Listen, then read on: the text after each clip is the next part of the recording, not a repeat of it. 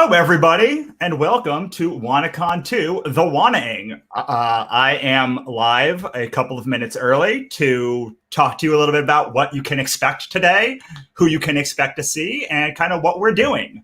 Let me turn off my Lizzo first. I've been getting pumped up listening to Lizzo before this started. So, a couple of things. First, wherever you're listening to this, you should be able to comment in the stream, and I should be able to see it. Sometimes I can't, so I'm going to do my best to look at every stream. I have a loose idea of what I'm going to be talking about each hour, but this is really about your questions. So the more interactive this is, the better it's going to be, frankly, for both of us, because I would rather not ask a bunch of questions. I would rather ask your questions. So if you have questions for any of our panelists, then at any point, then I will venture to ask them as best that I can. The first hour, we're going to be talking to Kathryn Calamia. I'm going to ask her how to say her name because I actually have never heard her last name said out loud.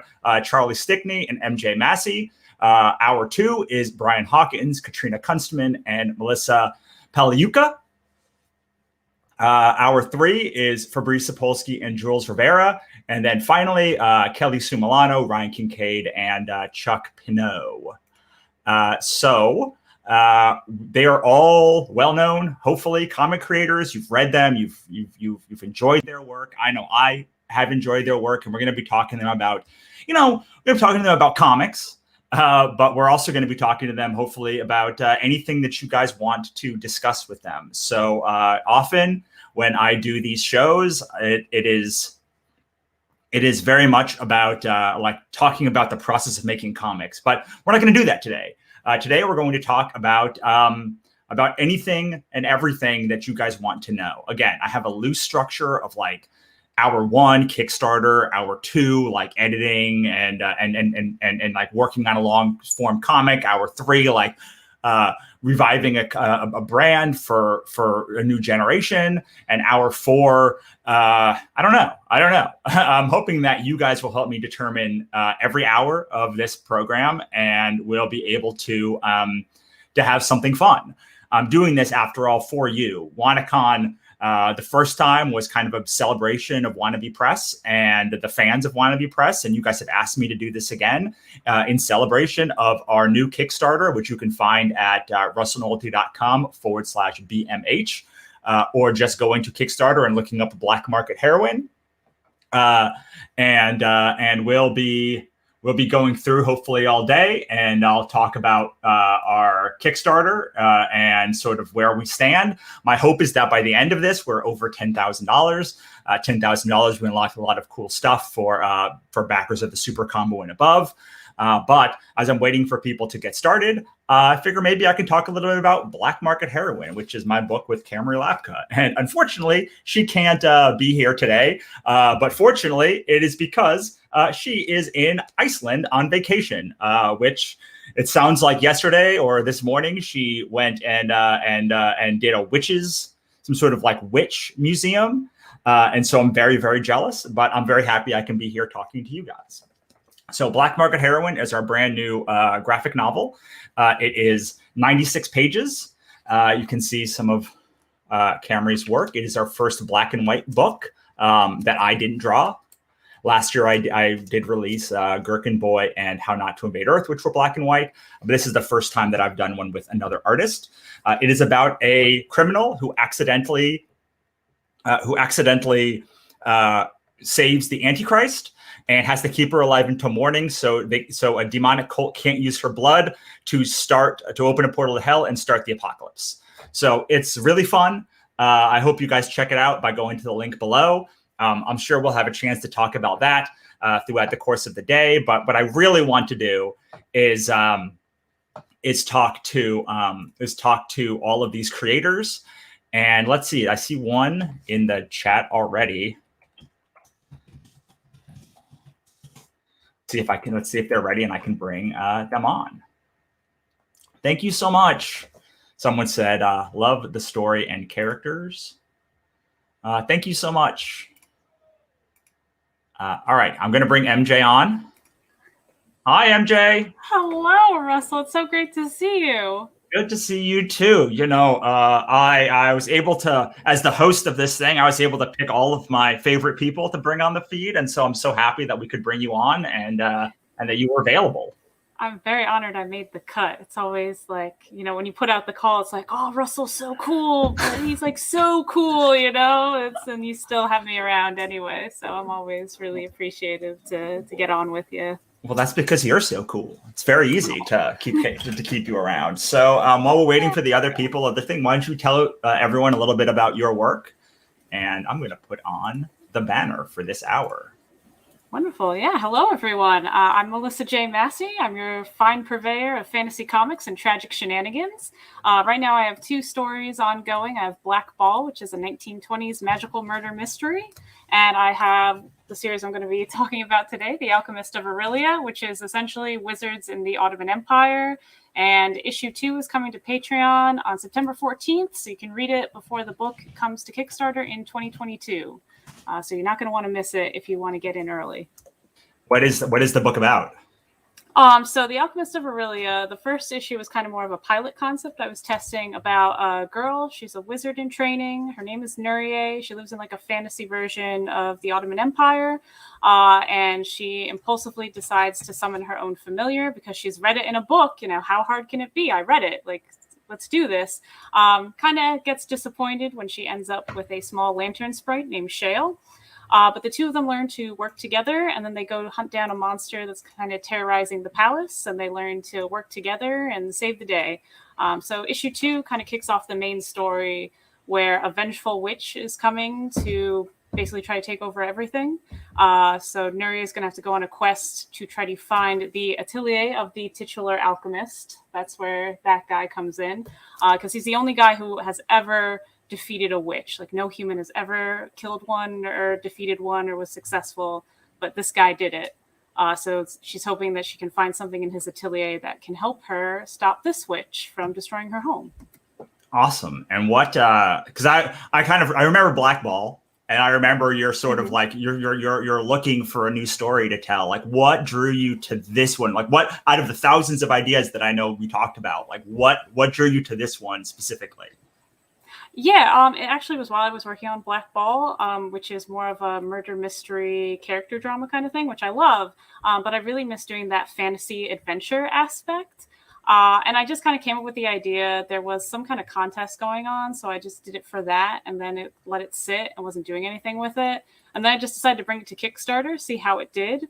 Part of one thing you know about me very well, Russell, is I'm a huge art history nerd.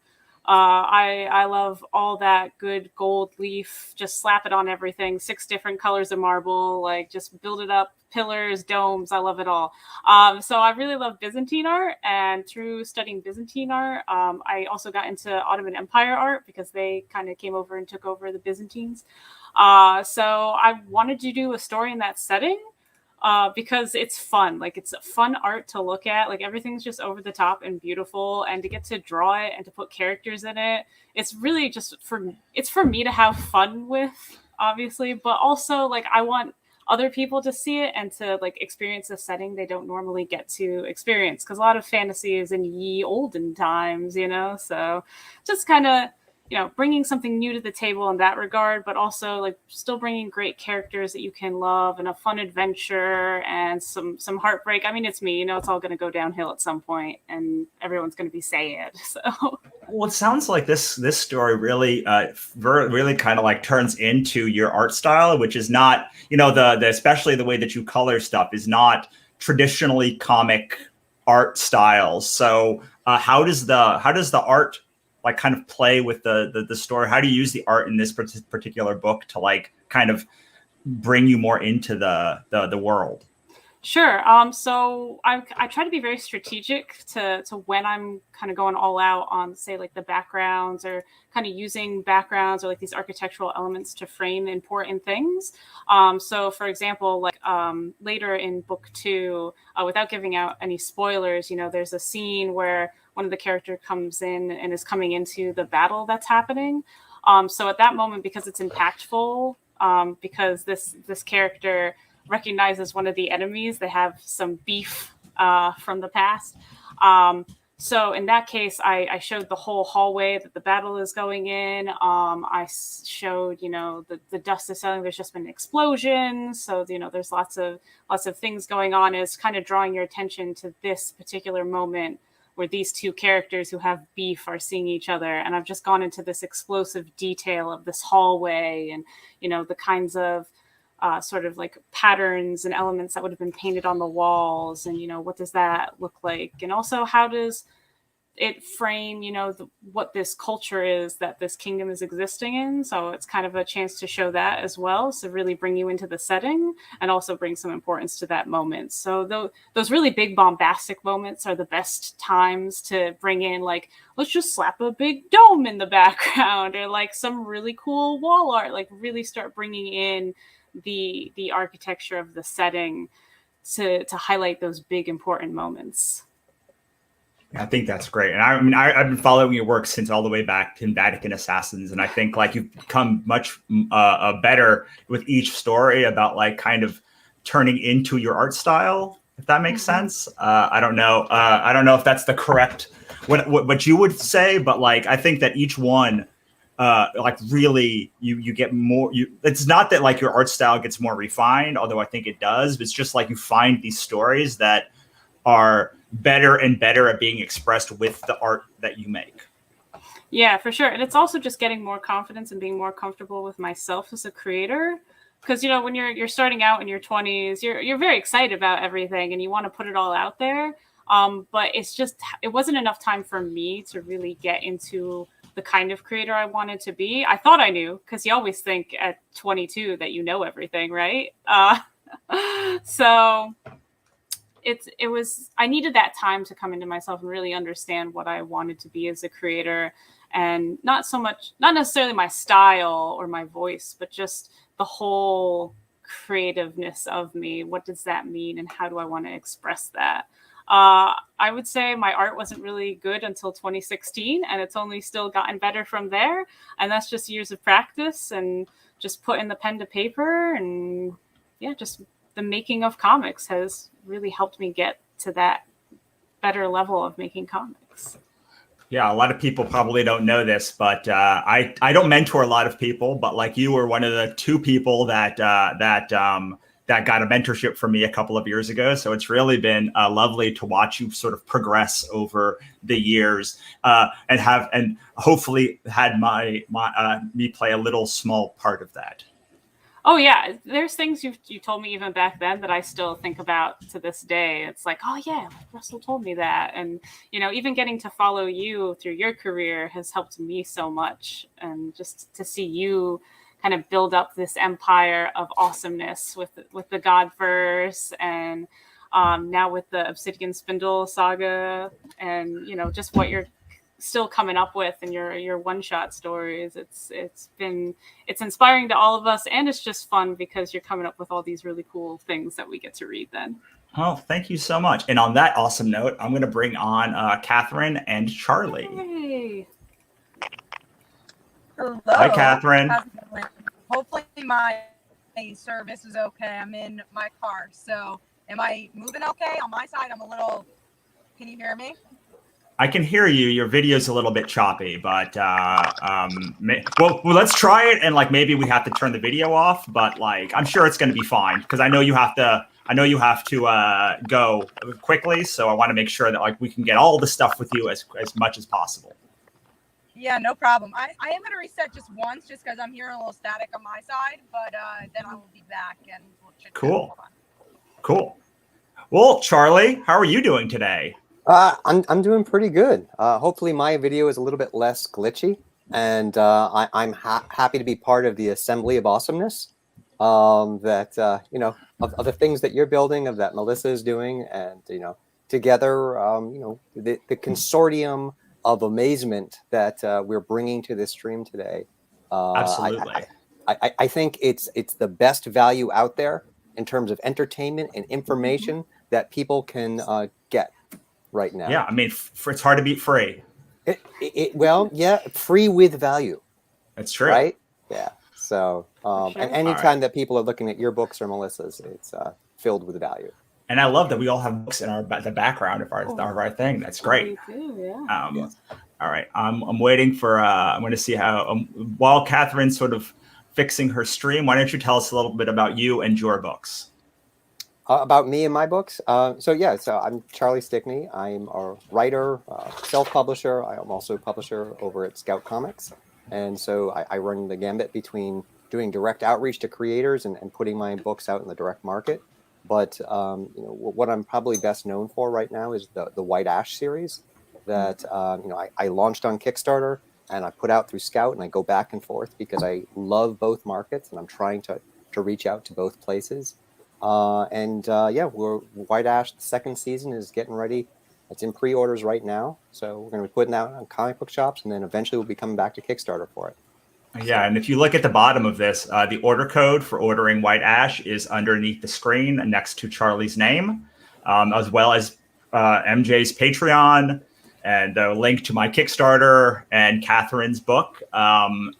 Please do remember, like this is for me to hang out with my friends, but like really this is for you guys. So like make sure to ask whatever questions you have, whether it's about like making comics or reading comics or like whatever it is. I'm being a little bit looser today with my definition of what a good panel is, because like this is to celebrate fans and to celebrate awesomeness. So I do have a question for you, Charlie, because I've always wondered, like, how do you sort of walk that line between like the direct market with your books and like Kickstarter with your books? Because like they feel like they are two different masters that both need very different things. Yeah, so I do think a lot about that. And one of the things that I try to do is give each audience and market, the TLC that I think they deserve. I wouldn't be in the direct market if it wasn't for Kickstarter. And I love Kickstarter. I love the direct contact with the fans. The direct market gives me a different reach to a different group of people.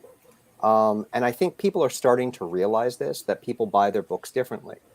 And so, retailers used to think, oh my God, I can't do anything that was on Kickstarter. But they're starting to understand, and if you look at the numbers, like a book that does amazing on Kickstarter might sell 800 to 1,000 copies. Of those 800 to 1,000 copies, maybe 300 to 500 of those are digital. So you're talking about maybe 500 people who bought that physical book on Kickstarter, right? And if they're your fans and you give them something different for the direct market, a good percentage of them are probably going to go buy the direct market version, because also in general it's cheaper because you can mass produce that at a higher scale. So you're talking at the end of the day of like one of the biggest books on Kickstarter that may have had 1,000 backers. It's 200 people who might not buy that in the direct market because they bought that on Kickstarter. So if the stores can put that into context and actually realize we're talking about nothing in terms of backers who feel like that book is played out, and you're introducing it to anywhere between 3,000 and 10,000 new people in the direct market, there shouldn't be any conflict. So like I come from that base perspective, but then, when I do my Kickstarters, I try to build them in a way that hopefully the format will be different on Kickstarter than it will be when I bring it to Scout. And so like, I think about things like, the direct market's used to doing 20 to 26 pages usually at most for a single issue.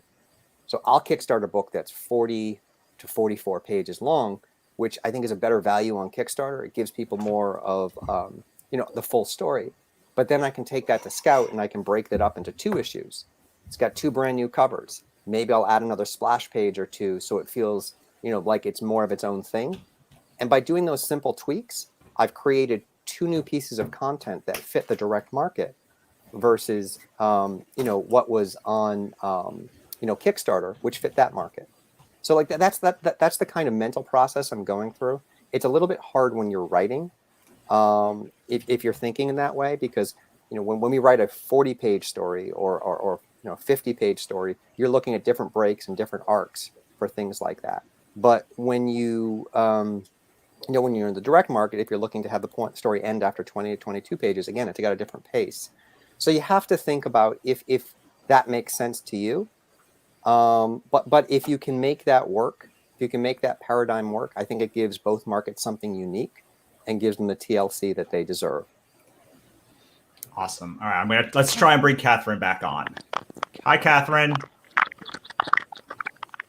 Uh-oh. Hey, how's it going? Man. You guys can hear me well? I can hear you. I can hear you. Static. It's a little bit staticky, but that's okay. I really want to talk about bivisibility because like I love the idea and I think when I shut up, like there won't be any of this kind of crackliness.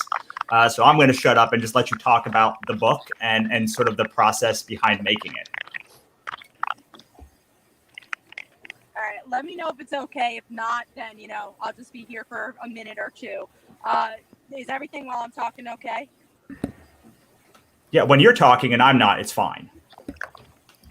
Okay, cool. All right, so I'll give a quick spiel. And again, thank you so much for having me on for a quick second. Sorry for the technical difficulties here in a mall parking lot, but I'm glad I was able to come on because I really did want to talk about the Kickstarter.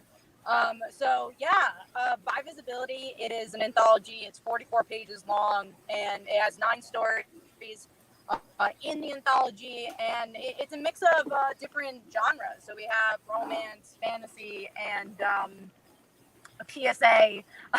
We have an action espionage book, which is really, really fun.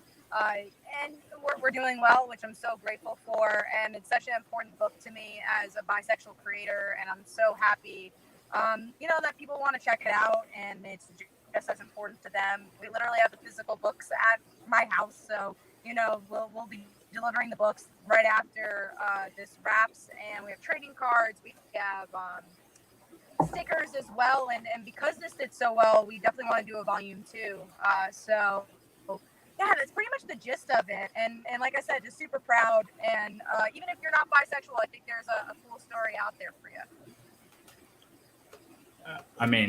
I am not bisexual and I bought it because I love everything about this story. The art by Maru Davalos specifically is what like hooked me on it, but like all the stories just looks amazing. Thank you.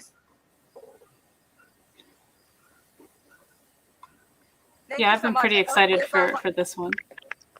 Thanks. Yeah, I'm so proud of it. I know there's like a ton of crackling and me being delayed. So I want you guys to have as smooth of a show as you possibly can. So I appreciate you guys having me to chit chat. Absolutely, and I know you have to go. So if you when you need to go, just go, and we'll continue the conversation. That's fine with me. But yeah, I wanted to definitely bring it because I know I have a story, not a story, but I have one of my like the indie comics packs that you do. Like Katrina is part of this, so Katrina and several of the characters in the Godsverse Chronicles are bi. So like it's a issue, and it's something that I really care quite a bit about. Yeah, I've actually been fortunate enough to read a preview of this, and it's great. So if you're watching the stream right now and you haven't had a chance to pick it up, I'd say go back it immediately. The art is fantastic. There's some really great stories. And I think with anthologies, you never know unless it's done by Russell, whether they're going, that the quality of them, what the consistency is going to be. But like I said, I've read this one. The art is really solid across the board. There's some really great stories in there, so I suggest you pick that one up. Yeah, and I'll have to have Kathryn on again when she has less crackling in the background, because she's really quite a and she was on one of our I think last Wannacon or one of the things that we did, and she's great. But let's go back to Charlie and MJ, because they are also great, and I want to see if there's any questions. It doesn't look like there's any questions. CJ is really loving it, though. I think you guys have had two. MJ, I want to talk to you about the experience you had with Kickstarter. Sure. Hope you don't You were go part on. of my experience with Kickstarter, so It is. Well, like you had a Kickstarter that failed, Mhm. and I watched it fail, and I was like, oh my God, she's going to get so down about this thing. And like, I thought you had the absolute most amazing reaction to having a Kickstarter fail. Could you talk a little bit about it? And if you don't remember, I certainly remember it, and I think about it often. Yeah, no, I remember it too, because it was my first time trying out this crazy Kickstarter thing. I never thought I could do a Kickstarter, but I did. It was actually with this book, so yay. Yeah, the first time around, I think I overshot a little bit my funding goal. I think that was a big part of it, and just the first time not really knowing how to best activate my audience and really kind of get them coming in the door and being a part of the campaign. So yeah, failed the first time. Actually felt pretty okay about it. Like there was a certain point where I'm like, this isn't going to fund, but you know what? That's fine. It was just fine because I realized looking through my dashboard and all this material I had on the back end, I had data. Like for the first time, I had this really solid, great data. And I'm like, I can use it. Like this is worth its weight, in gold. Like this is the stuff. This is the thing that as a digital marketer, because I work as a digital marketer in my day job, like this is the stuff you're always looking for. So, I knew if I had this, then I could rebuild again, just put up the page, shift some things around, change out what rewards I was going to do, get the messaging a little more solid and do a little more lead up time. And yeah, then the second time around, same book, different cover. I went with this cover. I had different art before. People seem to like this one better. Just asking my audience for some feedback on things, what they would like to see. And then when I launched, I funded in 36 hours. I'm like, well, crap, what do I do now? Like I didn't expect it at all. But having that first failed Kickstarter really helped me out so much. It was really... it was actually very much worth it to fail because I had all that great data and I had the groundwork laid that made this book the second time around a success. And I remember what you said after the end of that campaign. You said something along the lines of like, I can't believe 57 people or something like that, like bought the book. Like that was like amazing. And that was the moment I was like, she's going to be okay. Like it's going to be okay. Cause like, it could be very demoralizing to like have a Kickstarter that doesn't go the way you want. And like to have that kind of like presence of mind to be like, wow, look at all of these people who like believed in it. Yeah, I didn't make it, but like, look, and now I can money at me. Right. Exactly. Charlie's had a little bit different experience with Kickstarter. I know. But like she's talked a lot about data, and I'd love to hear a little bit about how you use sort of the Kickstarter data to like make your next project stronger. And also whatever you have to say about what MJ said. Well, I think it's something that's really important about the experience that she had is something that a lot of new creators coming to Kickstarter don't know. And, you think that maybe if you just put your project on Kickstarter, that it's going to find an audience, right? And the difference between the first time when you did it and the second time when you did it is you already had 57 people who wanted to support that project. So having those 57 people come on day one makes all the difference versus having those 57 people come on over 30 days. Because like a lot of things on the internet, it's algorithm based. So if there's that surge on day one, that helps Kickstarter promote it. It helps other people find the book. So I think what a lot of, you need to have that surge when you start your Kickstarter. And whether it's you have a giant mailing list, whether you have a track record on Kickstarter, or, what I did when I launched my very first project was I reached out to about 100 people I knew. And I said to all of them, I said, hey, look, I'm going to try this crazy thing on Kickstarter. Can you please, please, please back me on day one? I don't care if it's for $1. I don't care if it's for $10, $20, whatever you feel comfortable. By having backers come to, to support your project, it's going to help the algorithm. So if I just had 50 people who backed at $1 each, it still would have helped me. And so that's what I did for my very first project. And like day one was 90% people I knew, maybe 95% people I knew. But the rest of the campaign was probably 80% people I didn't know. But there was already enough investment in the project that people coming to look at it would say, oh, there's 75 people who've already backed this, 100 people who've already backed this. And that gives you a place to build on. So I think, that's when you look at what happened to you. I mean, that's probably a big part of it is all those people came back at the very beginning. So, when I look at, my campaigns and when I'm thinking about what to do, I always think about how do I generate that initial surge on the first day? Is it early bird rewards? have, do I piggyback it on the end of another campaign? That's what I was doing originally for the first couple of campaigns. When I was sending out the rewards, I'd be like, hey, this other campaign is going to be alive in a couple of weeks. Don't forget, come back. And then I would do an early bird reward. So I would do things like that to try to pull the excitement from one campaign to the next campaign. But in terms of like pure data and what I look at, I mean, again, I'm very fortunate to come from a place where after my first campaign, every campaign is built upon that. I don't anticipate that's always going to happen, that I'll keep adding backers. The last campaign I did was insane.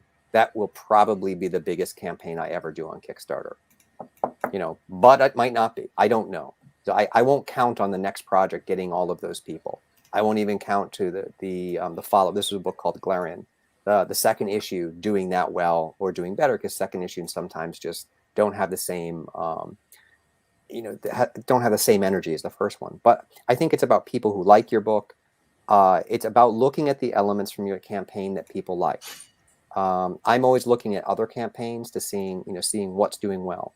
I'm trying to evolve how I lay out my page based on what I see the changes in terms of the Kickstarter market. I try to take what I learned from the direct market into the Kickstarter as well. So you can see what's working on Kickstarter right now, and that might not be the thing that's going to work for your project specifically, but you can say, okay, these 5 things work on Kickstarter to bring in new backers. Can I take 1 or 2 of those and incorporate those into my campaign? So those are the things that I think about. And yeah, I mean, I do look at the numbers. I do look at, who goes from one campaign to another. And I think we all should be doing that. We should be looking at the data, but ultimately it's about backer engagement. It's about people wanting more of the project. If they like the project, most likely they're going to come back. And I think that's the difference between putting out something that's based on how sexy a cover is and how collectible the book is versus giving them a good story that they want to invest in. You can do those other things too, but like at its base, what builds your audience is something solid they want to read. Yeah, I mean, I remember before I ever backed any of your books or even knew you, like Pat Shand and other people were saying like, this is the best book I've ever read on Kickstarter. So, and like that word of mouth also, like Pat Shand this week, I think, said this is still his favorite book. Your book was still his favorite book that he's ever gotten on Kickstarter. And he's gotten many of my books. So like So like having that kind of like you were talking about like making like the book being great, I think is the thing that people don't think about enough. Like, when it comes to Kickstarter, they talk about like the tricks to like make it better, make it pop more. But, there's something to be said also for like that. But the book, like being great is its own best marketing tool you can have. And if it's great, then like all of these tricks will work even more. Or like if there's a huge like audience for it will work even more. But these things don't work as well if you don't have like the initial, like not that your book has to be like the most amazing book of all time, but like to make a book that has a quality to it, I think is the most important thing to get people to stick over time. And often people think of this campaign or their first campaign or their second campaign and not like their 10th year doing this. Right. A good comic never stays hidden for long. Well, yeah. But there are, so on the flip side of that, like there are natural caps to an audience. Like for instance, I'm running this campaign for Black Market Heroin, and like I am so thrilled that 300 people have bought it, have backed the campaign. But like I know that the cap on who will buy that book is lower than like Glarian. Because me and Charlie have talked about this off. I hope you don't mind me blowing up the spot a little bit, but like he's like, but Charlie was like, hot naked elf slaughtering people. Like there's a high like level cap of the amount of people on Kickstarter who like that compared to like people that like the art style of Black Market Heroin or your book, MJ. Like it doesn't. And so I think that we have to also like understand that every book is different. And you were talking about this with me the other day, Charlie, about your new book and like, you know, developing expectations that are not the same across all of your work, because all of your work isn't going to hit the same. Right. You know, like, and honestly, when I was looking to do to Glarian, which is a White Ash spinoff, you know, it is more like you know, like you said, there's a naked elf slaughtering people. That said, it's not in the same category as I would say is like the sex books on Kickstarter. You know, like that's something specifically I didn't want it to be. That's not to say that it's not tapping into some of the audience who buys those. So like you have to be, you know, you have to be realistic about what you're doing. I honestly thought if this does 80% of what White Ash has done, I'll be happy. You know, because it's a White Ash spinoff. I figure I'll get most of those people. Maybe I'll get some new people. I was shocked to have it be my biggest book by far. You know, maybe in retrospect, I shouldn't have been, because it was taking like some of the foundations of what I had, but adding a new audience who liked a little bit more of adult content to it too. So I think like, but you do have to be realistic. And I'm looking at doing a non-fantasy book, a book that's set more of a thriller. It's more, I'd say House of Cards meets The Girlfriend Experience meets How to Get Away with Murder. So very different than anything that I've done before. If that does 50% of what a White Ash book does, I'll be very happy. So, you know, you have loyal people, but then you have people who are loyal to the genre. And then you like, and I think loyal to the art style. Yeah, loyal to the art style, and then loyal to the creator. And I think going back to what you were saying about Pat Shand, you know, I really appreciate that he says that. But I think one of the things that you do, Russell, and Melissa, I've seen your name out there a lot too, is becoming part of that Kickstarter community is important to the success of your book. If people feel like you are a part, if you are supporting other projects, if you are on podcasts, if you're supporting other creators with your project updates, you know, if you buy into that, there are creators who will support you no matter, you know, most of what you put out, right? You know, like they want to support you because they know how hard this is to do. So buying in and becoming part of that collective, you know, where we raise each other up. I mean, I think that's the other secret. You know, you can't just be there for you. You have to be there and you have to buy in and you have to help other people, because then, you know, they like you, right? And they want your project to succeed. And that's, you know, that's the real press that gets out there is, oh, this creator is worth supporting because these other creators are supporting them.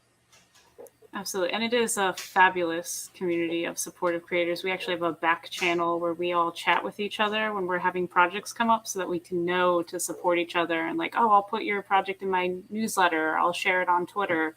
And that too is very invaluable, just to know that you as a creator are not alone. And then also that you have these great connections with other people who are in it just like you. Yeah, absolutely. So we have our first question. Yay. Thank you, CJ. Okay. So CJ asked, how did it feel starting out within your world? Like, you can take that however you want to. I'm not going to tell you how, unless I'm just going to let each of you talk. So Melissa, how did it feel starting out in your world? And then we'll go to Charlie. Yeah, I'm not sure. Is it like building my comic world or like in my life? It says genre world, so I'm gonna say you're like the fantasy world that you have created. And you know, if you want to take that as like, how did you go about building the world from scratch, or how did you land on it? However you want to take that. Sure. Actually, yeah, this would be perfect because this is I've done a lot of world building for Alchemist, actually, which has been really exciting for me. Black Ball didn't have as much. It's like, it's an alternate 1920s and there's magic. Don't ask about the magic. I don't know how it works. But for this one, I really dove in. Part of the reason I had to dive into the lore of the world and why the world is as it is because they're trying to find where this country was, to find a specific place in the country.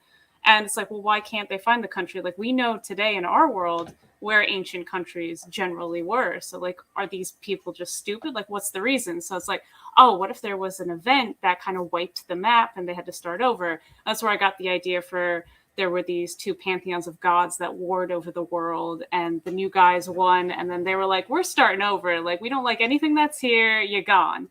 So that's why they're having trouble finding this country, because it existed before this pantheon war came about. And from there, I was able to build out well, what does that mean for the world? What happened when all these new countries had to form because the old countries were gone? And like all the stuff that was there, where is it? It's still out there, which kind of informed, other parts of the timeline before this story. So maybe there's a spin-off, I don't know. And so it was just, once I got that main point that related to the main conflict of the story, like trying to find this thing and why they can't find it, everything kind of started naturally building out from there. Like, well, if this happened, then you can surmise that this happened and this, and your timeline just starts building out, and then your world starts becoming fleshed out as well. Yeah, it's so interesting because I think that the Gods verse came exactly like that. It was like, okay, I had written Katrina, and then like people wanted more stuff, and I was like, okay, where does this go? And like the one event that I decided, I was like, all right, if this is the event, like if the apocalypse happened here, like I have to build out the world from this moment, and this one choice led to like every other domino falling down. Charlie, do you want to talk a little bit about how you built the White Ash world? Sure. So and so for people who are just coming new to White Ash, I mean, it's a fantasy series set in rural Pennsylvania. Like I think think elves and dwarves in coal mining country. And so for me, like at its core, I was starting to think about that, the forbidden relationship between a young elf and a young dwarf, and in my mind it was like, oh, there's a CW show right there if it's set in our world, and we haven't seen that before. And then it was like, how do I develop this? Is it best as a comic, a TV show?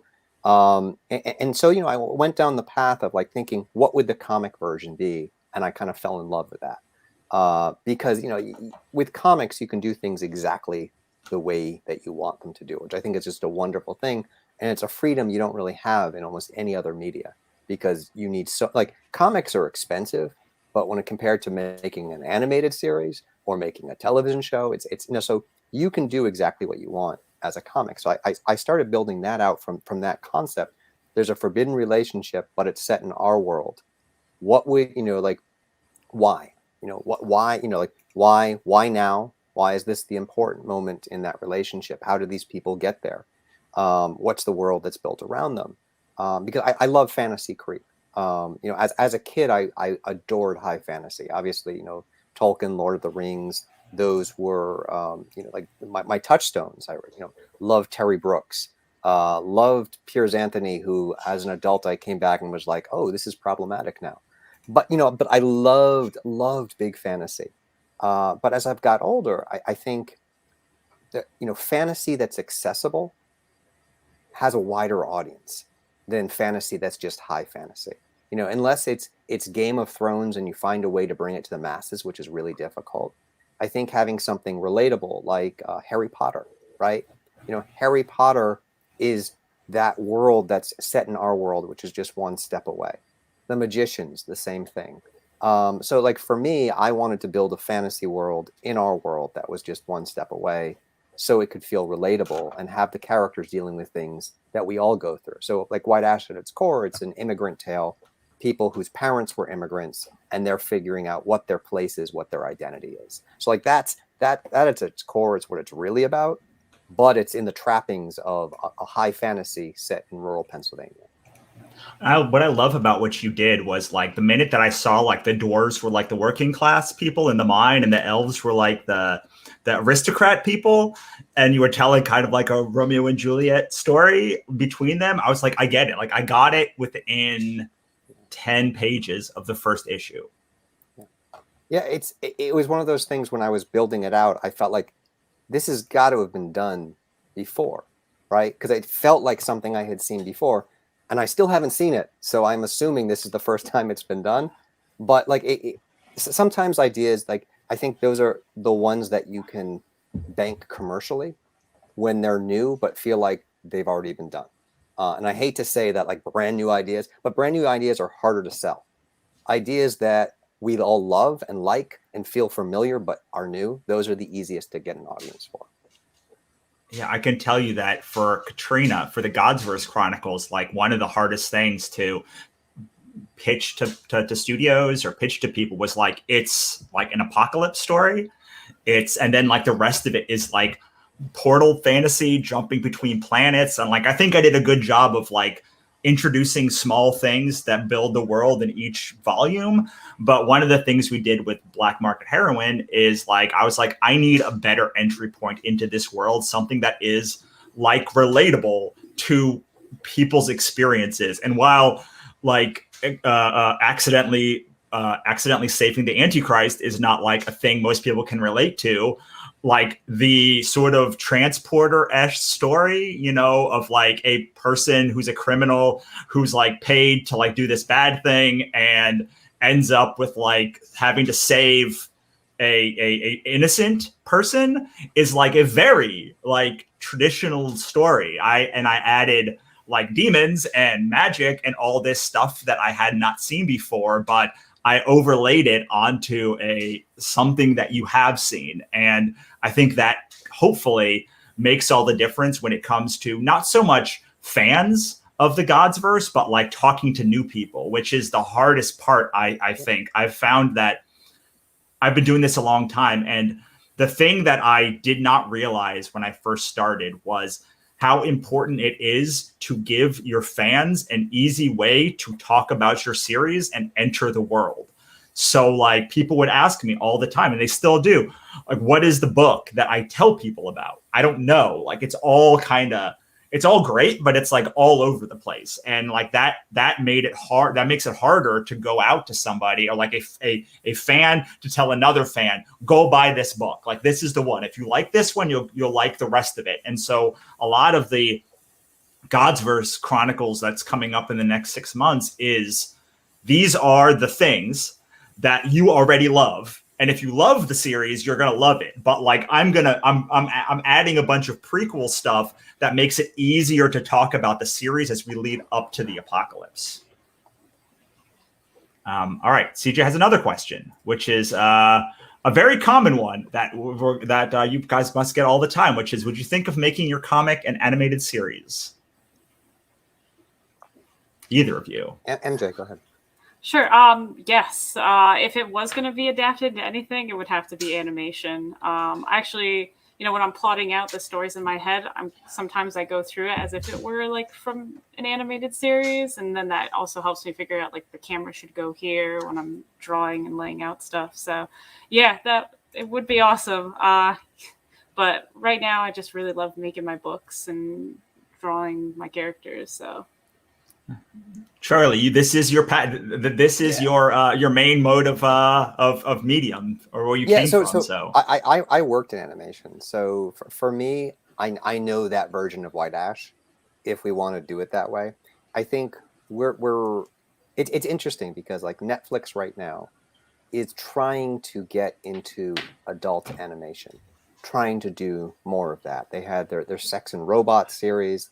They've got some anime on there. But, you know, they don't have too many mainstream animated programs, and they often don't put, you know, all the anime into the algorithm to show what the top 10 is, because those shows are actually watched so much more than a lot of their other content. But they don't want it to be all animation across the top. So I think there's an exploding market for animation.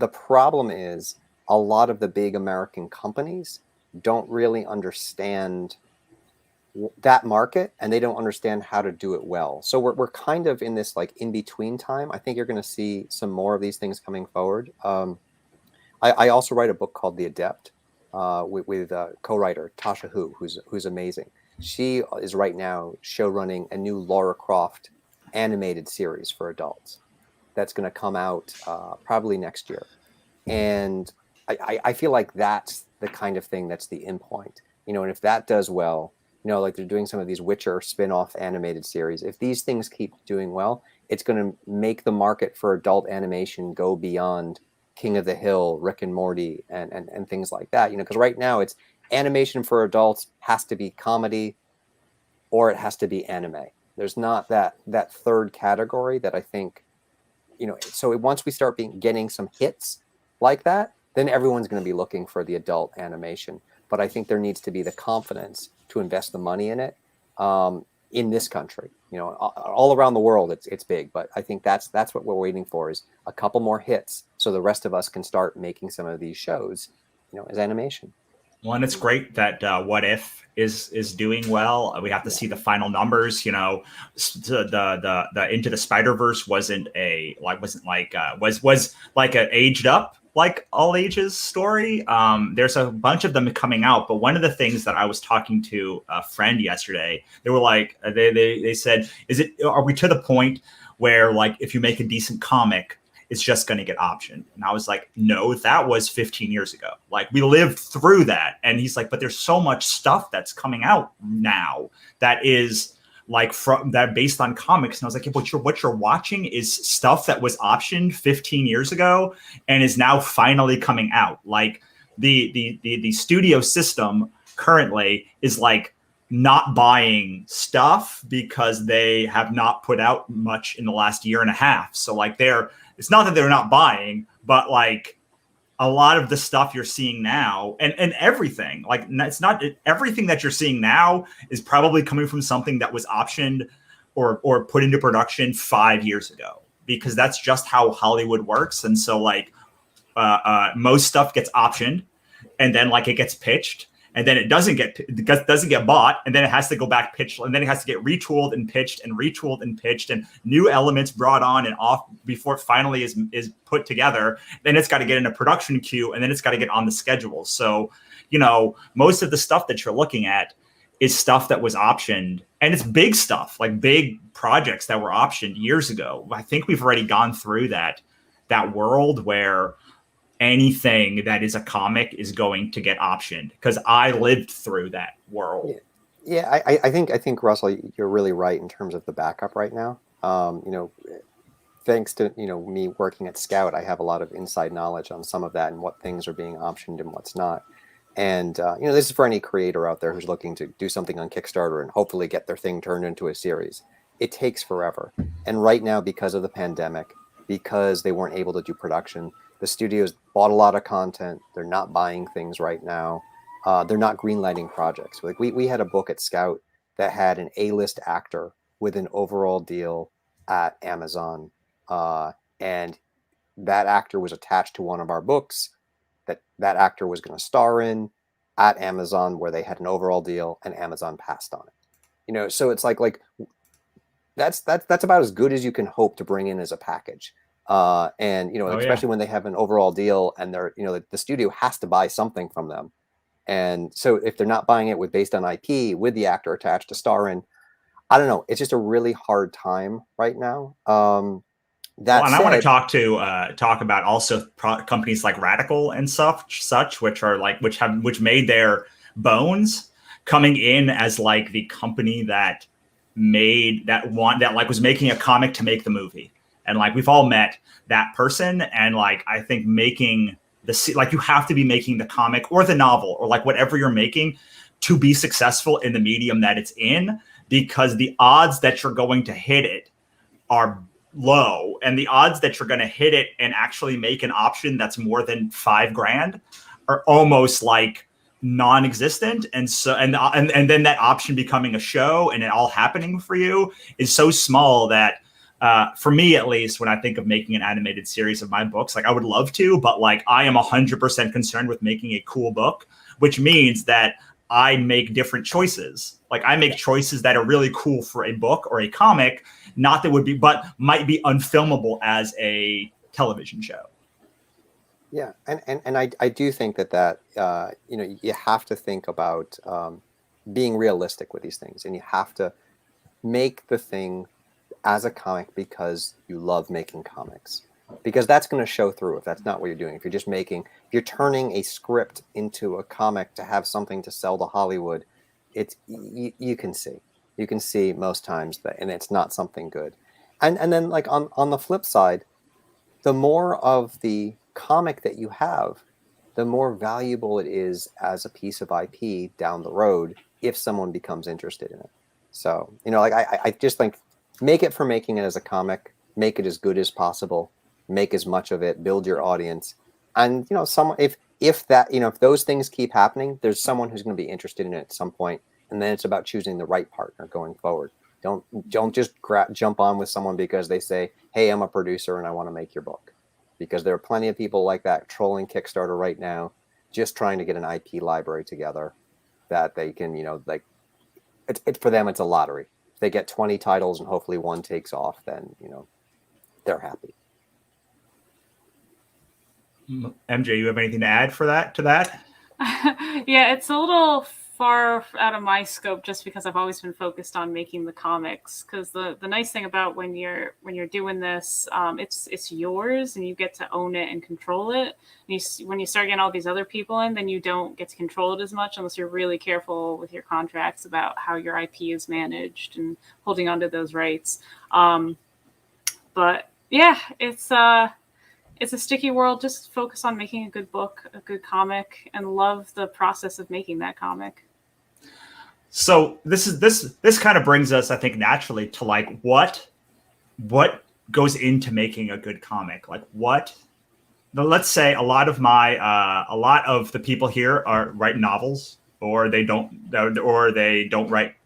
They have never written a comic before. Like if someone's sitting down and you have 3 things to tell them about making comics, like what would you tell them, MJ? First, you've got to have the characters. You got to have characters that your audience are going to care about. I've picked up so many books where the story was interesting or like the world was really cool, but I didn't give a crap about the characters at all. Like I didn't have any connection to them. I didn't care what happened to them, so I put them down because like why would I keep reading this? I don't care what happens to these people.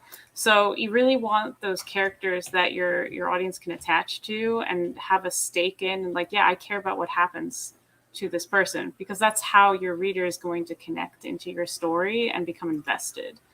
Of course, you want the story to be really good too, so that they are also interested in what's happening around these characters. But for me, like, characters have to come first. Yeah, I think that's the big thing. And then after that, for me, like, it all kind of falls into place. Of course, you want a story that you as a creator are going to be invested in telling as well, and something that you're excited to tell.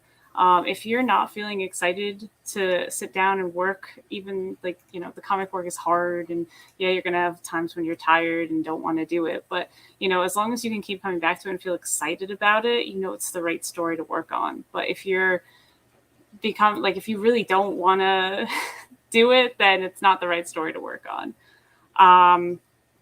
And I think I'm trying to think of a third thing, because always having 3 things is good.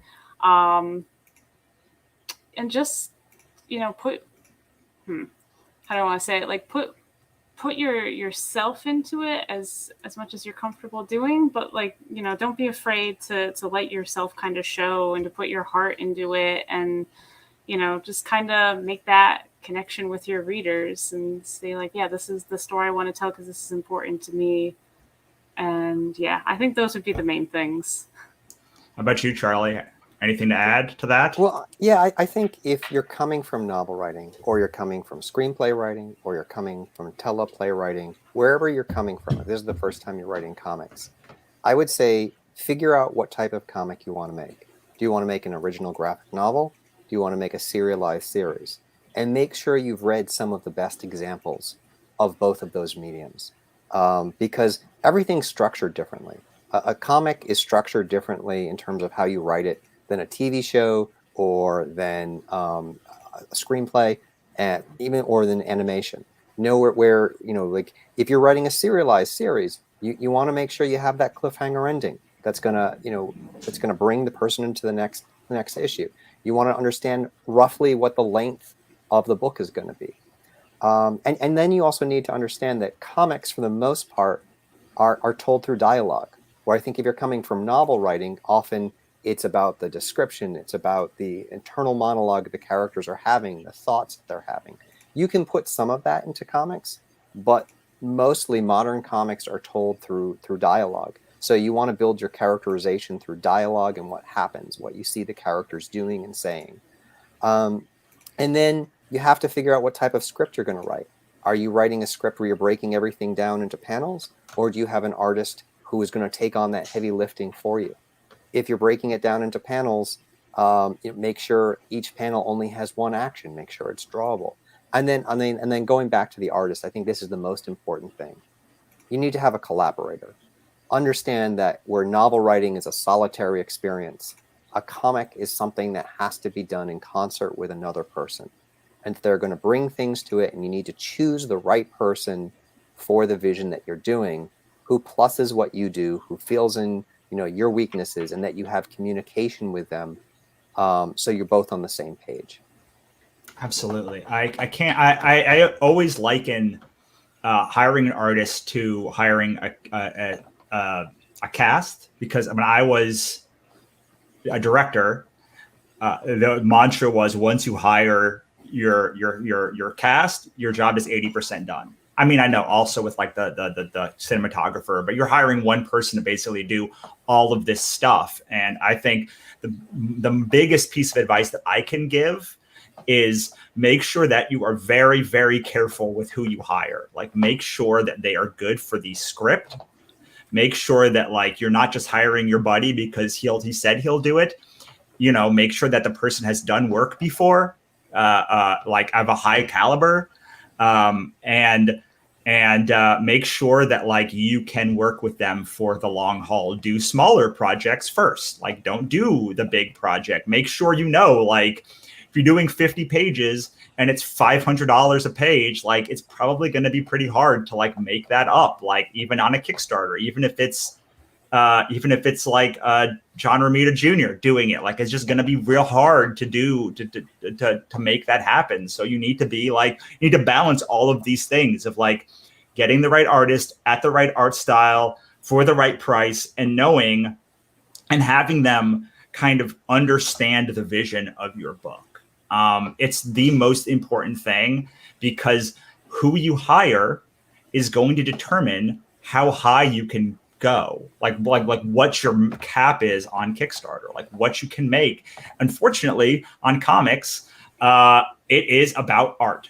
It is about the artist, and whether the artist has a fan base, and whether the artist can like do the work, and whether the artist like is going to resonate with the audience. And like you can see, like the different campaigns that I have done, even though they're in the same general art style, like how big people's audiences were, you know, whether it was color and black and white, like all of these things determine where you're going to slot yourself in, what kind of things you can promo against, whether like there are even other books like it on Kickstarter, you know, whether it's YA or all ages or mature or adult, like whether you're going to like do 40 variant covers because there's like a lot of, you know, you're doing that like a Brian Pulido kind of campaign, or like you're doing Spike Trotman kind of campaign, or like all of this stuff is determined by the art. And while a lot of artists and writers say,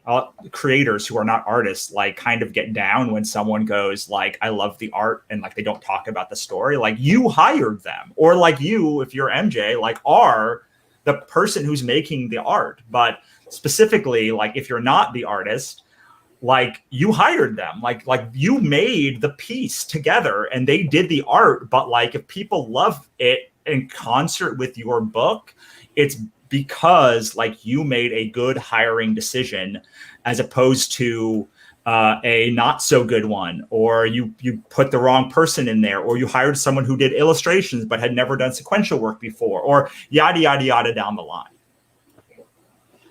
And also, you know, the art is telling the story too. So I don't want writers out there to get discouraged, because, you know, this artist is taking your vision and making it come alive. So when someone tells you, oh, I love the art of the book, and you didn't do the art, well, in a way you kind of did, because you wrote the story that the art is portraying. So they're kind of also complimenting you too. Yeah, and telling the artist where to point the camera. You know, like you're the person that's writing the 5 panels and saying, these are the 5 panels that like go in the story. And, you know, any book is only any comic is only a very small collection of the total what the story is. And part of how the artist tells the story is based upon you. And yeah, so it is the absolute most important thing. It would be like hiring for a movie and just picking a guy at the liquor store who can shoot a camera as your cinematographer. Yeah. So, go for it, Charlie. I was going to say, and I think, and again, remember it's a collaboration. Like always think of them as a partner, which is hard because especially as a writer, you're often paying them.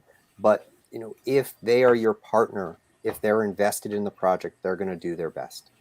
Like I always try to make sure everyone who's working on something with me feels like we're all partners creating this thing together.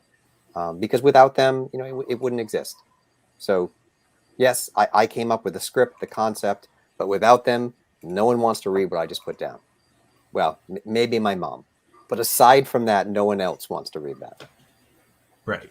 All right. We're nearing the end of the hour. So let us talk about your books one more time. Let us go start with MJ, because I know you have a Patreon too, and then we'll end with Charlie, and we'll talk about your the order cutoff that you have coming up. So yeah, kind of like I mentioned before, I have 2 ongoing series. I have Black Ball, which is a magical murder mystery in the 1920s. You can see in the middle there, about a girl trying to figure out who murdered her sister and getting caught up in some shenanigans along the way. And then I have The Alchemist of Aurelia, is my Wizards in the Ottoman Empire story. It's a fantasy adventure, and issue 2 of The Alchemist of Aurelia is coming to Patreon on September 14th. If you sign up at the $5 level or higher, you will get access to the entire book. It'll post a page a week. You'll also get to read issue 1. If you haven't read issue 1 yet, it's also on there. You'll also get art videos, behind the scenes looks. I'm going to be posting a lot as I'm working through the rest of the book and getting things together and making some new art. So yeah, you can catch that there. You can also go into my store. It's gumroad.com/MJ Massey, and you can get all of my books that have come out so far, in digital and in physical. There's 3 issues of Black Ball, and issue 3 is a double issue, so it's 60 pages, which is a lot of comics. And there's also, you can get The Alchemist of Aurelia issue 1, and there's some other illustration packs and other comics and things. You can get Vatican Assassins if you want to read it. It's my teenage demon hunters fighting demons for the Vatican in churches. Because I really like epic architecture and just wanted to draw a lot of battles in churches. Awesome. All right. Charlie, let's go to you. So right now, White Ash Season 2 is in previews. White Ash Season 1 actually just hit comic shops and bookstores and Amazon as a trade paperback. So that's available everywhere right now. So you can read Season 1, and then tell your comic book shop you want to order Season 2. They can do it through Diamond. They can do it through previews. Yeah, that's the cover to Season 2. We also have Jay Lee variant cover for the first issue, which we're really excited about. But yeah, it's coming out. Tell your shop you want to get some White Ash. They'll either hook you up with the trade, or you can order the trade online. Is this the trade number? Is this no, the trade no, to order the trade? Hold on 1 second. Yes. I want to order it. This is the trade. All right. And you can actually, not that I want to send people to Amazon, but it's on Amazon. It's on the Scout web store, and your local comic book shop will also have it. But yeah, Season 1 is that poster that you were looking at. There's a lot of, there it is. There's the trade. But yeah, so it's in previews right now. Just tell your shop that you want White Ash added to your pull list. They'll figure out how to order it, hopefully. So is this the first half of the hardcover, or no? This is so like that is basically the same thing as the hardcover. What's coming out through Scout right now is a whole new arc, 8 new issues of all new White Ash content, starting with this issue. So it's so we're going to Scout first with this, and then I'll be coming back to do a hardcover volume down the road on Kickstarter. All right, so you're going to release all the singles with Scout, and then you'll do the hardcover on Kickstarter as the thing. Yeah, just because I want to make sure both audiences still can get things. Right, and it's a little bit cheaper for people to get the single issues through their comic shop because they can get them for $4 or $5. This first issue is a 44-page issue, so it's $5, which you can't do on Kickstarter. But I can do that through the direct market. So I want to give people options. But we will be going back to Kickstarter for the hardcover, collecting the second season. And I'll be in Kickstarter probably another month and a half with a new series. So, give me a follow on Twitter, at Charles Stickney, at Twitter. and I'll keep you updated on White Ash. And I love to also promote other Kickstarter creators. So if you're a Kickstarter creator and you have a project that's live, hit me up. At least you could be a retweet and help get the word out. It's true. He will. All right. Awesome, guys. Well, I am going to say goodbye to both of you. Everyone say goodbye to Charlie and MJ. Thanks for having us on, and have a wonderful convention. And everyone go, join Melissa's Patreon and back Russell's book right now. Thank you so much. All right. Bye, Charlie. Bye, MJ. All right. So let's get a quick update on the Kickstarter. So the Kickstarter is at 9830. We had another backer last hour. So if you have not backed yet, please go to the link down below. And yeah, I am going to right now take a quick break. And then I will be right back in a couple of minutes.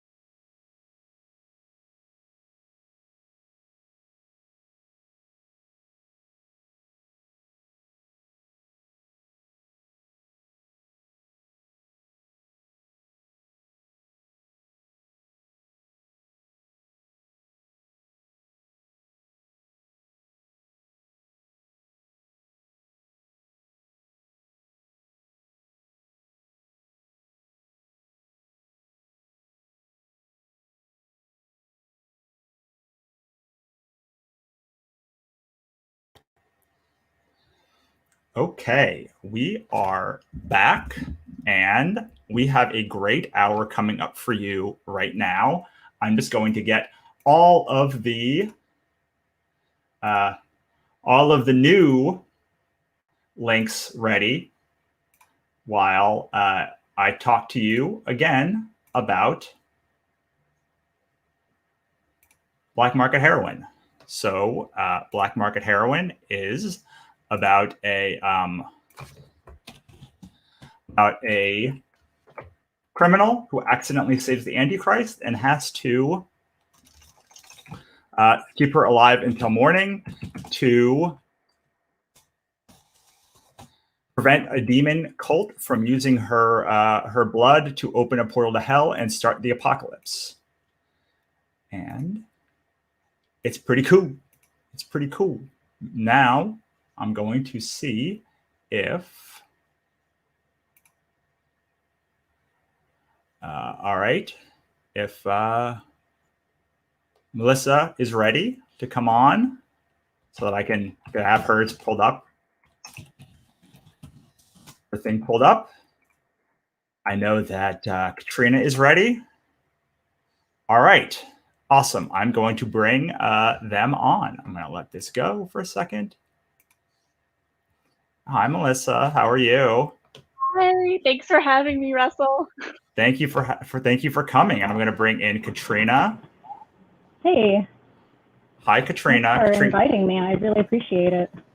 Katrina is going to be drawing while we talk about comics, and I put the first. I'm going to talk to Melissa because I already have her stuff up, and I'm going to let her talk about her new comic, which I am super excited about. I love Melissa's work, and I mean I love all the people's work that are here today, but I was super excited to hear about this new book. So, do you want to talk a little bit about it? Sure. Yeah. And yourself, of course. Yeah. Hi, Melissa Teacup B. That's where you can find all my stuff under that name. I had finished a comic called Above the Clouds. I did a Kickstarter for it, and I went through the whole process of hard book, creating the book, distributing it, and I went through a period of recharging, I think. And it was during the pandemic that I was going crazy. I kind of came up with this story called Monster Heart. And I gave myself the same kind of goal where, like, as long as I get one page done, I'd be excited. And so I thumbnailed out this whole story, 58 pages, and I'm like, okay, I think this is a thing. I think it's gonna work. And so it was the beginning of this year that I started lining and coloring it, and I have it up on my Patreon right now. And it's kind of acting like a prologue to the story. We'll see where it goes.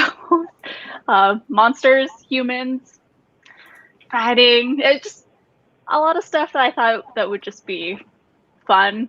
So it just kind of like opens up to this big epic battle. Yeah, that's what I'm working on. Well, it looks amazing, and I've been enjoying it as a subscriber to your Patreon. So, all right, I'm going to now go over to Katrina. Hey. And Katrina, let's talk about what you're up to. I have been working on the same comic for 7 years as of Monday, which sounds like a really long time, but I write and illustrate it myself. I've got some pages on the left-hand side of the latest issue, issue 13. It's all black and white because when I started it, I couldn't really render in color as well as I can now, but since then I've taught myself or learned how to do color without really panicking about it. You can read Warhead on Webtoons.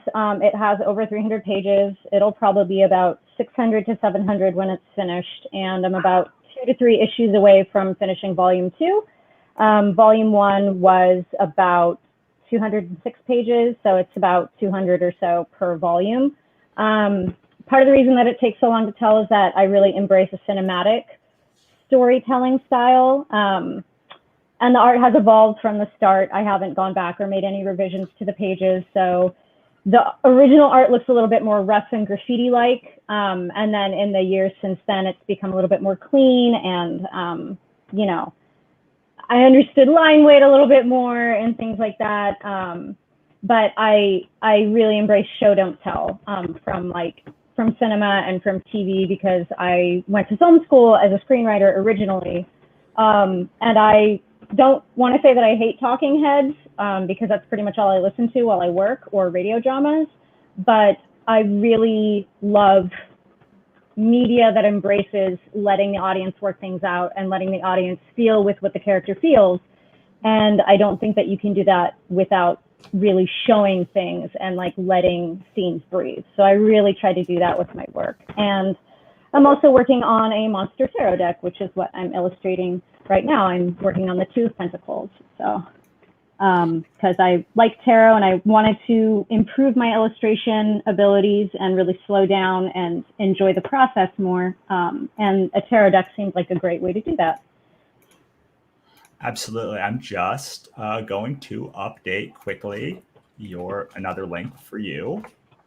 Yeah, I mean, I you've been in almost all of my anthologies, if not all of them, and so like I absolutely love your work. I remember the first time I saw it, I was like, "What is this thing? And why is there an atomic bomb with a head with a human's body?" And like I was in like immediately.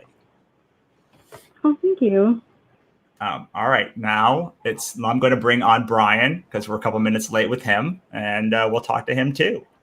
Hi, Brian. Hey, Russell, what's going on? Hey, guys. Hey. Hi. How are y'all? We're super excited. We want to talk to you. We want to talk about this new book you got. So tell us about The Lunatic, the Lover, and the Poet. All right, so The Lunatic, the Lover, and the Poet is a horror comic slasher. I'm kind of saying it's CW's Nancy Drew meets Scream. I'm a huge Scream guy, and it's basically when a school of the arts, a small town school of the arts, attempts to put on their rendition of Shakespeare's A Midsummer Night's Dream, the lead actress ends up being murdered, and the cast and the crew become the suspects, and we're thrown into this small town mystery and secrets, and a bunch of relationships are blown apart, and it's all to lead to who the killer really is. My homage to Scream, I guess. I'm a huge Scream fan, so. So the three of you write such different stuff, and like I'm kind of obsessed with this idea of like how in the world of millions of ideas that we all have, like how do you pick the ideas that stick? Brian, you wanna talk a little bit about that, but I'd like to hear from all of you over time. Yeah, the ideas that stick. I think you have to feel it, and for me, like it's kind of intuitive. Like, you know, are you hearing the character voices, you know, in your head, in your mind? You know, are you feeling the story? Can you see the story? It almost becomes kind of obsessive. Like it's a part of you, and you have to get it out. And whenever I feel that way, like that's what I have to work on. And so, you know, occasionally I freelance, and so, you know, I always wait until, well, I have a certain time frame, but I wait until like I feel the story and I start to hear the voices in order to jump into writing a story. So that's kind of my process. I just have to feel it. Well, I definitely want to hear from Katrina, but me and Melissa have had literally this conversation of almost this thing that you just said. So I would love her to jump in first about this. I wholeheartedly agree. That flow that you feel when you're in a story feels really good when you get that forward momentum, and that period beforehand when you're just sort of like walking in the muck. I don't know, not sure how to describe it. It's like this like pushback. You're like, oh well, this worked. No, that doesn't work, and you just kind of, yeah. When I did Above the Clouds, this is the first book that I did. I had been trying to work on a story beforehand for like a year, and nothing was happening. And when I worked on this story, it just like flowed out. And like 5 years later, I finished it, and then I was like right back in the same process again of like, well, what do I do next? Where, you know, you have all these different kinds of ideas, but what direction do you want to go in? And so I'm actually working on two stories. One is kind of more behind the scenes that I can't share, but I wanted it's like it's hard to work on stuff that you can't share just as an artist. It's how you communicate, and you want to like look at the stuff. And I decided to work on Monster Heart. I think it was more so during the pandemic, I joined a drawing group. And so like every Wednesday we like meet up and we draw together, you know, through Zoom. And we started having this fun idea of like, oh, what if we all did this world together? And I kind of just like ran with that. And it's fun when you can just see the ending in your mind and you start seeing like this, like it plays out like a movie trailer. And I think that's how I knew with Monster Heart that it was going to be a fun direction, just because like I saw the beginning, the middle, and the end. And yeah, you just start like thumbnailing out like 58 pages, and I'm like, okay, go. Well, I know for you were not so confident in your writing ability the first when you did Above the Clouds. So like, was it different like with Monster Heart? Like, did you have that confidence that you lacked the first time? I think what helps is with Above the Clouds, like I never had drawn a comic before. So there's like this huge mountain that you're kind of climbing, like learning the different things of like setting up your page and understanding the flow from one to the next. You know, it's just like comics are its own language that you have to slowly develop. So jumping off of that foundation, it did give me a little bit more confidence to start exploring like the next problem that I want to solve and try to be better at. And one of those is taking on more dialogue. So definitely in Monster Heart, there's more dialogue of characters interacting. And but by you mean there is dialogue, not that there's not dialogue. Yes. Sorry. So in Above the Clouds, so my first one, it's half silent, so a lot of it's just told just through pictures, and so that was sort of a workaround of not like writing isn't my strength, and so yeah. So Katrina, you had a kind of different thing. I know you've been working on like a lot of new stuff, and kind of like I know you had your the webcomic and a whole bunch of other stuff you've been working on. So like, is there a way that you knew which ones to even try, or did you just decide to like try them all and see what caught on, or like what was your process for what you're working on now? I think for me, there's no project that I wholly abandon. I think Warhead was the first comic project that I ever did off the back of finishing a novel after my screenwriting degree. And for me, I didn't go into screenwriting mainly because I was intimidated by doing it down here, and comics seemed sort of like the best way to blend my skills together. And Warhead was something that was like a really emotional idea that was born while I was doing screenwriting, kind of like out of stress, just the concept of a guy with an atom bomb for a head. And I sort of tinkered with the script while I was writing my novel. And then when I was finished with the novel, it is unpublished. I don't think it will ever see the light of day, and that's okay. But it just sort of captivated me in a way that it's sort of half a means for me to cope, or like, you know, put a lot of myself into. And, you know, at the heart of it, it's about somebody dealing with mental health issues like depression and borderline personality disorder. And for me, like, kind of not providing a service, but knowing that people out there who have conditions like BPD, depression, anxiety, being able to see it depicted or like relate to it or feel with it kind of pulls me along and like makes me want to make more of it, more so than like, you know, I've had other ideas for like monster mafia noir stories and like retelling of Norse myths, and those aren't completely off the table, but they're sort of things that I want to approach after I've put Warhead to bed, which might be.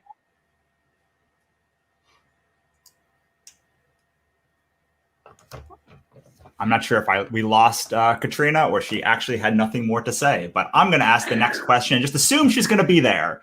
Because like specifically Melissa and Katrina, but I'm sure Brian, you may have something to add to this too. Is like you guys both worked on stuff for like half a decade or more.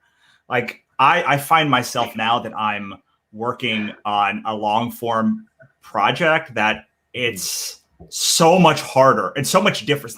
It's not harder because like there are different challenges, but how do you keep yourself motivated for like coming back to that table every single day for as long as you guys have with your series? Question. Oh, well, I know what helped for me was I didn't tell anyone the story. Like I didn't talk about it. I didn't share what the ending was. I didn't, you know, literally when the page, because it started as a webcomic, when the page went up, that's when everyone, even my friends, saw it. And I think that helped because when you have the story that you want to tell, like you really want them to get to the ending. That was a good push for me during the 5 years. That, and it becomes sort of like a happy place where you have a routine that you set up. Like I wake up, you know, you have your coffee and then you start working on something and it becomes this pattern that you find a lot of comfort in. And that's what Above the Clouds was for me. And so like during those 5 years, it was trying to think how to describe it. It was wonderful. It was wonderful having that routine. And like when it ended, I actually got kind of depressed towards the end because it's like, oh, what am I doing with myself? And you want to find that next, you know, story to get that routine back again. That's cool. Have you worked on it? And I don't know any books that you've worked on for so long, but like, do you have any long form projects you've been working on for a long time? Yes and no. So I have this one. It's not out, but I've written like several volumes of this one story freelance, and so they're like, so we're talking like 2-3 years from now, but it's the longest story that I've worked on, and it's like 4 volumes. Like I just finished volume 4 of it, and so we're looking at like 200. What's that? 20, like 200 some pages or 400 some pages. I'm not sure. And I can't say I got tired of it because there were small breaks in between of writing it, but having written this character, for 4 volumes, there's this attachment and this care and this connection that you feel with that character, with that story, because it's been in your head, it's been in your mind for X amount of pages and X amount of time. So that's the closest I can relate. On another side, the Lunatic, the Lover, and the Poet is actually one of my longest running stories, even though it hasn't been out. I actually wrote that as a screenplay back in 2002. And so I've been rewriting that and rewriting it for, in different versions since 2002. And so what's out now in comic book form is like maybe its 8th or 10th life. So even though it hasn't really been out, I've been working on it for years. I have found myself in the past couple of years much more. So when I've worked on many long form projects now that I did not know were going to be long form projects when I started, and when I went back to them, what I found myself asking was like, am I ready for this to define my career, or like be one of the defining things of my career? Because when you have a lot of little pieces, like you kind of have this milieu of like what you do. Like I can define the thing that you do, Brian, because like I've seen so much of your work. But and like there's a sort of like thematic theme, I think, though I can't put my finger on it. Like I know kind of like, what I can expect from like from Brian Hawkins' book, but like there's not one project that's like that's it, like that's the one. And one of the things I've been grappling with over the past couple of years is like, like Ichabod, Cthulhu, like the God's Verse, like they are going to define my career. And I better make sure that I want them to define my career, because regardless of whether I want it or don't want it, like it doesn't matter when someone goes back and sees 4 volumes of something or 12 books of something or 5 or something you've been working on for 5 years, like they can't stop but being like, that's 5, that's a college degree, like that's going to be a thing. And I'm wondering, do either of you guys think about it? Have you ever thought about it? Has it freaked you out as much as it's freaked me out in the past like couple of years? Well, I guess I feel like the projects that I worked on are things that I had to go through, whether they were failures or not. Because then it became like a foundation for me to grow on. And so it's kind of like whatever comes out. But yeah, going forward, once you finish a project and like you're wondering about that next one, like, will this like line up what people, had known me before with Above the Clouds? Because, Monster Heart is very different. It's more adult and, there's fighting and yeah, I mean, it is kind of scary to think how. Oh, did I just freak you out? I just like super freaked someone, freaked Melissa out that this is going to be the defining thing. Brian, do you have anything to add to that, or am I alone in this? Like, I think I plan my career so much more now than I ever thought about I would. For like, if someone had told me Ichabod was going to define like 10 years ago my career, like I would have maybe thought differently about it. But like, no, I've had those thoughts.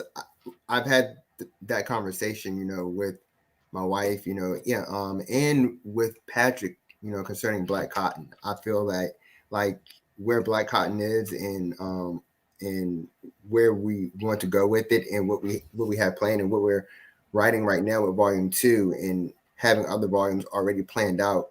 I feel like there's a potential for Black Cotton to kind of be part of that, what you're saying, like part of, hindsight, how I'm viewed. And it is scary because not that I, don't like Black Cotton. I love writing it. I love everything about it. Even the challenge of it.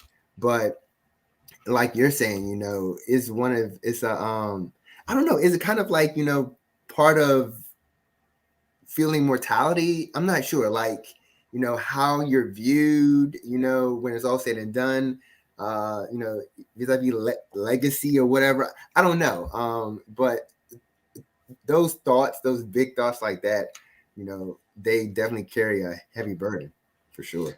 Yeah, it's a little bit heavier every year, I feel like, because it's like 1 year less. Like the thing you don't get back is time. All right, I'm going to try and bring Katrina on again. That's it. All right, let's see.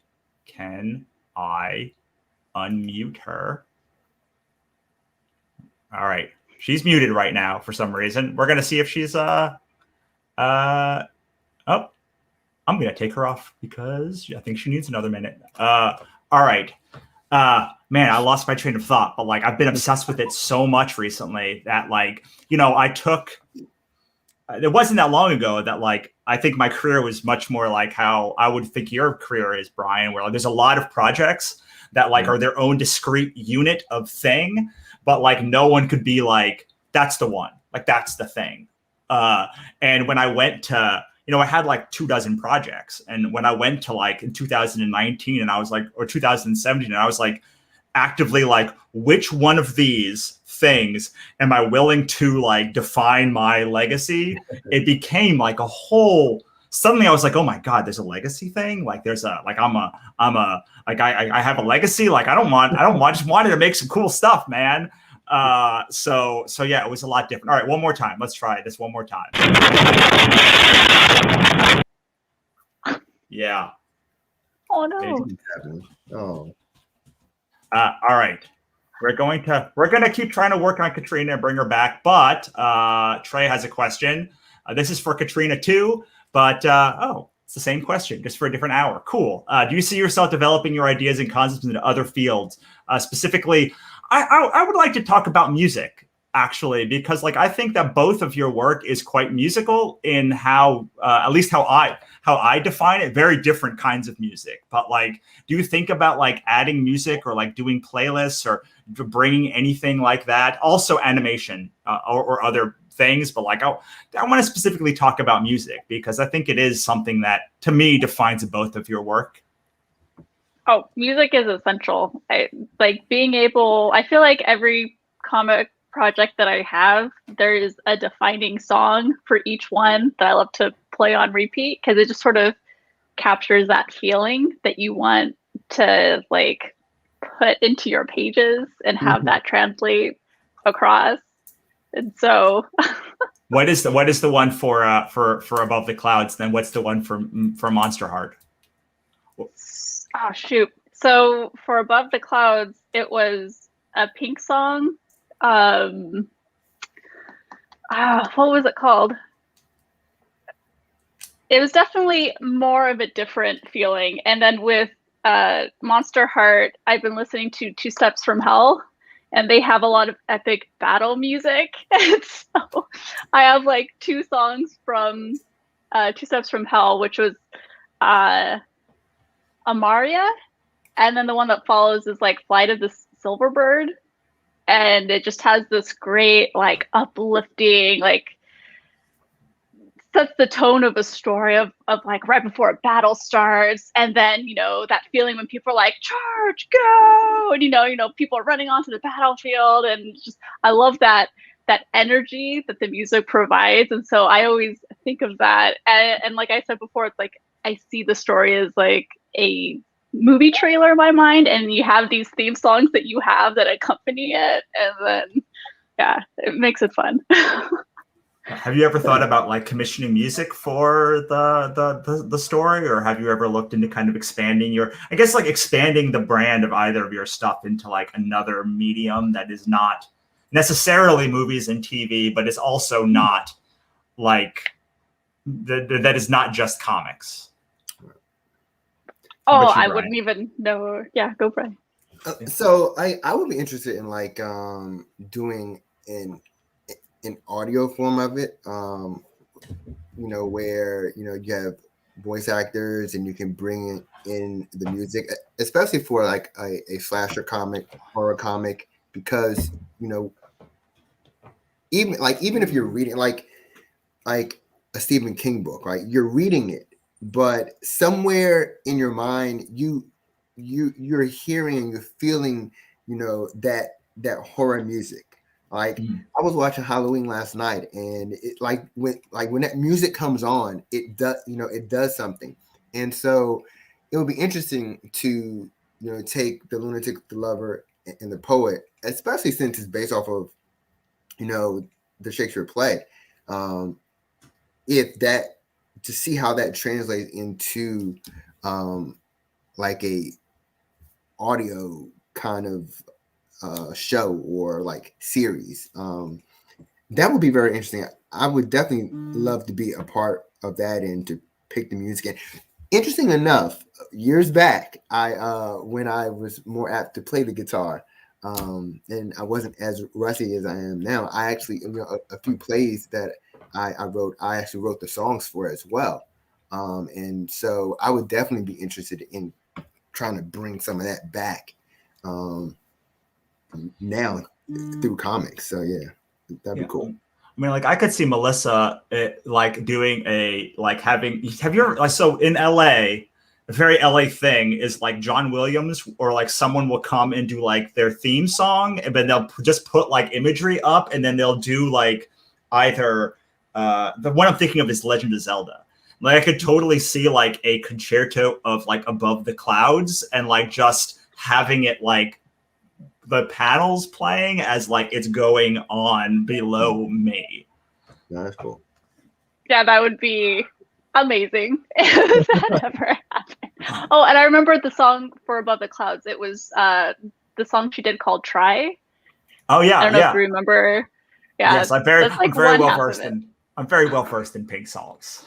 I did something about similar to what you were talking about, Brian. Is last year I took one of my novels and I did an audio drama of it, and it was 8 episodes, and we're going to release it on our Beehive app next year. But like it was great because it was like it wasn't. I didn't want to do an audiobook because like.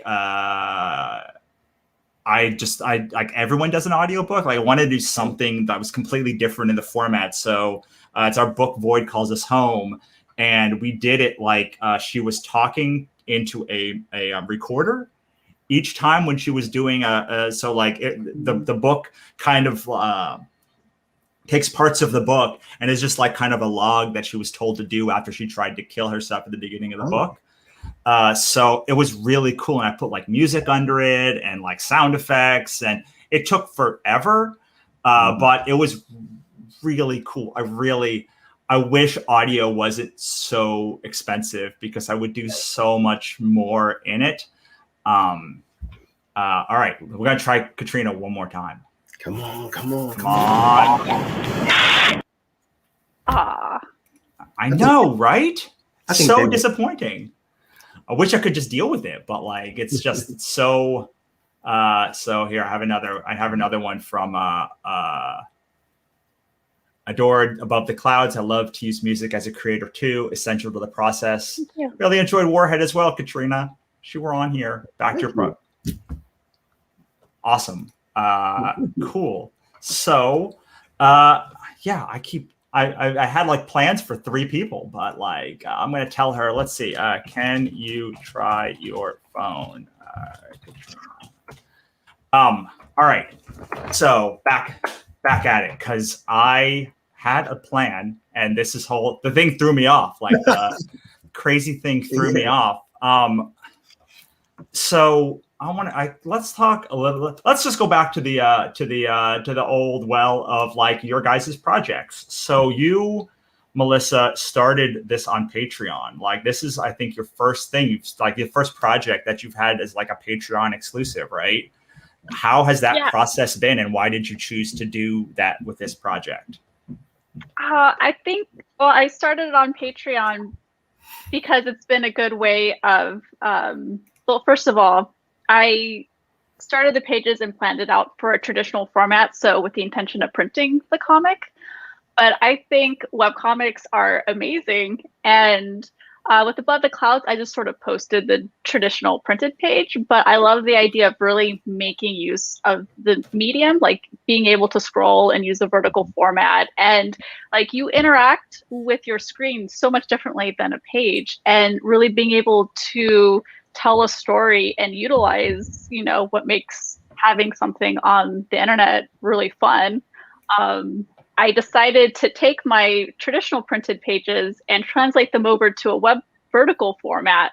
So it's like I'm kind of creating two comics at once, and Patreon is sort of my testing grounds of making content for people who have been supporting me and really enjoy my work, and having them have first access to it, and then also doing kind of trial and error of like, okay, I'm posting this vertical, let me know what your feedback is. And that is a really fun part of your Patreon, because you're like, I don't know if this is going to work. Is this the worst thing I've ever done? I don't know if this panel is terrible. Please tell me. And like usually you don't get usually you don't. I mean, usually people like do a thing where like they're like, you know, they do like the mock engagement thing where they're like, but like this really feels like you're like, I have no idea if any of this is resonating. Please tell me.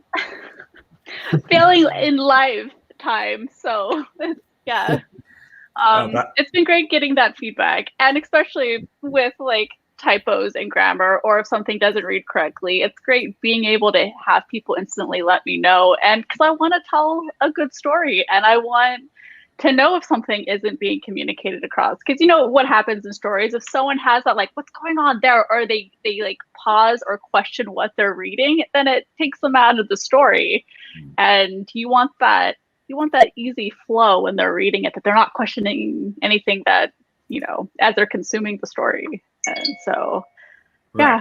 All right, everyone keep your fingers crossed, because we're going to bring Katrina in, and this is the time to have her in, because she's also got a Patreon, so she has stuff to contribute to this moment. So fingers crossed, everyone. Hey, does it Yay! work? It worked! I Yes! tried to use my phone, but I guess my tower PC is officially possessed. It just blue screened of death, and then was just like, nah, you're not going to stream today. I was like, all right. That's so okay. be it, That's all right. We got you. We got you, and that's what's important. So we were just talking about Patreon, and I know you also have a Patreon for your stuff, and I was wondering sort of like how you utilize it. Melissa was saying that like she's using it as a kind of a testing ground, and like I was telling her how I love when she posts stuff. She's like, I don't know if this is working. Someone please tell me that I didn't just mess everything up. And I was wondering kind of like how you engage with your fans on Patreon. I use it as almost kind of like a cozy breakfast nook. It's kind of like, because a lot of people on there like have either been patrons for years, or they're like some of my friends who, I mean, a lot of the people who read my comic become my friends in the process, because my comic is kind of a weird animal. And so they get pages 2 weeks early, and I send them out every quarter like a holographic sticker and a print that like aren't available anywhere else as like my thank you. And I let them weigh in on what they would like, you know, the series to be next year. So like I put up a poll if they wanted the next year quarterly illustrations to be like Warhead themed, monster themed, or like Loki themed, and they were like monster and Warhead, and I'm like, cool, I can do that. So yeah, I let them kind of weigh in on what they would like to see from me, or like if they have thoughts or like any good ideas of things that might be neat to see, because I'm doing a lot of charity prints nowadays to sort of contribute to animal rescues and causes that I believe in. Like I do Black Lives Matter charity prints and things like that. And so yeah, they get rewards, and then it's also kind of, I give them weekly updates and I see if they like them. Cool. Now, here's my question to you, Brian, because like I have no idea how to use this as a comic like writer. Like, do you have a Patreon? Like, I have no idea. Like, I know how to use it as an artist. Like, I'm like there. I'm like I got it in my brain, but like as a novelist or like a writer type human, aside from like paying somebody more than I would probably make on Patreon, I don't have any idea how I would make that work. Yeah, I'm kind of at a loss there too. And I think that's okay. Like, I think that having a platform that, you know, that I don't want to say cater to, but emboldens like the artist plight is great, because you know, there's times when unfortunately, you know, they are the unsung heroes, and they shouldn't be at all. So to have a platform that, you know, that I think works very well, more so for an artist than a writer, I think is cool. I think there are writers on there. I'm pretty sure, like, there are novelists on there too, and they release like chapters like per month or per week or something, and there's different tiers. I've searched it out a while back, and I remember seeing that. So there are some writers on there. I don't think I would be able to have the bandwidth, like the temperament to figure out how to make it work with the tier levels. Yeah, I really thought that our app would be the thing, because like you could go back in our back catalog and like it's like $4, and like I don't know, I personally, as just a complaint, not like, and like maybe a jealous complaint of like I don't know how to make this thing work. And my friend was like, maybe you just released too many books, man. Like you released 10 books this year. Like what else are people like gonna subscribe to? Like maybe release less books, and then more people have a reason to like subscribe to your Patreon or whatever it was. So like, I don't know. It's an interesting dilemma, as like launching a book. I get, like, it's like you finish a book, you like the book is done, and then it's like, here's a book. And like Patreon is partially like access and partially just like, I like you, and partially like, this is exclusive things. Yeah. And like, I don't know. I'm struggling. I've been struggling with this for literally years. Sorry, that was my own little digression with Brian, because like we're both writers, and I was hoping he'd be like, no, man, like I got it. Like I got the answer. This is it. Sorry. I do draw a mean Bart Simpson, so maybe I can somehow figure out to work that into Patreon. I don't know. It's like that. Maybe it could be like that one Instagram that's like every day is this just the same picture of Nicolas Cage. Just every month it's just the same picture of Bart Simpson, just like re-upload it every month. Yeah.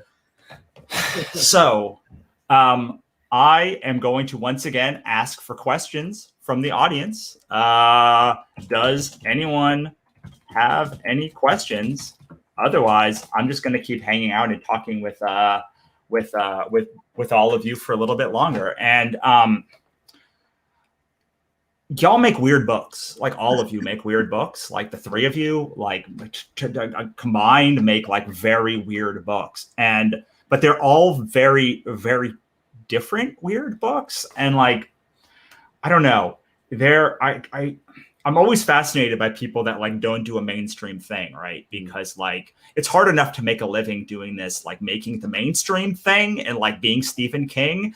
But like you guys have taken this like these like genres that are known, like post-apocalyptic or fantasy, and like you've twisted them in these odd ways. So I guess my question is, Melissa, Katrina, Brian, like, do you start with like a genre you love and like twist it? Do you start with a character that like you love, or like how do you go about building out the world? We've talked a little bit about how you come up with the idea, but how do you then take that and say like, okay, I have this idea. Here is how I'm going to be interested in it for the next 5 years. That's a big one. Well, with Monster Heart, it actually started off from a random sketch that I made. It was this character design, and from there, I just sort of saw the story coming from her as sort of like a fun launching pad. And yeah, I just try to, I feel like this whole pandemic has just kind of thrown a lot of things. And so mainly for me, it was just about having fun and drawing things that I thought would be fun and trying to keep myself sane. So I thought, like, I'm a big fan of the writers, the husband-wife team, Ilona Andrews, and like if I could create a story anywhere remotely close to them, I think that's been my push with Monster Heart, was creating a fun world and being inspired by people that inspire me. I have a better question from the one that I just asked, which was all over the place. But like, how do you keep it going? Like when the world is falling apart, I find myself constantly saying like, it is so weird that like I'm out here pushing a book when like the world is like burning all around me. Like literally, Melissa, for you, like the world is literally burning like right around, or was like a week ago, like right around like that area. So like, how do you get focused? Like to me, it takes such intense focus to do any of this creative stuff. But like, could you give a couple of tips maybe to someone out there who may be struggling to do any creative work? Like how, Katrina, how? Oh, I have some answers, but I don't have all the answers. Well, what do you do? Like, I'll take some of the answers because right now I have none of the answers. So for me, like I have to lose myself in the process. If I am to, and this is like completely counterproductive to being like a professional artist or smart business person, but if I am too wrapped up in accomplishing and hitting a deadline and making sure that everything gets done on time, I'm not going to enjoy myself and I'm not going to lose myself in the process. And then the work is going to suffer and it's not going to come out as good as it should be. And then I'm going to have to go back and redo it anyway. So I may as well take a deep breath, put on some nice piano music or a podcast or something, and really lose myself in it and do the best work that I can that makes me happy. Or it's kind of all for naught. I do want to make money. This is my job. It's not that I just want to have a good freaking time. But at the same time, if I'm not personally enjoying what I'm making and the process of making it, then I may as well just go be a production manager, which I sort of am for a small animation group, Sketch Brew. I'm the head of storyboarding and the production manager, so I build schedules and stuff. And I'm really good at it. I could do that full time, but I'd rather enjoy myself drawing and enjoy myself telling the stories and evoking the emotions I want to do, and make people feel those feelings. And then the second part is that I've really thrown myself into charity work and rescue cat work because like we all need to help each other in this world. And when 5 cats show up on your doorstep, you take them in and you foster them. And, doing like bi-monthly or monthly charity work that I know I'm giving back. I'm not just taking money. Not that, anything that we make is just taking money. Like it's hard work to make money doing what we do. But then feeling this extra gratification of, this whole thing that I make, this whole illustration or this whole zine is just for a good cause and helping things that I believe in and helping cats or people who are struggling or organizations that are doing good. That really helps me feel more at peace with what can feel like circus barking a lot when it comes to like promoting your work and getting it out there on social media. So that's part of how I've learned to cope in the past year, is just like this year particularly, like doing charity prints, participating in charity auctions for organizations that I really believe in. It kind of is like, it was this missing connection for my work where it's like, this also gives my work purpose beyond my own self-satisfaction and telling a good story. Because at the end of the day, like good stories can influence people to think and maybe improve themselves, but making work that's going to concretely improve the world and the conditions of people by raising money. I could just donate the cost or, production money for that print or whatever, that like $40, but by turning that $40 into a print, I can multiply that by 20, because each print I sell for quadruple the buy price. And then, I've just made, like now $200 or $300. And so being able to like view your work as like this multiplier for good, it like, I don't know, it makes me feel really at peace and really good. And then when at least for me, I actively follow the rescues and the organizations that I donate to, and being able to know like, I helped save that cat that needs its leg amputated. Yeah, like it feels really good. And that you're helping people who really, really need it. And like, it's made me really shift to almost, I'm at the precipice of like, you know, most of my, I would say about half of what I raise on Patreon, I also donate to charity. And then I'm thinking of making my Etsy shop, you know, like 10% of all sales goes to charity, because like it feels right when the world is falling apart to like really give back in a significant way. So that's just me.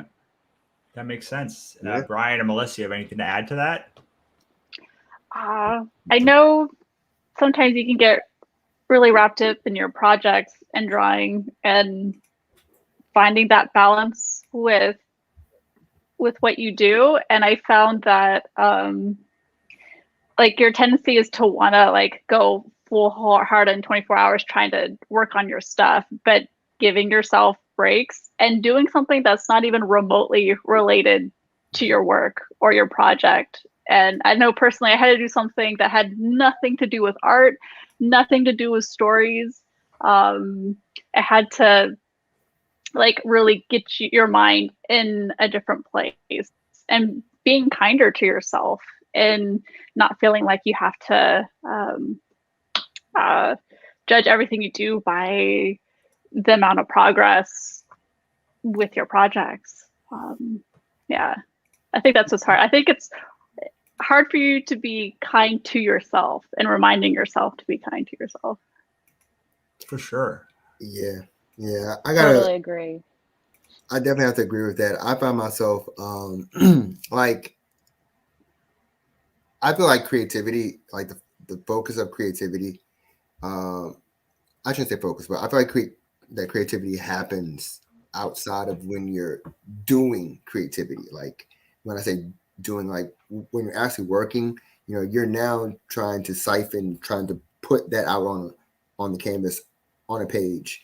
But the actual creativity being birthed happens when you're away from actually trying to do it. So what I did all last year during the pandemic was, you know, I found ways to be in tune with self and with family. And, you know, if it's going outside, or if it's going for a walk, or if it's watching a soap opera, or like those things that are specific to you, that make you who you are, that reminds you that you're alive, that you are connected to, you know, nature and the world in respects to, again, who you are. That for me helps to focus me, helps to bring that creativity to a place where I can actually use it. So for me, being creative is about, you know, not necessarily sitting down at the computer and writing, but allow myself to be inspired by everything that's around me. Absolutely. Very good answers, everyone. Gold stars all around. Okay, so Chuck asks a very hard question for any freelancer, but I'm going to ask it anyway. Do you have any freelance piece that you're especially proud of, and why? I'm not touching this with a 10-foot pole, but like, Brian, anything you can think of? Yeah. I will have to say, I do a comic with Black Box Comics called Devil's Dominion, and Devil's Dominion is a series that I'm very, very proud of. It's about a young lady who sells her soul to the devil in order to get out of a very bad family situation. And after being empowered by a demon, she then reneges on the deal and uses that demonic power for good. You know, it has a young Black female character in a supernatural role, and to put that character and who she is on, you know, on the stage in the comic book medium, I feel is very important. And that story and what she goes through and how she her plight is very important to me. So I'm definitely proud of that series. How about you, Katrina or Melissa? I always get really excited when my friends ask me to do like variant covers of their comics. And so the latest one was after the Gold Rush, I did a variant cover for Miles Greb. and he does sci-fi related stories. He's really passionate about sci-fi and science and putting that into his work. And so, yeah, that's the latest one. And so you can't help but feel really excited about like the last project that you did, especially when it's like your friends and you want to like boost them. So Absolutely. How about you, Katrina? That's sort of a toss-up. I would say honestly, the first thing that comes to mind is probably the first cover I ever got commissioned to do, which was probably the first thing I ever got commissioned to do, and it was the cover for Pet Noir by Chimera Press. And I don't know, I met in like the first Wannacon I ever went to that they found me, the folks who run Chimera Press, and they reached out, and like it felt really genuine. It's work that I'm still proud of to this day. Which they paid me my asking price. They didn't try to haggle me down, so it felt really affirming to have somebody just step up and be like, "We want you, finger point, you, like not anybody else. Your work is what we want," which is really rare, I think, in the freelancing field, where it feels kind of like a lot of people want. Everybody has a budget in mind, and I begrudge no author for like taking a look at what everybody has available, but to have somebody seek you out specifically because of the caliber of your work and the feel it has is really, really gratifying. And then like I've been a part of some anthologies that like the Cthulhu anthologies that you put together, Russell, and then the monster anthologies. Like they've always been really special pieces that I get to contribute, like small stories that are meaningful to me or like exciting for me, and contribute to a larger project. And the modern mythology ones, like those are always really, really awesome as well. And they make me happy. So those are my two answers. Awesome. Well, I think that is a good place to kind of wrap it up. Let us go around the horn, and we'll talk about your projects and where we can find you. Brian, let's talk about you first, because I happen to have yours pulled up right now. All right, The Lunatic, the Lover, and the Poet. Again, CW's Nancy Drew meets Scream, and it's a slasher horror comic book series. I have it set for 3 issues, a 3-issue arc, and there's a killer loose on campus of a small town school of the arts, and they are doing their own rendition of Shakespeare's A Midsummer Night's Dream, and the lead actress is murdered. One of the things I didn't say earlier is that the killer wears the puck mask, which is a stage prop from the actual play. So it's a whodunit. Who is the killer? Awesome. And it's got 17 days to go, 113 backers. Y'all should go and back it. And now let us go to which one's going to pull up next? Melissa. Okay. So I'm Teacup B. You can find my stuff under the same username, website teacupb.com. And I did a previous book called Above the Clouds. You can find that through my website. And right now, my webcomic Monster Heart is, I have, for Patreons, they get it a week early, but then it goes public, and you can start reading it now on Patreon. So, yeah. Awesome. And finally, I'm going to go to Katrina. Hey, I make the webcomic Warhead. You can also buy paperback. I've been making it for 7 years. I'm about done with volume 2 of 3. You can find my work at biolumenpress.com, which will redirect to the Etsy that you see. And then you can also find my work on Webtoons. You can read Warhead for free on Webtoons. It is a surrealistic slice of life about Adam, who has a giant acid green atom bomb for a head. And you follow him in his struggles to find an art career and kind of stabilize his mental health.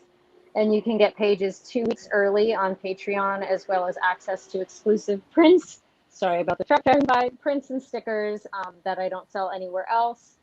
And high-res versions of illustrations. And, you get to see work behind the scenes and process videos not available anywhere else. Very cool. So now I'm going to just rave about each of these people quickly before I let them go, as I let them go, maybe. So Katrina's work was one of the first people that I saw on the indie scene that I was like, oh, like this is completely different than anything I would think of, because it is post-apocalyptic, like coming of age story with a bunch of different people with like different things for heads. And like it's so normal, but also so odd and wonderful at the same time.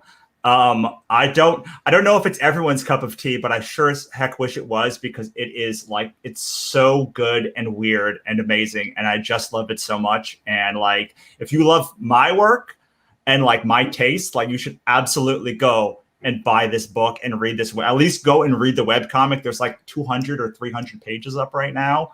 All right. What can I say great about Brian's work that I haven't already? Like, he somehow over the course of like so many different series has this aesthetic that is both unique each time, and like there's a through line through it. Like, he is one of the few writers who I have ever read in comics that makes me legitimately terrified. Like, across multiple things that he has written. Now, not all of his books are like terrifying, obviously. Like, there are plenty of other kinds of like things that he does. But like, when I think of Brian's work, I think of how frigging terrified I was when I read Don't Ever Blink. And not Don't Breathe, Don't Ever Blink. And finally, I remember meeting Melissa at a show many years ago, and like before she even got, I don't even think I told her this story, before she even came to her table, it was Silicon Valley Comic-Con a couple 3 or 4 years ago. I was like, I stopped at her booth, like literally just walking past. Like, I tend to like, you see things at the periphery, and I was like, wait, what is that thing? Like, what is that? Like, that's amazing. And since then, like, her Above the Clouds looks like it's this like kind of ethereal book, but it's like really 2 books in one. And like, you kind of is hard to figure out what's going on to like the middle of the book. And that makes it better. Like in a good way, not in like the crazy, weird, like, I don't know what's happening way, although kind of also that, but like it like unfolds to you over time in an incredible way. And it's all about like the power of stories and storytelling. And like, as a writer myself, like I really resonated with it. So like, go buy them all, but for very different reasons. Awesome. And All thank right, you so much. and I will say bye to Melissa, and bye to Brian, and bye to Katrina, and I will put on the Kickstarter, which hasn't gone up much, but it also hasn't gone down, and that's something as well. And so I will see you in a couple of minutes. I'm just going to take a break, and then we'll start with Fabrice and Jules.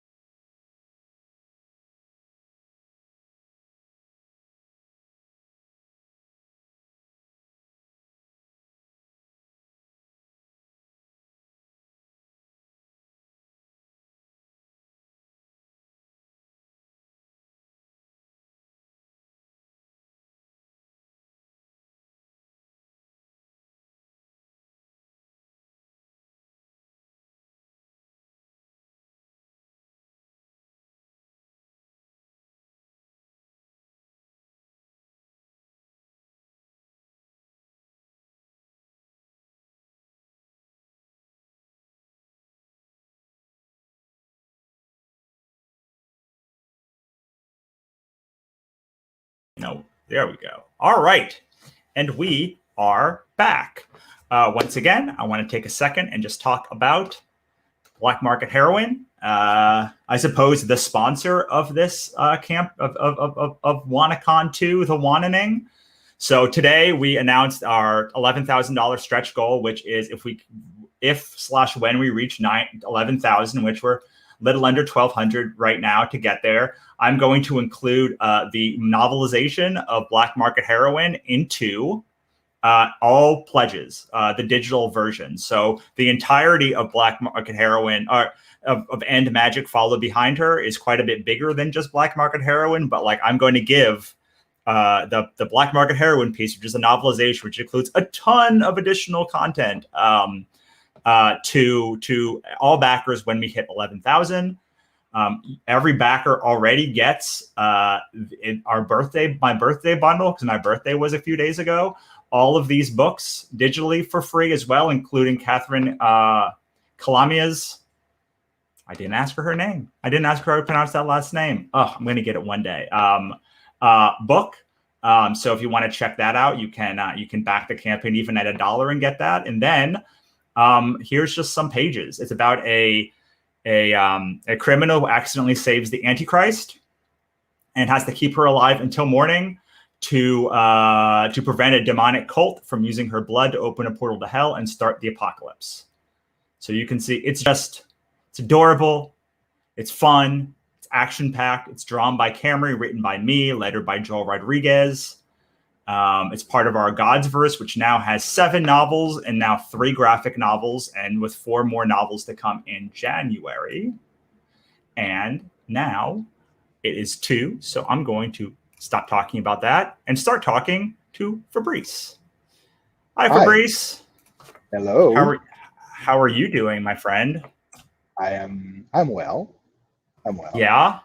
I was checking out all of the covers that you have coming out in Diamond this month. It's quite a bunch. You have like 4 or 5 covers for. I have 4 covers, and I just realized, like right now, as I was looking at previews, that Diamond made a mistake. I don't know where they found this information. They dreamt that I have a Peach Momoko cover. I wish, but no, I have a Marguerite Sauvage cover, which is great too.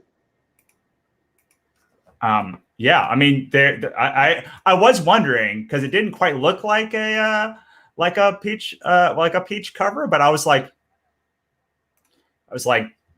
yeah. Well, especially since you can't see it because it's a mystery cover. The Marguerite Sauvage cover is a mystery cover, so we're not going to reveal it, and people will get the surprise and they will discover it. But I can tell you that it's a pretty damn good cover. I mean, all of the covers look great. Maybe I'll just bring it up here because we're talking about it. So while we're waiting for Jules, we were going to talk. So Jules and I hope we can talk about the rest because I have a book coming out in a week. Not even a week, like 4 days. Wait, you have another book? Not the previews were not this book. What's the other book? This one. Oh, because that one's coming to comic book shops. This one's Mutinies and Previews. Mutinies in Previews and comes out in November, but Noir's the New Black comes out on Wednesday. Comes out. It will be available on Wednesday to everybody, and it's already available for pre-order to everybody who, with the link, wants to pre-order it. And all the links are, I mean, you can have it on Amazon, you can have it on Barnes and Nobles, you can have it on like everywhere. Yeah. Absolutely. Yeah.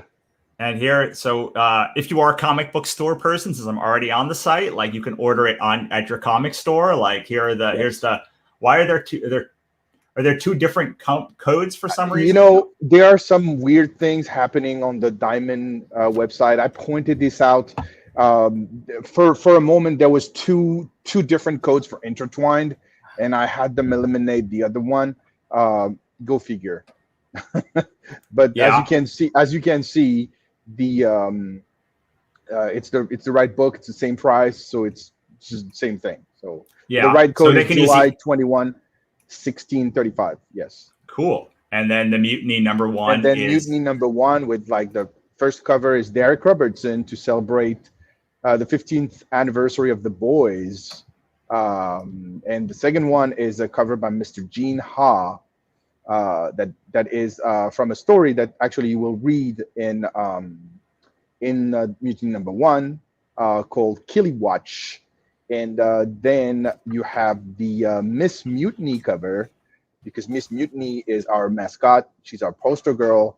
And in that case, Mutiny is drawn by Karen S. Darbo.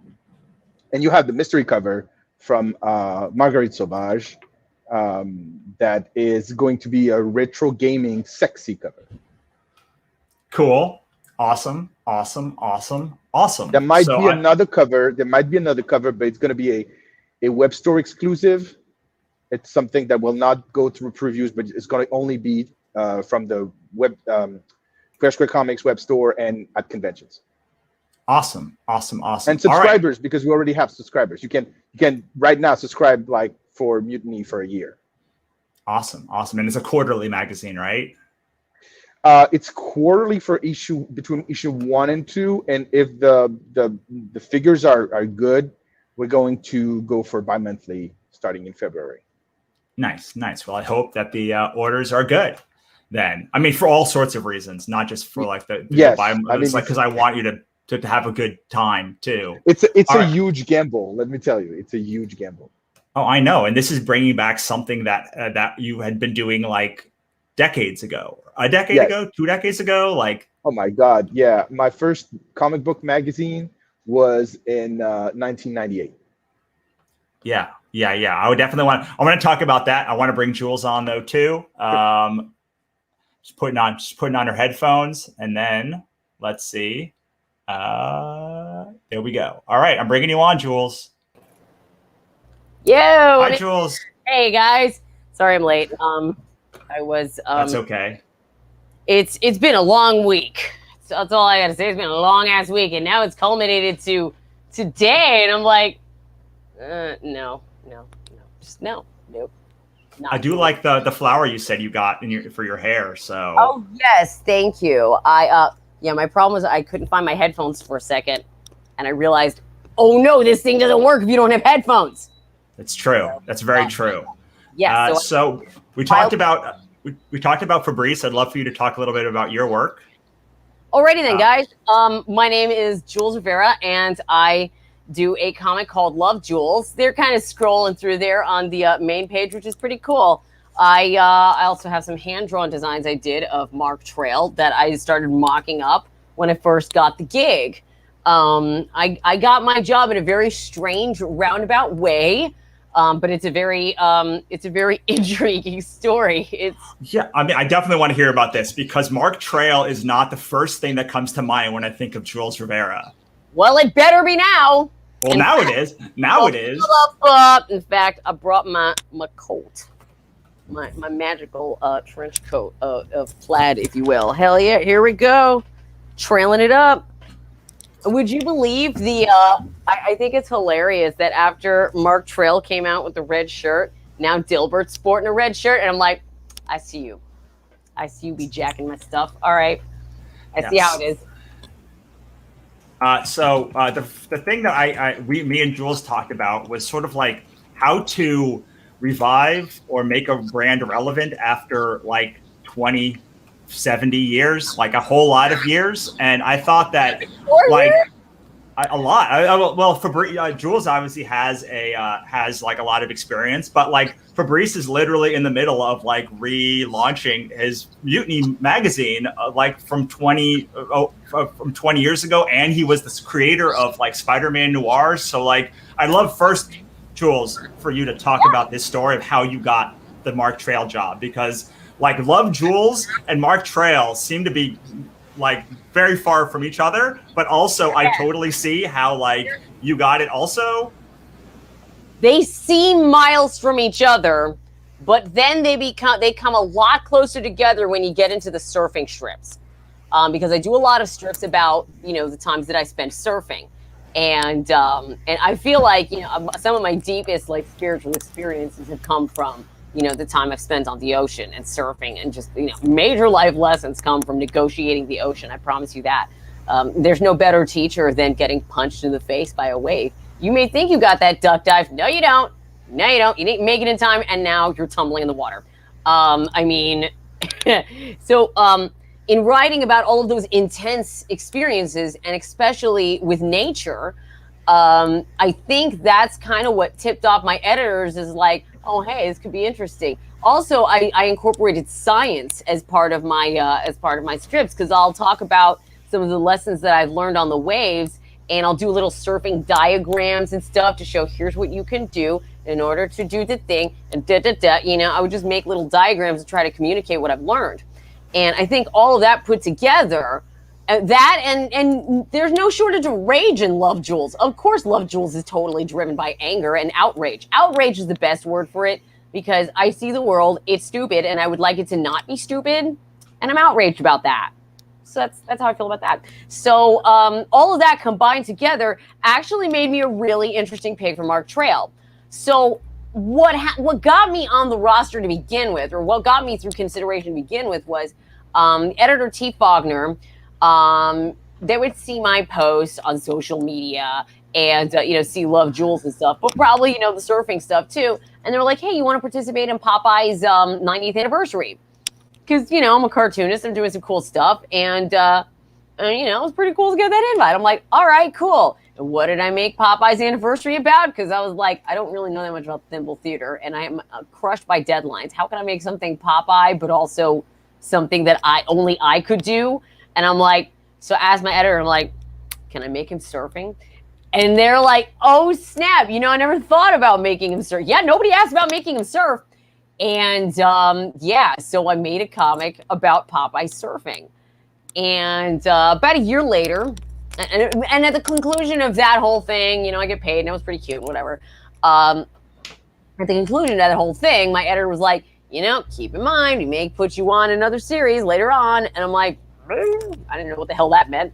So about a year and some change later, we're already in the panorama and everything is all But then I get this very strange, because my 2020 was kind of the opposite of everyone, where I fell upward. I mean, I fell. Everything was terrifying. It was horrible, and I never want to do it again. But I also had a lot of really crazy success, and I'm like, why this crap? So, yeah, probably the most 2020 thing that happened to me was that I'd actually have a good year. So, yeah, so I get tapped for Mark Trail. You know, all right, fine. I put in my my bid for it. I'm like, all right, I'll put in my interest. You know, I get boned up on who the guy is. Mark Trail. This is Mark Trail's Book of Animals. A friend of mine just shipped this to me because this is actually part of their personal family collection. As you can see, it's been well loved. This book is hanging on by a thread. So you look inside and you smell. Oh, it smells like old book. It's so good. Oh, I just want to snort it. Oh my God. So, okay, here's Mark Trail. Here's this guy. He's kind of this adventurer dude. Let me see if I can get the light on him. Ah, there we go. Okay. I swear I can do this right. So Mark Trail, he's a pipe daddy over here, but he also cares about nature and stuff. And he's been doing this since 1947. And I actually stopped and think about it. And I'm like, you know, Mark Trail was really cutting edge for its time. Because in 1947, what the hell was any of us doing here in America? Bragging about winning the war and being racist, you know, that sort of thing. So, I mean, to care about nature and make comics about, hey guys, this is about nature conservation. We should care about the environment. We should care about animals, and we should fight for animals and you know, and their general welfare, because we are all connected. If we care about our environment, we care about ourselves, but when then we care about other animals, it's like a big cycle of caring. So, so anyway, that was a really, like, you might be branded a commie at that time for that. What do you care about raccoons? What is it, you're a commie? Like, sure. You know, it was very cutting edge. So I recognized that in doing my research on it, because, you know, after I started to get talk to about this strip, I started doing a lot of homework. I was like, all right, let me research this. All right, and it's cool. And you know, Mark's an adventurer, and he's kind of like, you know, that guy from pulp comics you see like in memes online, like flesh ripping weasels beat my face. You know, I'm like, rad. You want me to write for this guy? That's pretty cool. I could do that because I spent 17 years in Florida. Yeah, I can. Oh yeah, Mark Trail is kind of a Florida man. It's true, because a lot of his adventures are very Florida man-esque.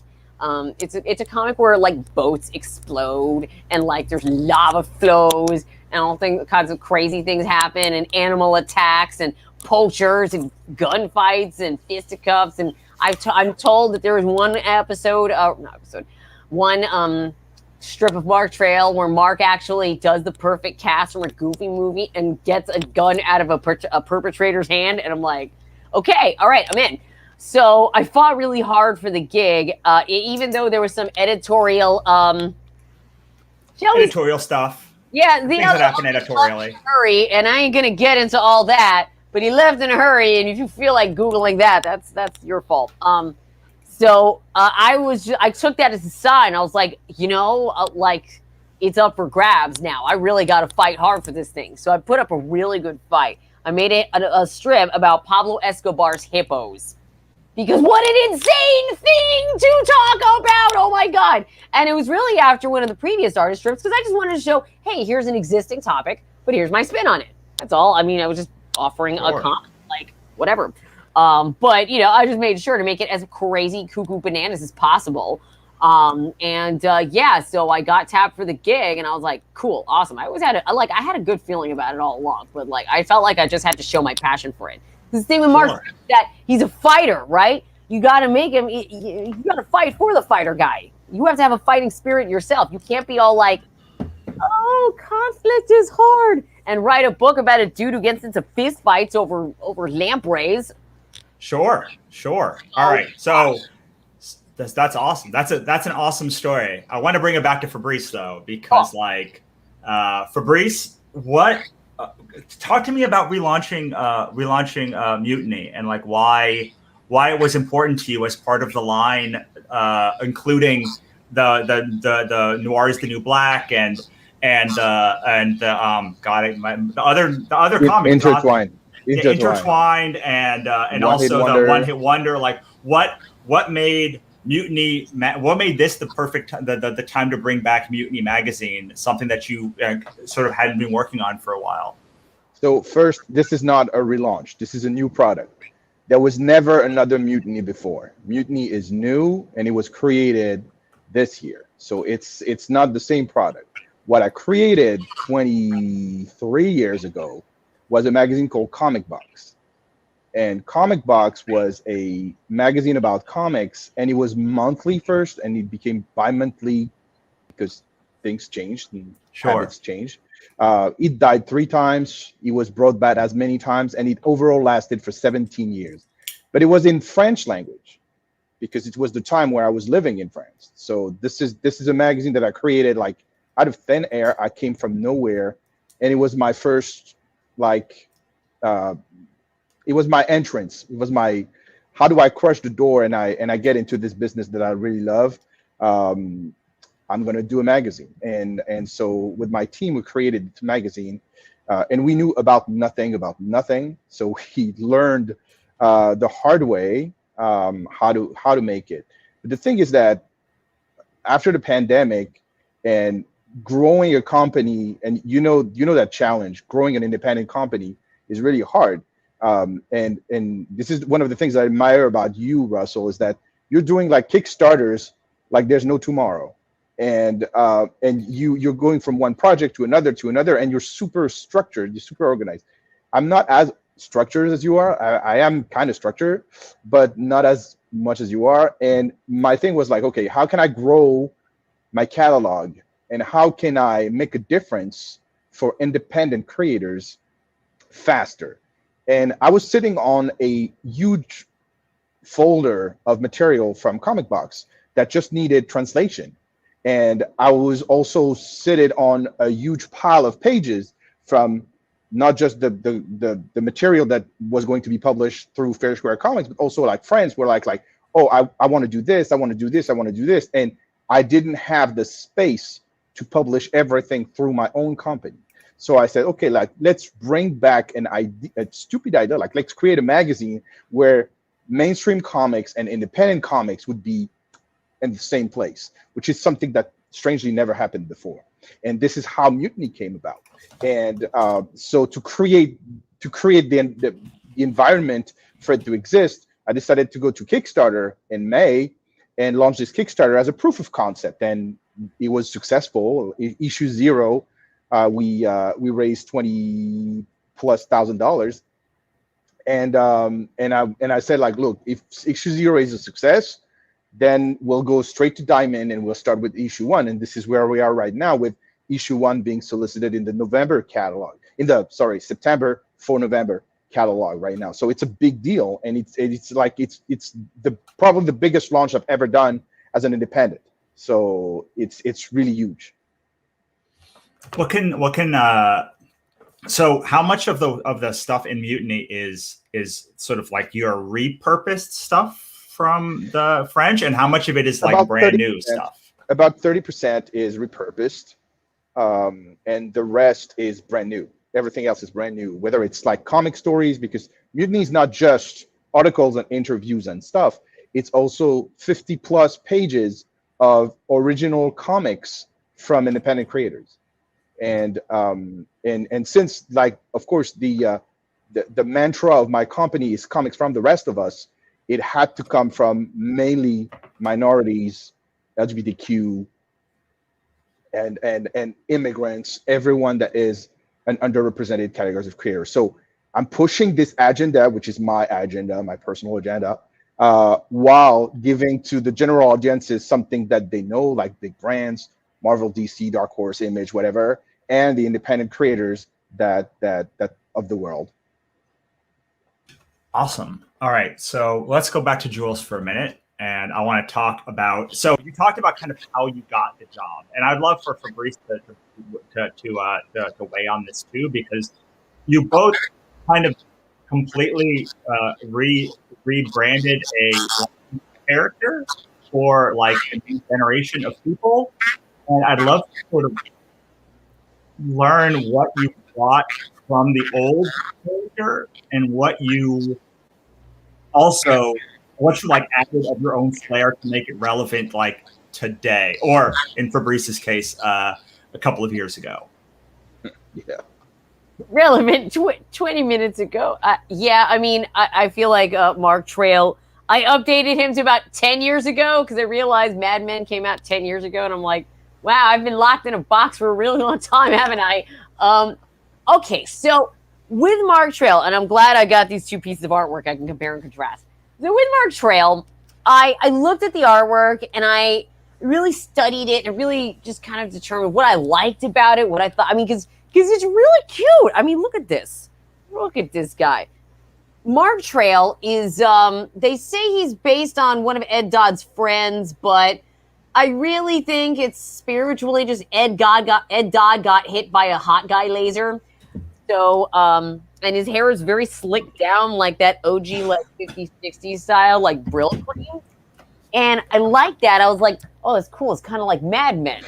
That's the most, relevant cultural touchstone that we've got for, that kind of slicked down hair, kind of hero swashbuckler guy is the Mad Men guy, John Hamm. So I'm like, all right, well, let's just go with something that people recognize and people will look at and go, oh, like that guy. Just kind of getting a similar vibe. That's all. And so I decided, all right, let's start there. Cherry, we made much more of like a punk rock looking girl with her hair kind of with the side, the undershave. And, I'm pretty proud of it. The editors at first I proposed a different hairstyle, but the editor was like, nah, stick with something short. And at first I was like, I don't know about this, but I gave it a shot and I'm like, yeah, no, this is good. This rules. Okay, I love it. So, oh gosh, I really need to get back to doing more Mark Trail pinup art. That was a lot of fun. So anyway, updating Mark just meant making like a cartoon version of like what people kind of recognize now, while still preserving a lot of the stuff that made the old guy great. Because I reiterate, look how cute this guy is. He is adorable. Absolutely adorable. This is hard to do. He's absolutely adorable. They won't let me use the pipe anymore because of the newspaper regulations. They're like, you can't show a character smoking anymore. And I was like, sure. I was like, shucks, no. So, but anyway, I really like the kind of plaid guy shirt. I mean, here, I just got a red shirt myself to do the photo shoot, but I'm like, no, this is my vibe now. So you get, the plaid shirt, make him feel naturey, but also gave him stubble, which as it turns out, my studying was not that good because I did miss a crucial cue in that all of the villains are coded as guys with facial hair. And I'm like, it's a really weird thing to have in a nature strip where you're probably out in the woods for 4 days and you start looking like Russell over there. Actually, Fabrice, you also rocking some beardage too. I see. Like, I'm like, let the man have some freaking facial hair, Like, gosh, that's exhausting. And also, I mean, I feel like our generations interpret facial hair differently, and it became such a thing. Oh my gosh, there was such a crazy little backlash over Mark Trail has stubble because it flipped everything on its ear. Now, when you see bad guys, they always have very baby smooth faces. Yeah, see, I flipped it on its ear because, and this guy's because they're not in nature. This dates back to biblical times. I'm not even doing anything new. All right, but if you are smooth and clean and shaven, that means you have the means and the money and the resources to do that. And usually you get those resources over someone else's broken back. But if you affirm man's embracing your natural vibe, then yes, that reads more like nature and, kind of Jesus-y. People like Jesus, that I'm told. Fair enough. I mean, I get it. Like people that have smooth skin are not out in nature. It makes complete sense to me. I feel like you went the other way with it, Fabrice. Whereas like Fabrice made Spider-Man Noir, and his was like making it relevant while making it retro. So like, how do you like flip a character completely on its head while keeping it the essence the same? It was not a conscious effort at all. The idea came to me one day, and it's just I just rolled with it. And once I shared it with David Hine, who ended up like co-developing and co-writing the series with me, it was like two minds trying to figure out what to do our own way. And it's really a universe that is that comes from two minds. My mind was more noir and Dave was more pulp. And that's why there's this kind of like weird mix of noir and pulp in Spider-Man Noir that works. And to my knowledge, is one of the things that couldn't be duplicated after, but it works really well in our environment.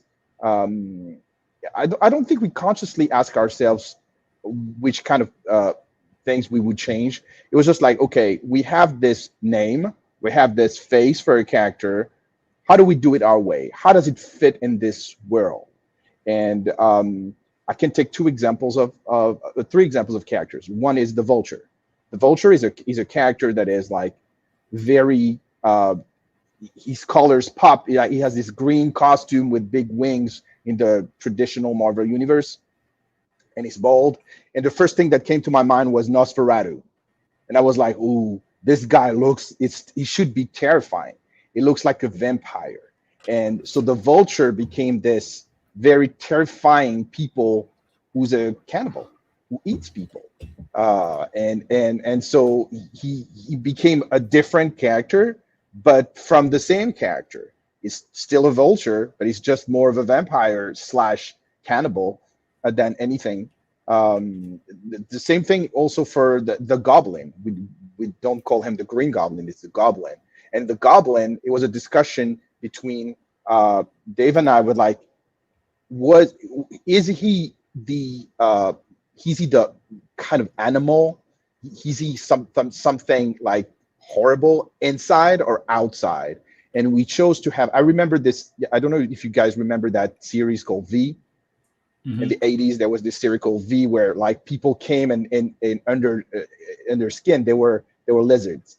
And that was the inspiration for Norman Osborn in our universe. Like he looks like a businessman that achieved everything, but under the mask, he's a monster. He's really a monster. And the cracks come out as we delve into the series. And the last example that would take is the character of Felicia Hardy, who in the traditional universe is Black Cat. And in this universe, we wanted to change her to make her a woman of power, but a woman of power who also has to suffer all the consequences of being a woman of power in 1932. And so she has this tragic destiny, but in the end becomes also a vigilante. So it is, it kind of like when you're developing a universe and you flesh out your characters, they end up having their own voice and writing themselves. And so when you get the inspiration and when it really is well rounded, well fleshed out, it's kind of easy. Like those characters are like developing themselves in a very organic way. I do have to ask Jules this question because, like, it's to me the hardest. Like when I think of Mark Trail or any like daily comic, like is Fabrice right? Like, does he write himself? Like, do you get all these ideas of what he says, or like, do you find yourself ever just like, I have 5 comics to do this week, and like bereft of ideas, or is it somewhere in the middle? Well, Mark's got his own little personality and everything. There's a lot of arguments with all the characters in my head. Yeah, they will write themselves. What the hard part for me is just figuring out how to get the situation working and what kind of conclusion I want to reach. But once that's going, once I've got up the setup, I'm like, okay, here's the setup. They're in the diner. They're talking about da-da-da-da-da. And the scene should end like da-da-da-da-da. Once I have setup, destination, it's like writing a zip line. Do you find, I know some of your stories are like multi-arc, but like, are most of them like multi-arc, or they happen over, like, is each one like a scene that builds up to to like a conclusion at the end, or how do you actually write each strip? Well, that's a really good question.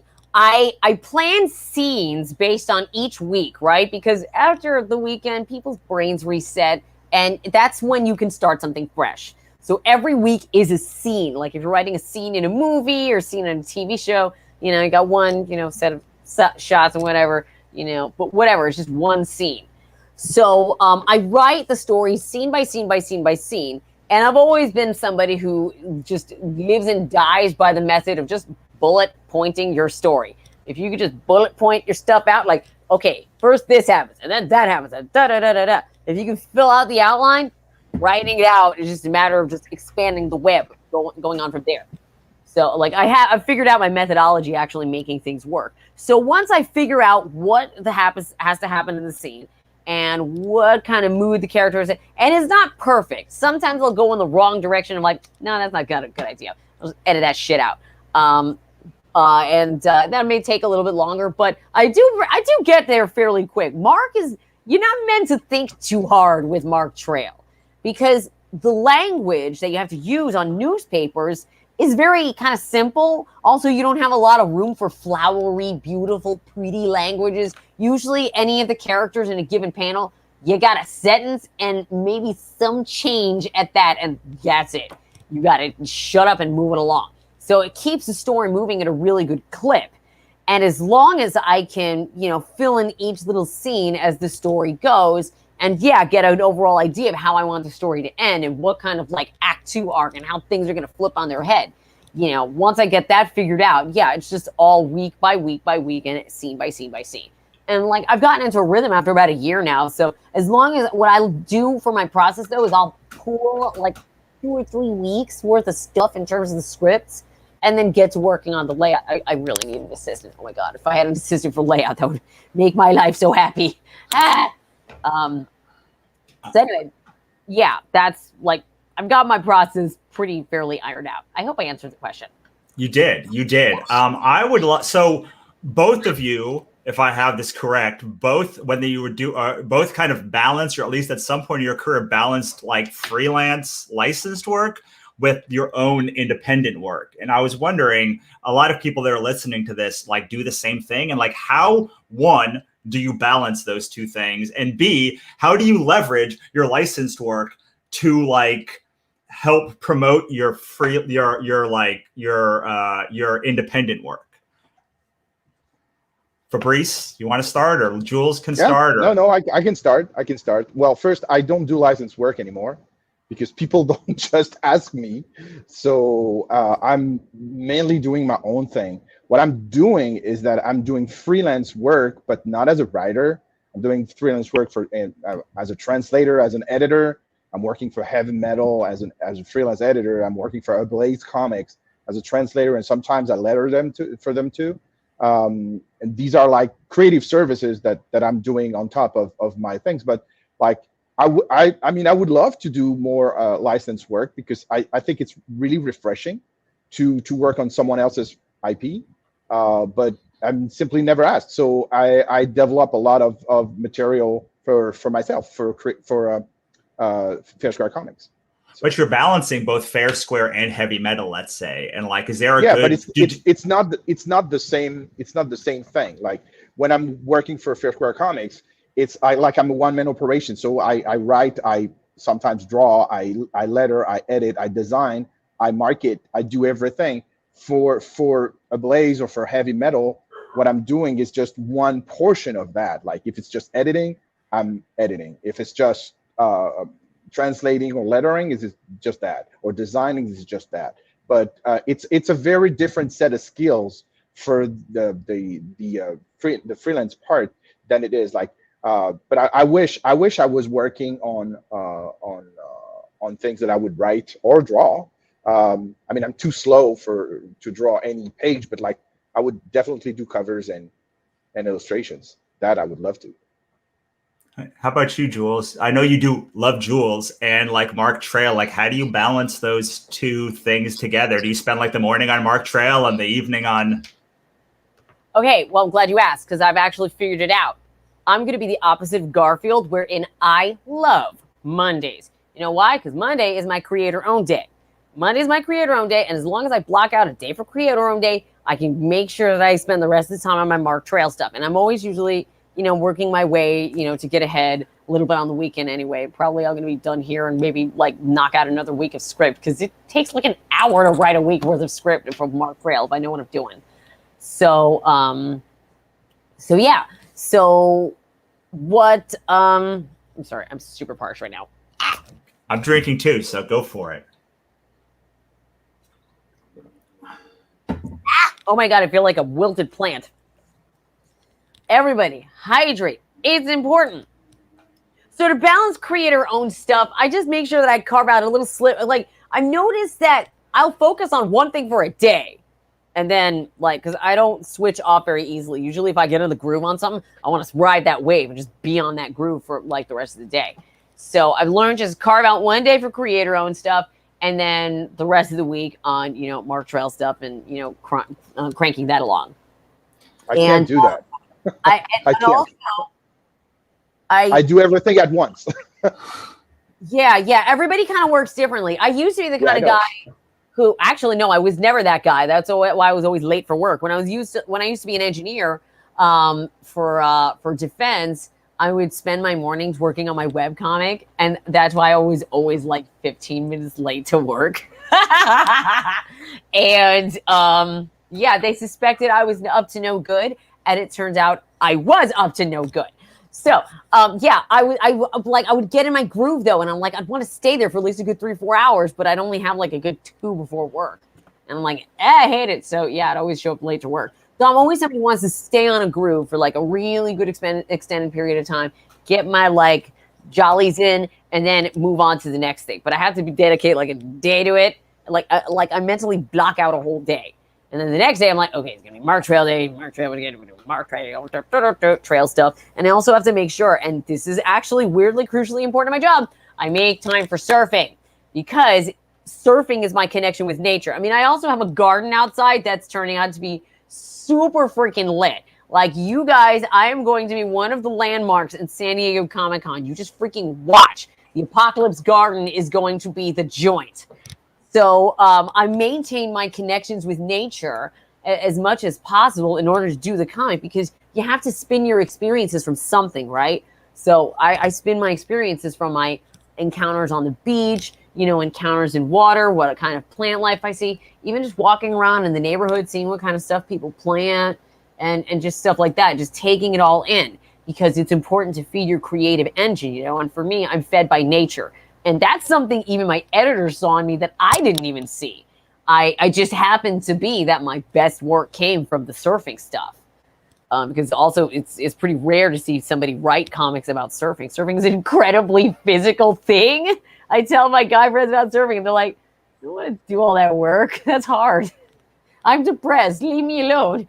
And I'm like, "Oh, shucks. Well, I guess you're shooting me from the beach then." So, yeah. So I'm finding that as long as I include all the necessary things for creativity, my engine's going to chug along, and I'm just going to keep popping more stuff out. And I try to be careful about how I market Love Jules versus Mark Trail, because Love Jules can be a really, really salty strip. So, like, although I would agree it actually has lost a little bit of its edge. That's not true. It hasn't lost its edge. It's actually just gotten a different edge. Oh, no. Stay tuned. But you know, when you're marketing something that can be a little bit salty, and you are a person who works in a mainstream media for a mainstream property, you gotta be like a little careful you're not making it directly about a Mark Trail thing. See, I had a brand and a personality online before Mark Trail ever came along. So Mark Trail is just a thing I do. It's not everything that I am. And people know that. And so at least that expectation was there, and that kind of protects me. So, you know, I just make sure that when it comes to render unto Mark what is Mark and render unto Jules what is Jules, you know, just make sure that they're in their proper channels. Sure. Jules brought up something interesting, which was like sort of the things that she uses to recharge her creative battery. Like, I know you're doing all of this stuff at once, but are there things that you do to like keep the creativity flowing or make sure that like you don't run out of steam, Fabrice, especially doing a lot of independent stuff? It's like a lot of, you know, it's a lot of like hats that we wear, and like it's very easy to drain that battery to the bottom, especially not have anything left for like the creative part of writing or like making. For me, it's the conventions. Like, conventions have always been like a place where I can recharge, talk to people, be in a creative environment where I feel challenged.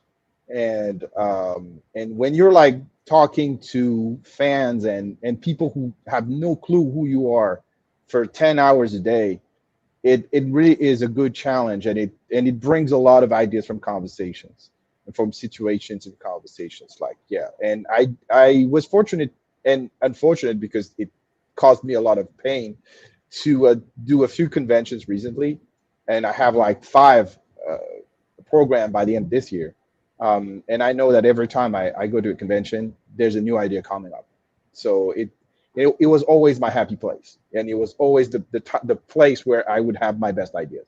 Convention. So what did you do for the past 18 months then, or the past 16 months until conventions started again? Well, first I did Zoom conventions, not just Wannacon, but I did other type of conventions. I also had like some meeting with fans or live drawing sessions, and I had all those kinds of things to keep me busy doing stuff. No, I mean, like, even during the pandemic, it was still very creative, but at the same time, like, it was the biggest challenge of all, because when you can't go out, and most of us don't go out anyway.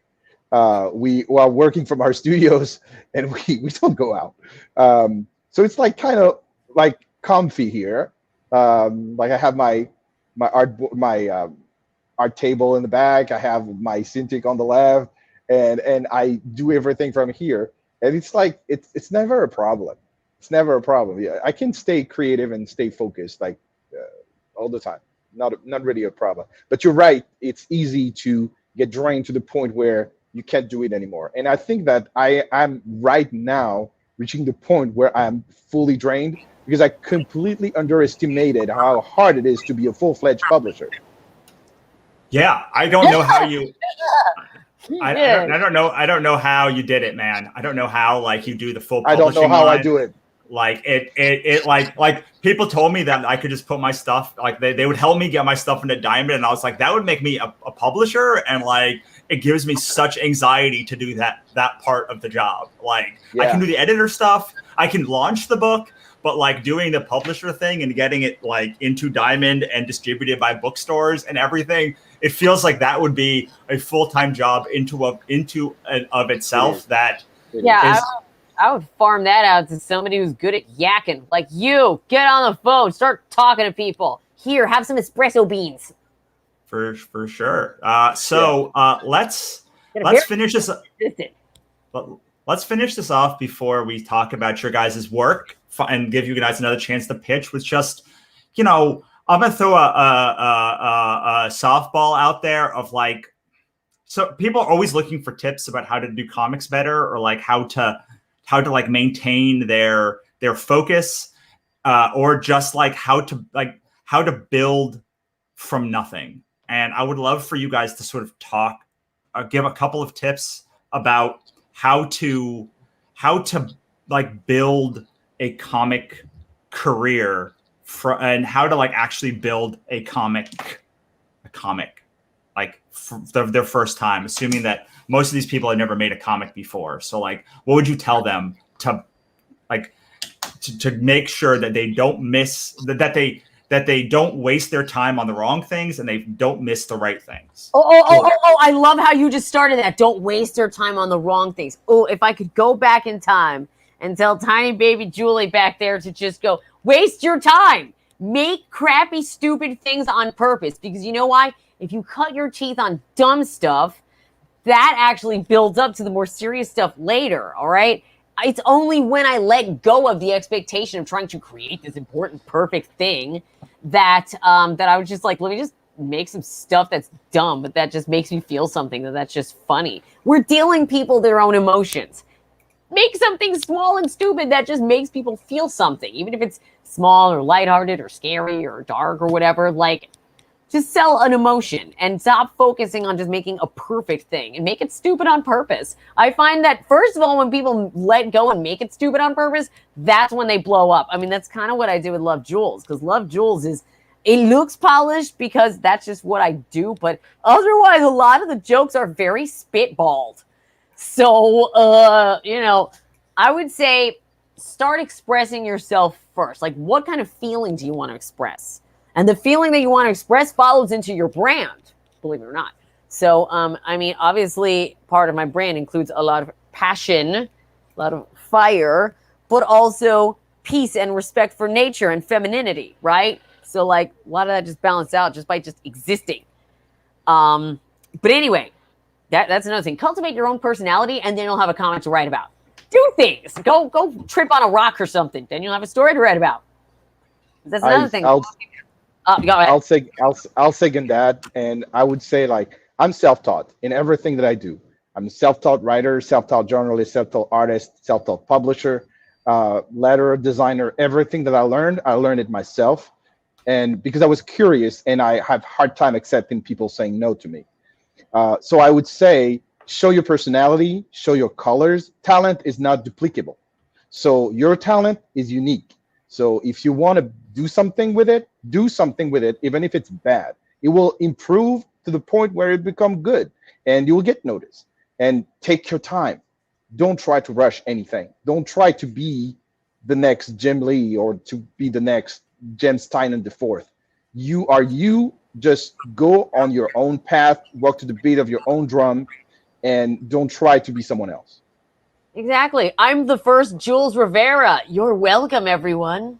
I mean, if anything is a testament to that, to build your own brand on your personality, it's like the two people that are here are both incredibly successful creators, and both of them are very, very successful different. Is a relative word.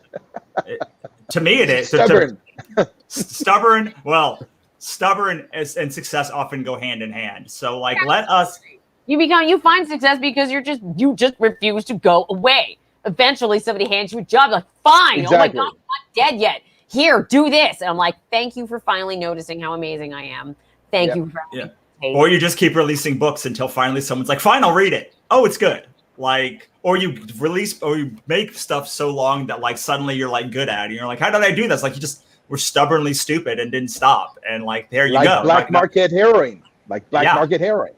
Absolutely. That's absolutely true. Okay. So let's start with Jules, and we'll finish with Fabrice, and we'll talk about your work in whatever way you want to discuss it, and where we should go and check it out. Alrighty. Okay, my name is Jules Rivera. My website is www.julesrivera.com. You can follow me on Instagram at Love Jules. You can follow me on Twitter, Jules Rivera. On TikTok, I'm Love Jules, but without the dot. And I also do TikTok videos, and I've actually been exploring a lot of fun stuff there. I've discovered, hey, maybe I could be a director one day. And I was like, I realized, like, I'm stupid with TikTok, but I can actually make things that are fun and stupid, and people like it. So it's the same process. You know, you can grow that little sprout one day into a mighty plant. You know, from little tiny acorns, mighty trees. The thing. That's that thing. I absolutely recommend reading Love Jules. It's hilarious and poignant in equal measure, and like her TikTok videos are quite funny. And heck, like Mark Trail is also quite good. But yes, all their stuff is amazing. If you tune in on Sundays, you will learn some things. Get schooled up. Yes, I'm just absolutely. the knowledge. It's all for free. Just take it. That's free. All right, Fabrice, let's end with you. I right. have all of the things pulled up for there's you. more. There's more. So Noir's the New Black, 16 stories by 40 Black creators that I'm honored to be the publisher of. It comes out next Wednesday in every comic book stores and on the 28th everywhere else. You can already pre-order it at your local comic book store or everywhere else. It's a very important book, not just for the community, but for everybody. So that is It's great. And it's great. Like Thank also, you. like I was surprised at Yes. how many amazing creators were in there. Every time I turned the page, I was like, I know him. He's great. He's great. She's great. They're great. Yeah. There's literally no weakest link in this book, which is rare in an anthology. So I'm very, very proud of it. Then in October, you have Intertwined coming back. It's a new edition of my creator-owned. It's a Kung Fu noir book. It's a hero story from the perspective of an immigrant. It's a very, very important book for me, since the Spirit of the Earth, which is the main character of Intertwined, is the poster boy for my company, Fair Square Comics. So yes, it's very important. Order it. Ask your retailer about it. It's a very important book. Then Mutiny. This is the cover to issue 0, but Mutiny comes back in November into magazine, and you can also order it. Very important to help independent creators. And immigrants and minority creators too, as well as having everything about the general comic book landscape. And then One Hit Wonder comes back in January, which is the story of a child actor who becomes a hitman for the mafia. And if I can share my screen for a second, because I have a Kickstarter coming in October. I am not sure if you can. I can. If you tell me the link, I'll go to it though. I'm not sure how I let someone else do a thing on this. I want to see. I can't. You can't. Okay. How can I share it? Because it's. Put it in the chat. Take the link and put it in the chat, and then Russell can see it. I can't because it's not a link. It's a file. Oh. I don't know. Maybe you can't. All right. I don't know how to. Okay. So I have a Kickstarter. It's called Lady Bird Begins. But I would have loved to show the cover because the cover is absolutely beautiful. It's from an artist called Lisa. I'm sorry, I don't mean to interrupt. Can like IM him on like Facebook or something? Because he IM'd me on Facebook, so like you can just DM the photo to him on Facebook. Yes, let me Facebook the photo to Russell. Sorry, right. Engineer being annoying. Sorry. And you all gonna like it. I really want to see this. Yes. Okay, where is it? Of course, I was not prepared. I am so sorry. It's okay. I wasn't prepared either. Like I literally had this idea like 3 days ago. So you got it, Russell. All right, got it. I'm my own screensaver. All right. Flying toaster. All right. Let me put this over here. We can all see this now, hopefully. Yay! Yay! Oh, that's so super this is cool. Lady Bird, and this is a story about freedom, how to end patriarchy, and how to fight greed in the healthcare system. Awesome. And with superpowers. and I've seen a bunch of other art you've done of the Lady Bird, right? And it all looks really really cool. So like, I can't wait to check that out too. All right. Now we've done another hour. We've only got 1 hour left. Let's say goodbye And to thank Jules. you, Russell. You're awesome. You're awesome. Both of you are awesome. And bye, Fabrice. We've done 3 hours of this. And yeah, I'm going to go for a second. I will put back up Black Market Heroin. And I will be back in a couple of minutes after I get some more of something that will keep me up for the next hour.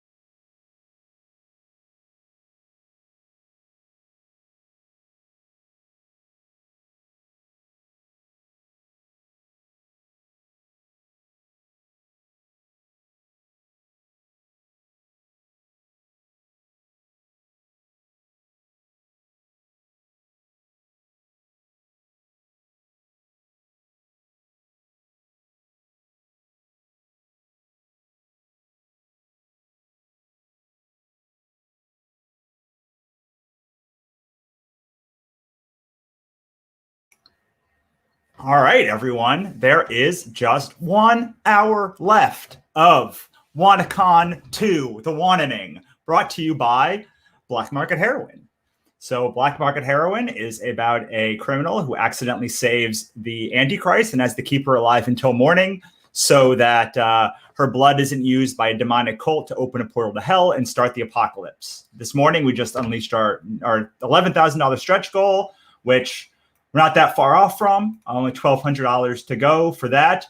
It is the novelization of Black Market Heroin, which will be included in And Magic Follow Behind Her. But everyone who backs, even for $1, gets it for free if we hit the $11,000 stretch goal. You can see we already unlocked this $9,000 stretch goal, which was my birthday bundle, which has all of these amazing books in it that you guys, again, get for backing for even $1. And then you get my awesome book, drawn by Camry Lapka, lettered by Joel Rodriguez, and proofed by Katrina Rotes. And look, I mean, it's so adorable, and action, adventure, and monsters, and magic. I mean, what's not to like? So you can pick that up at russellnolte.com/BMH. And with that being said, I'm going to start bringing on our panel for this last hour. And I am gassed, so I hope they have all of the energy. I'm going to start with Kelly. Hi, Kelly. Hi. It's great to see you. Good to see you too. It's been way too long. Oh my gosh, it really has. Yeah. Really How are you has. enjoying the? I'm not going to call it the country, but I can't think of another name for it besides. It is the country. I'm enjoying it. I miss Los Angeles, but yeah. You know, it's the country for Los Angeles. It's like Los Angeles. Really like, is. It's like a different thing. It's not like, you know. All it's right. a totally different world. It's a totally different dimension for sure. Absolutely. All right. I'm going to bring on Chuck now. Awesome. Hi, What's going Chuck. on? What's up, man? How you doing? I'm doing really good. Really excited. I think it was smart of you to bring in people like us because we have high energy. So that's going to work at the very last, the last leg. Yeah, because like I don't know what questions are right now, and most importantly, I have no idea how I did this for hours on end and like 3 days in a row last year. Like I did it for 4 hours by myself, and I am like gassed. I think the only reason I was able to do it the last 2 times is because I had a co-host. But like 4 hours is the max amount of time. Like I was thinking about doing this from like 10 to, oh my, I would have been dead. I'd have been just dead. I'd have been gone. I can imagine. Yeah. So while we wait for the final panelist, let's talk to Kelly. Why don't you tell us a little about yourself, and then we'll go to Chuck. Cool. Awesome. Well, I'm Kelly Sue Milano, as you can see, I think here. Am I pointing at it? Yes, you are. I am the writer of Hex 11, which is an ongoing comic book series. It's been such a long time since I've kind of done the spiel that you're so used to doing at conventions, right? I know. I've been doing it all day today, and it's the most I've talked about this book in ever. It's crazy. I'm like, oh my gosh, what's this book about again? It is, again, an ongoing series. It is witches, magic in the future. In the world of the book, magic has been discovered as a new technology, and it sets off all of this really beautiful drama and chaos. It is, of course, created and drawn by my illustrious colleague, Lisa K. Weber. You can see her artwork here as Russell scrolls through. We also have a little sub story with the dragon kitties. They were kind of a background, sort of a background fun thing going on in the book that people just were really drawn to. And of course, Lisa, again, I mean, she's a genius. Right. She brought them into their own little world with Hex Dragon kitties, which is super cool. One thing I know, if you have a kitty in a magic book, they will become the star. Like that's 100%. just, yeah. Period. So this is the first time when I read your book, is the first time I ever heard of technomancy. Like I'd never heard of it before. And I read it and I was like, oh my God, this is like witches in the future with cyberpunk? Like what is my world just literally, my mind was blown. Yes, it is. I love to hear that. Thank you so much, because we love to make it. And we're really excited about bringing out our next issue. Issue 15 is going to be coming out, I believe, at the end of September. And you know, the pandemic put a little bit of a crunch in our production schedule. So we're excited to be bringing a new issue out soon. It's just, I mean, we love making the book so much. So And we have, you can find us on all of the social medias, Comixology, Kindle Bookstore. You can find your comics where all comics are found, I guess, on the internet these days. Awesome. And Chuck, you have a little bit here. I'm going to bring up your Facebook page. You don't have a website. Ooh, it's almost easier. Yeah. You've done. Yeah, go for it. I mean, well, yeah, no, thank you. I'm a writer and editor. So as an editor, I'm working on tons of stuff. Like as of 15 minutes ago, one of the projects that I was on just funded and finished. But at that time, I had 4 projects on Kickstarter. Now it's down to 3. So now I get to breathe because it's only 3 on there. Wow. I mean, I'm the editor, so they don't expect you to push it a lot. But it's always been my thing that I'm like, no. I want to me, it's important to be a member of the team. And so even as the editor, like I'm pushing it and I'm talking about it. And that's kind of just sort of my work ethic. I'd rather be a part of a team than just some guy by himself. And really, I try to treat a book like I want my crew to treat my books. So yeah, that's been really great. I also have my own book, Belial, which is about the original creator of Hell. And we did issue 2 last year, and now we're currently working on issue 3, which is a Hell action comedy. And then I have my own Welcome. Yep, that's that bad boy right there. And they're cute as heck. And then is this Dave Jackson? This art? Yeah, that one was. Nice job. Yeah. Wow. And then also I have Essence House, which is our bi-weekly audio drama. Third season already, right? Third season. That's right. Yeah, we're just finishing the 3rd season. Where episode 9 drops on Wednesday, and then we'll finish the season with episode 10, and then we go on to season 4, which will be the end of that book, because each 2 seasons create a book. So that's pretty great. We're super excited, and so yeah, man, just have tons of stuff going on. Right on. Awesome, man. Thank you. All right. So I've been kind of obsessed with this idea recently, which is like, how do you pick the idea?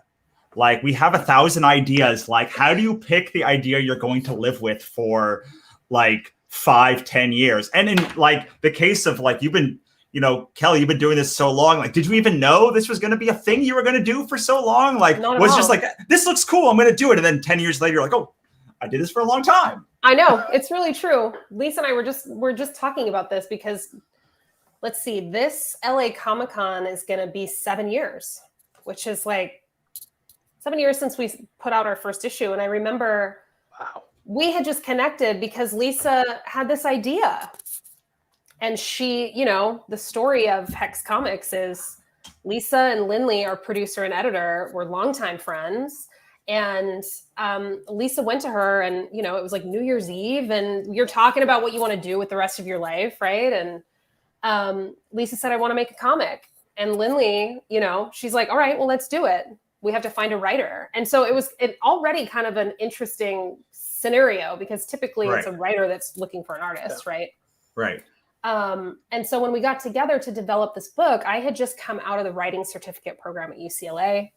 I was really excited to write. And, Lisa was explaining to me the idea of Hex 11 before there was even a title or anything. And of course, I'm just like, this is like the dream story that you want to write. And we were just so excited to put out the first issue. We had no idea. I mean, we were coming into this whole space sight unseen.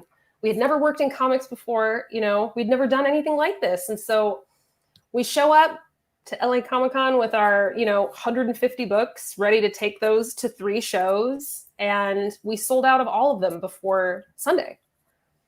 And then we thought, cool. And then immediately afterwards, we were like, oh, shit. We got to make more of this book now. Well, did you think like, oh, cool, not knowing that was like a big accomplishment? Like, because I remember when I went to my show, I was like, I sold all my books. It's like, so that's what you do. You go to a show, you sell all your books. And people are like, no, that's not what happens. Not at all what you do. And that's what they told us going in, because we talked to a lot of people asking, we don't want to go in here on our high horse and order 500 copies of a book and be stuck with them forever, what's a good range? And everyone said, don't expect to sell a lot. It's totally normal when you're new. So we were like, oh, okay, cool. Like, this is going to stretch us out. Nobody knows who we are. So when we sold out of all those books, it was just really affirmative that we had something special and that we should keep going. And so we did. And now here we are 15 issues in. We're going to be wrapping up our 3rd volume. And so much fun along the way, you know. It's just been such a blast. And so this idea chose me. I was chosen by the idea instead of me choosing it. Do you think, like, Chuck, you work with a lot of creators. Like, do you think that it's like that? I don't want, like, it's not idiocy, it's not ignorance, but like the inability to like know what you're getting into, like the naivety to be like, yeah, I'm gonna do this book and make a comic and then go to conventions and sell it. Like, do you think not knowing like what you're getting into on some level is like, I don't know, I almost felt like it's helpful sometimes as long as you're willing to learn, much more so than like knowing everything what's going to get into and then like having this plan and often being scared off from it. Like, I don't know, like you work with a lot of creators. What do you think about that? I think you're actually dead right. So like, I liken it to, I'm deathly afraid of heights. Like if I get up to say the 3rd floor of a building, I can peer over the edge of the balcony, but I'm like, my face is up against there because I can't afford to trip and fall or whatever my brain is telling me to do. But I have gone cliff diving from that same height into water because I love water. And so the thing is that my brain tells me if you hit the ground, you're going to die, boy. But if I hit the water, I'm fine. I'm an excellent swimmer. So there's like this ignorance that kind of goes with it, where it's like, if you don't know that jumping off that 3rd story is going to break your damn legs, you might jump off. And so, yeah, I've had lots of people who I've worked with who are just like, I'm like, I don't mean to be rude, but you have no idea. And I remember someone coming to me and saying, I want to do a 200-page graphic novel with, I think it was like 100 different characters. What do you think about that? And I was like, why? And they're like, well, because I want to do it. No, fuck that. That doesn't mean anything to me. Why? Why do you need 200 pages? Why do you, like, you haven't even told me about a story. All you care about is page counts and character counts. You're looking at this the exact wrong way.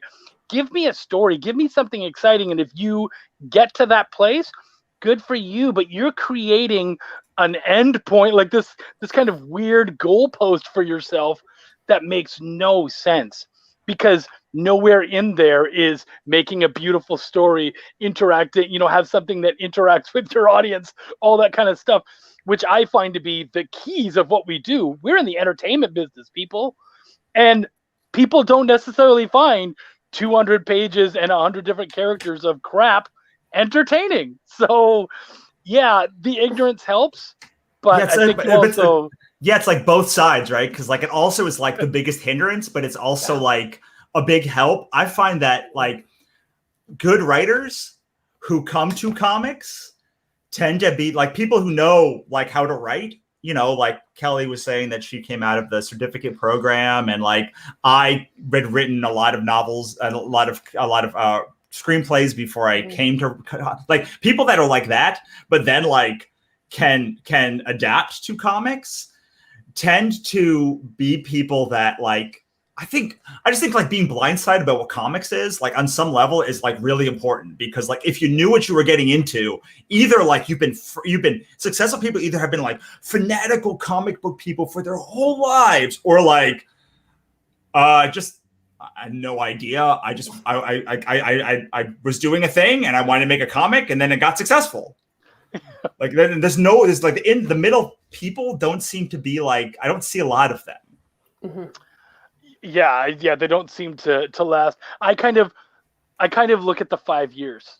Where am I gonna see you in 5 years? Are you gonna still be around? And I kind of have started. I mean, heck, I'm on my 5th year, but I'm still able to kind of look around and go, you know, how long you been around for? I've been around for 2 years.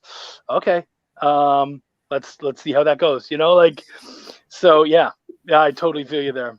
Yeah. I mean, me and Kelly kind of run in similar circles, and like, I don't know, like, to go to that 5-year point, like sometimes it's so interesting to see who makes it. Like, it's so interesting because like some of the best comics that I've ever read got like 1 issue, and then like you're like, what happened? You're like 5 years later, 3 years later, like, what happened to that guy? And then sometimes you'll look at a person and be like, there's no way. There's no way this is getting to the 2nd issue. Like, it just, and then like 20 issues later, and you're like, what? What is happening? Yep. It's so real. And I remember those.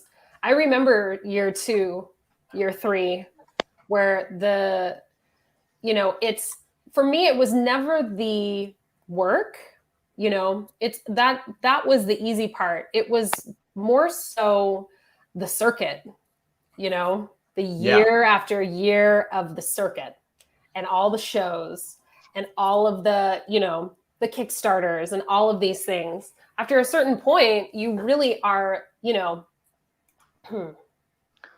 I don't like to use this analogy, but it's the only one that's coming to me right now. It's really where you separate the men from the boys. Do you know what I'm saying? After, we did 9 shows our first year. We did 8 shows the following year. We did, I think, 7 shows year 3. We only did 4 in our 4th year because I had to go and, have a kid. And then, we haven't really done a whole lot in the last year and a half due to just general reality. But, well, you had Lindley also, who Lindley,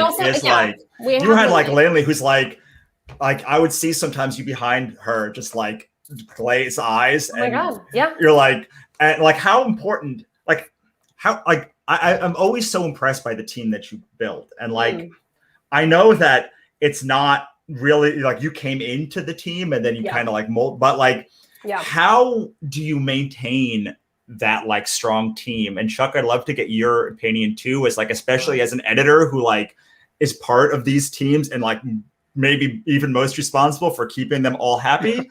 But like, Kelly, how do you keep it going for 7 years? 'Cause, like, I couldn't imagine. Oh my gosh. Well, I think that there's a lot to be said for knowing who your people are. I feel that so many things in the past, like things would have wrapped up much quicker if everybody would have just been honest and been like, you know what, this was a great project. Let's leave it here.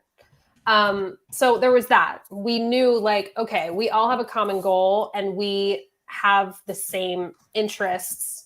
And we also have our own areas of genius. They overlap a little bit, but so long as we're respectful of each other's areas of genius, this is going to go great.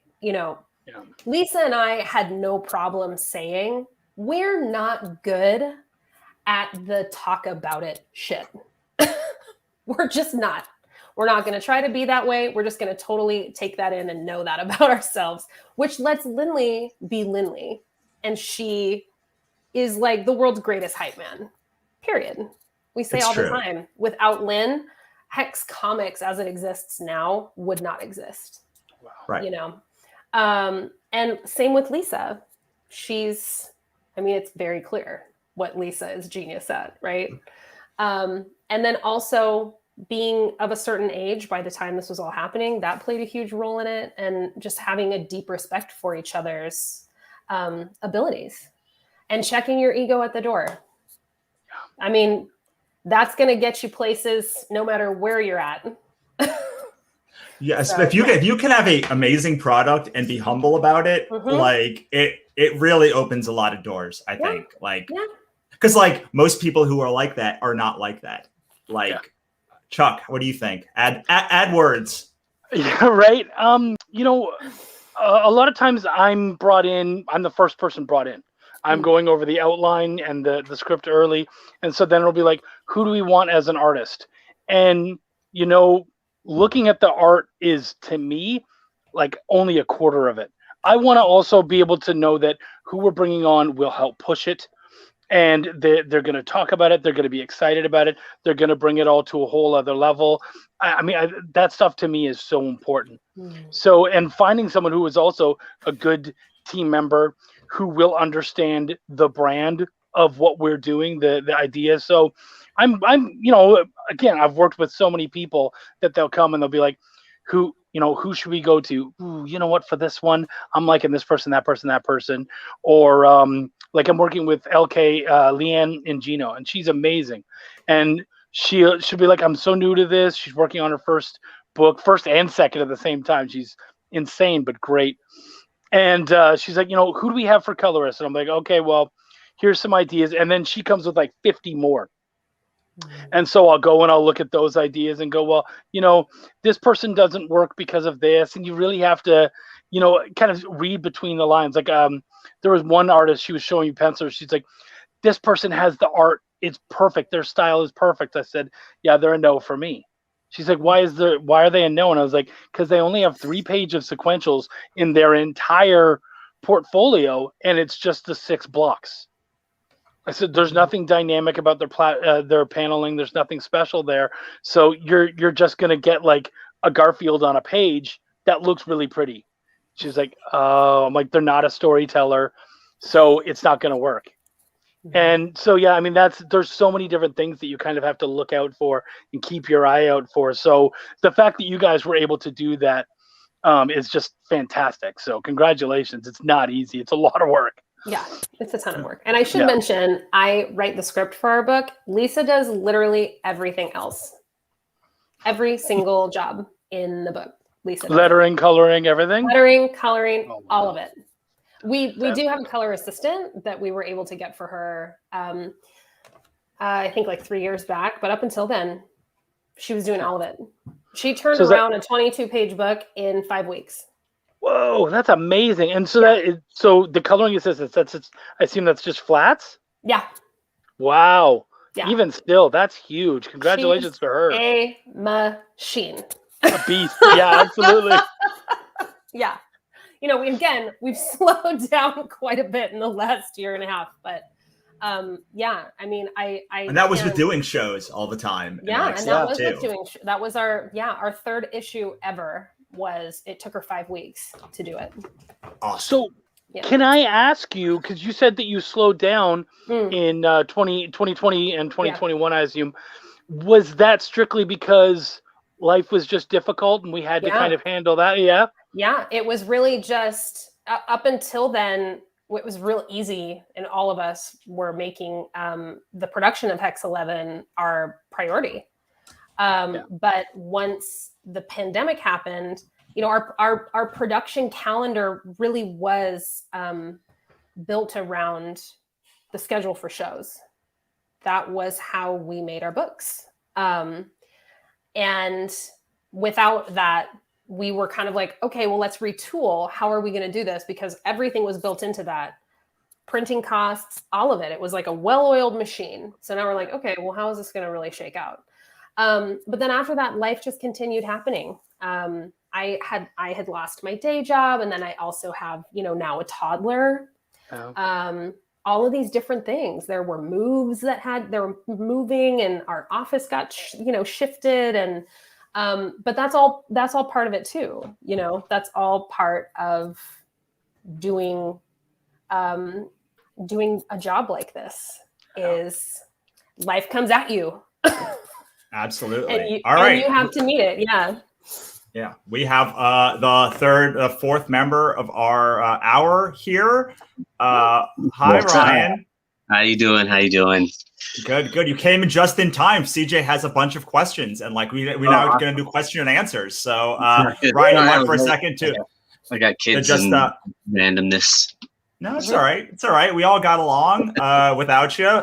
Figuring you would come when you could. So before we get to questions, you want to talk a little bit about Con Artists? You're a Kickstarter right now, or? So Con Artists, it's running right now. It literally was just a fun idea I had to kind of intertwine the con life that people don't see.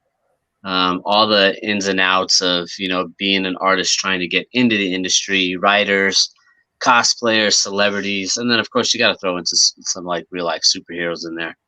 Sure. But basically just a way for me to make fun of our own process. Yeah, I love it. I love the art. The art style is amazing. Like I can't. I love it so much. I was lucky I got Kit Willis on it. So Kit is amazing. Yeah. He'll be on something like enormous soon because like I can't. Every time I see his stuff, it's just like blows my mind. Well, they have Good Boy coming out. I think it's already Ashcan's out, and that's going to be massive. I think that's going to be huge. Yeah, for sure. All right. So we have a bunch of questions from CJ. Thank you for making my job easy, CJ. All right. These are all real good questions too. As con people, do you think someone can have a successful comics or an overall like writing creative career without going to all the in-person conventions? Ryan, since this is like, I think you go to a lot of conventions. What do you think? I don't think you would have as successful as a career. You have to put in the legwork. You have to get out and show face. One of the biggest connections you'll make is at conventions, and that's with the people that you're trying to essentially, sell to. But I always go to conventions with the main purpose of meeting people, and that becomes your fan base at first. So if you don't do those, you're not meeting those random people. You just when their guard's down too, right? Like at a con. Right. Yeah, if you go into any comic book shop in, anywhere in the country, most of the time you're going to get the big industry names, the Marvel, DC, Image, all those, the big three, and then Aspen, Aftershock, all those. You don't really get to see what you can at a convention. More people are open to seeing what you have to show them at a convention than they will just be going into the shop. Most people have a pull box. And if your book isn't on that pull box, it's never going to be seen. How about you, Chuck, Kelly? Anything to add to that? I think he's pretty dead on, actually. I think also moving forward, it's also about networking with like other editors. Like if you want to do a lot of freelance work and whatnot, it's definitely meeting other editors, meeting other creators. That face-to-face, you can't kind of say no to it. So do I think you won't have a career? No, but I think that it's a jump start. It's definitely a big help. Not going to hinder it. Yeah. So you might at least, even if you are able to attain heights, it's going to be a lot more work, an awful lot more. How about you, Kelly? Anything to add? I completely agree with everything that Chuck and Ryan have already offered. I mean, like I was saying before Ryan came on, conventions are what made Hex 11 what it is, without a doubt. I will take the counterpoint to all of this then. Though I agree with all of you, I'm going to take the counterpoint anyway. I think that, it's just way easier. It's just way easier. Like people have their guard completely down. They're walking through they're literally there to buy something, as opposed to like Kickstarter or Facebook, or like they're not there with the express purpose to buy something. It's like they're going into a Kmart. Like they want something. They don't know if it's your thing, but like they want something. And so it brings the guard completely down. It's the best ROI, I think, if you can, especially at your local convention. You can spend $300 on a table and make a couple grand. Like there's no ad you can really run to get that kind of ROI. That being said, like I think you either have to get really good at conventions or really amazing at running ads / like building a mailing list, really ads, because that's how you build a mailing list or orders or anything. Like you have to be good at one or the other. Like it doesn't matter which, but I've never met a successful creator, or that's not true.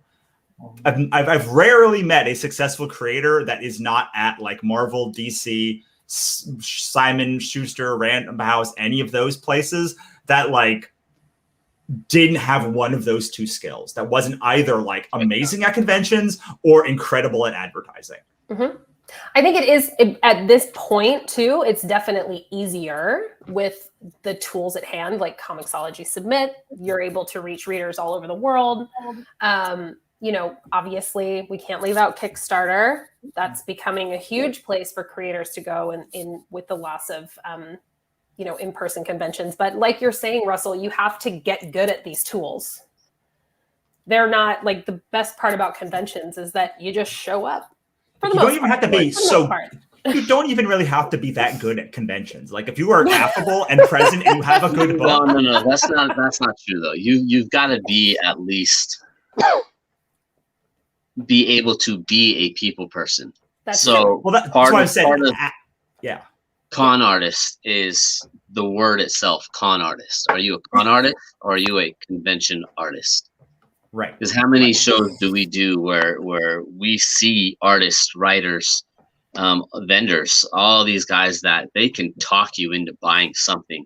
It's not really what they are or it is. Mm-hmm. You're a con artist. You're good at what you do. You're good at being a convention person. The other side is being a convention artist. You go and you're representing yourself, but you're true to the people. Mm-hmm. I don't go in there and I'm like, I'm this so and so. I do this. I go and meet people, interact. Mm-hmm. Yeah. So sorry. Maybe I should. What I meant was not like you don't have to. When you're doing ads, you have to pretty much be perfect. Like everything has to be perfect. When you're doing a convention, you can stumble over your words. Like you can fumble over stuff. Like people are so much kinder. Forgiving, yes. And you're sitting in front of them, like the barrier just drops. Right. So like that's what I meant. Not like you don't have to be good. You just don't have to be like perfect every pitch to do well at a convention. And you can even learn by the end of a convention how to like do a thing. Without once you've paid that $300 or whatever it is for the table, like that's the table. Like you don't have to up your spend if you don't want to. All right, another question. If you could pinpoint one thing that makes something or someone fail, what would it be? I'm going to say in this generation, man, lack of motivation. I've always gone in like, I love the greats, clearly, Campbell, Jim Lee, Joe Matt, all these guys. And one of the best advice I got was from Joe Benitez. And he's like, you can, I'm a big fan and I can love his work, but I should always strive to be better than him. Put in the work, put in the legwork, practice, study, do everything you got to do. What's the Kirby saying, man? I'll draw every day. Most of the things I've seen right now is somebody creates something and they think it's going to be an instant success. They don't want to do the hours. They don't want to put the time into it. So you got to remember there's somebody right behind you that's hungrier than you are. So you just got to make sure that you want the bigger plate. Yeah. Chuck, what do you think? I feel like being in the online world, not recognizing that there's a community and just kind of being like pushing and not understanding that, there's a lot of other people and spending that time, getting excited about other people's stuff, showing it off, being a part of the different events and all that kind of stuff. And, pushing that ego aside and going, hey, you know what? Your thing looks really cool. I want to show that off too. And I've heard people go, well, why would I show their stuff off? They're my competition. It's like, oh, you're so lame. You have no, they're not your competition. There's not someone who's going to be like, I'm only going to buy one book for the rest of my life. And it's this one. That doesn't happen. It's not a thing.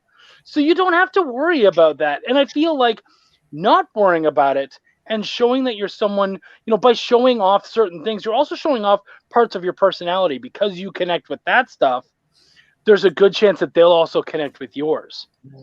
So, I think missing that aspect of the community and whatnot, that hurts people an awful lot. And it makes you, kind of come off like very kind of sort of antisocial and not establishment, but I'm not really sure how to say it. But yeah, I think it can kind of wreck you.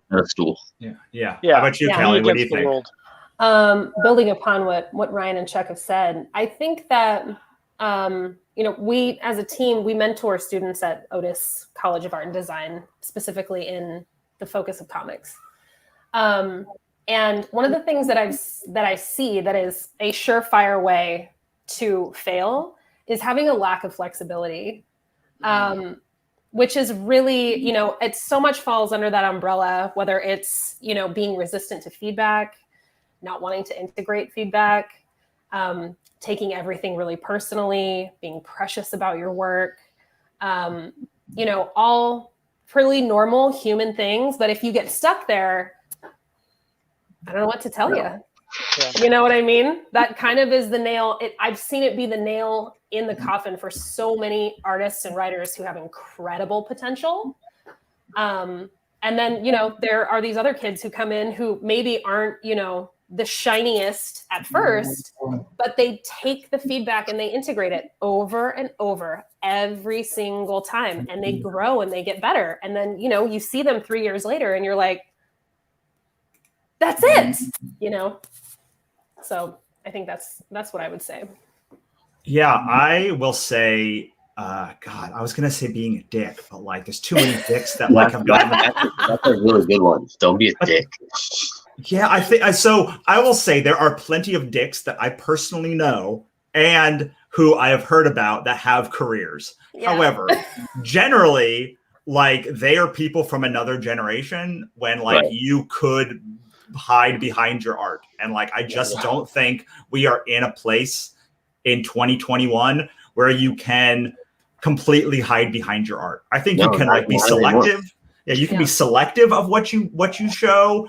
Like, you can like not like, even this, you know, I haven't done a live event really in a long time. And like, this is, but you can't never do that. Like, you can't have I still have a mailing list. Like, I still have social media. Like, I think it's just a lot harder. And Twitter and Facebook being what it is, like, it's so much easier for people to figure out that you're a jerk that like, it bums me out, all of the books that I will not buy anymore. But like, I think that, yeah. Well, also just people just don't want to work with you. I think that like, you know, I live in LA, Kelly lives in LA, and we both come from screenwriting backgrounds. And like there used to be this thing that was like the director who was like a diva. And like, they were like that was the right of the director to like be an asshole. And like, you know, that was like, it was never something that sat well with me, but I was like, well, I mean, I guess, but now I realize that like, no one wants to work with you. Like, no one wants to work with you. And like, people are taking their mental health a lot more seriously now than they were in 2010. Like, it just won't fly. And like, you do really get more flies with honey than you do with vinegar. And like, you get more flies, you get more friends building people up and like helping them get to the next level. And also you get to the next level easier because there's always going to be somebody that like you is picking you up and someone that like you're picking up as well. And like, you can learn from both of them. Like, there are things that people that like are not at the level that I'm at now, like, have taught me by like actually going down and saying, yes, I'm going to help you up. And I'm like, oh my God, that's such a great idea. And people that are like way above me also. And they're like, so you have to, being a dick is just like, it's bad business all around. And it's just kind of a shitty way to live. Well, and I also think if you're at a point in your career where you're asking, how do I not fail? Don't be a dick is definitely a mantra for you. It needs to be a shirt. Yeah. Don't be a dick. Just don't. It's a Hex Comics house rule. Number 1. That's a good rule. Be a dick. It should be. Yeah, it should be. Yeah. Yeah, for sure. You see lots of that at conventions. Yeah. I mean, there's the stories that you see. And like, I think that conventions are great to do, to go back to CG's original question, because like, you really see who a person is. Like, you see they like after 4 days on a convention floor, you can hide it for a day.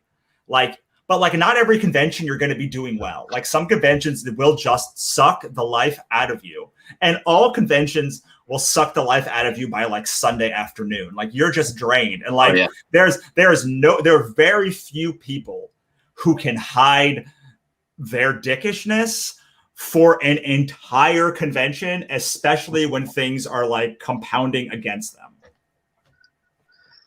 Yeah. I mean, a part of that all depends on what you're relying on the convention to be.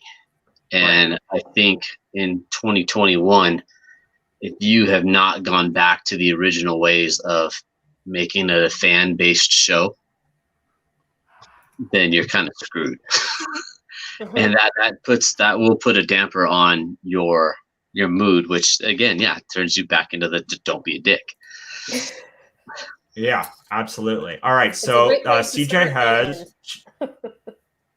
absolutely. Okay, so CJ's next question is, how has your marketing changed in the pandemic? And I'm going to preface this before I ask everyone with, I was on a call with a bunch of creators this morning, and I asked them, hopefully, that in the last 6 months, they will have found something in comics that works better than Kickstarter, or as well as Kickstarter, or even close to Kickstarter, but is not Kickstarter. And aside from Hoopla and a couple of the digital platforms that we upload to, like, I didn't have any good news. So, like, please, somebody give me some good news about how your marketing has changed positively since the pandemic.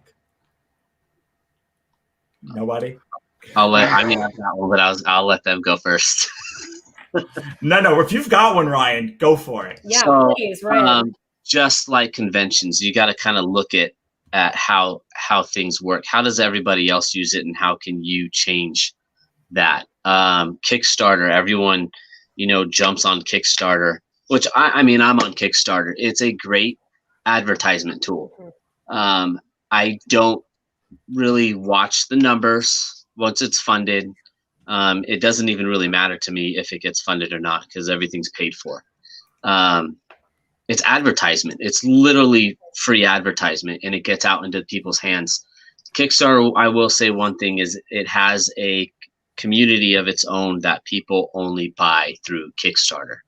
Yeah. But if you branch off of that, if you've done well on Kickstarter, people have seen what you're putting out, people see what you're doing, you create that fan base. Like, most of our income during the pandemic has been through our own website, and networking with wholesalers, retail shops during, what was it, March, April, May, June, whatever it was. There was no one printing comics. Everything was done. Marvel was done. DC was done.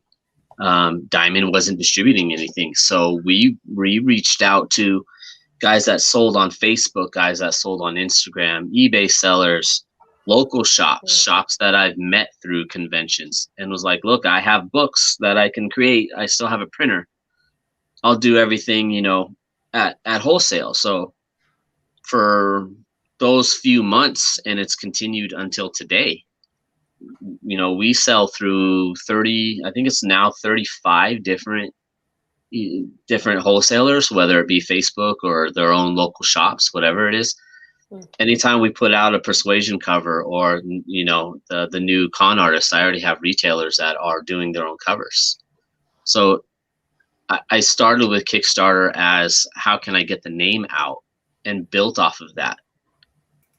Like you said, your email list. You get that email list, and all these people now we work with directly all the time, either through the website, or we have our own wholesaling website that people buy from every week.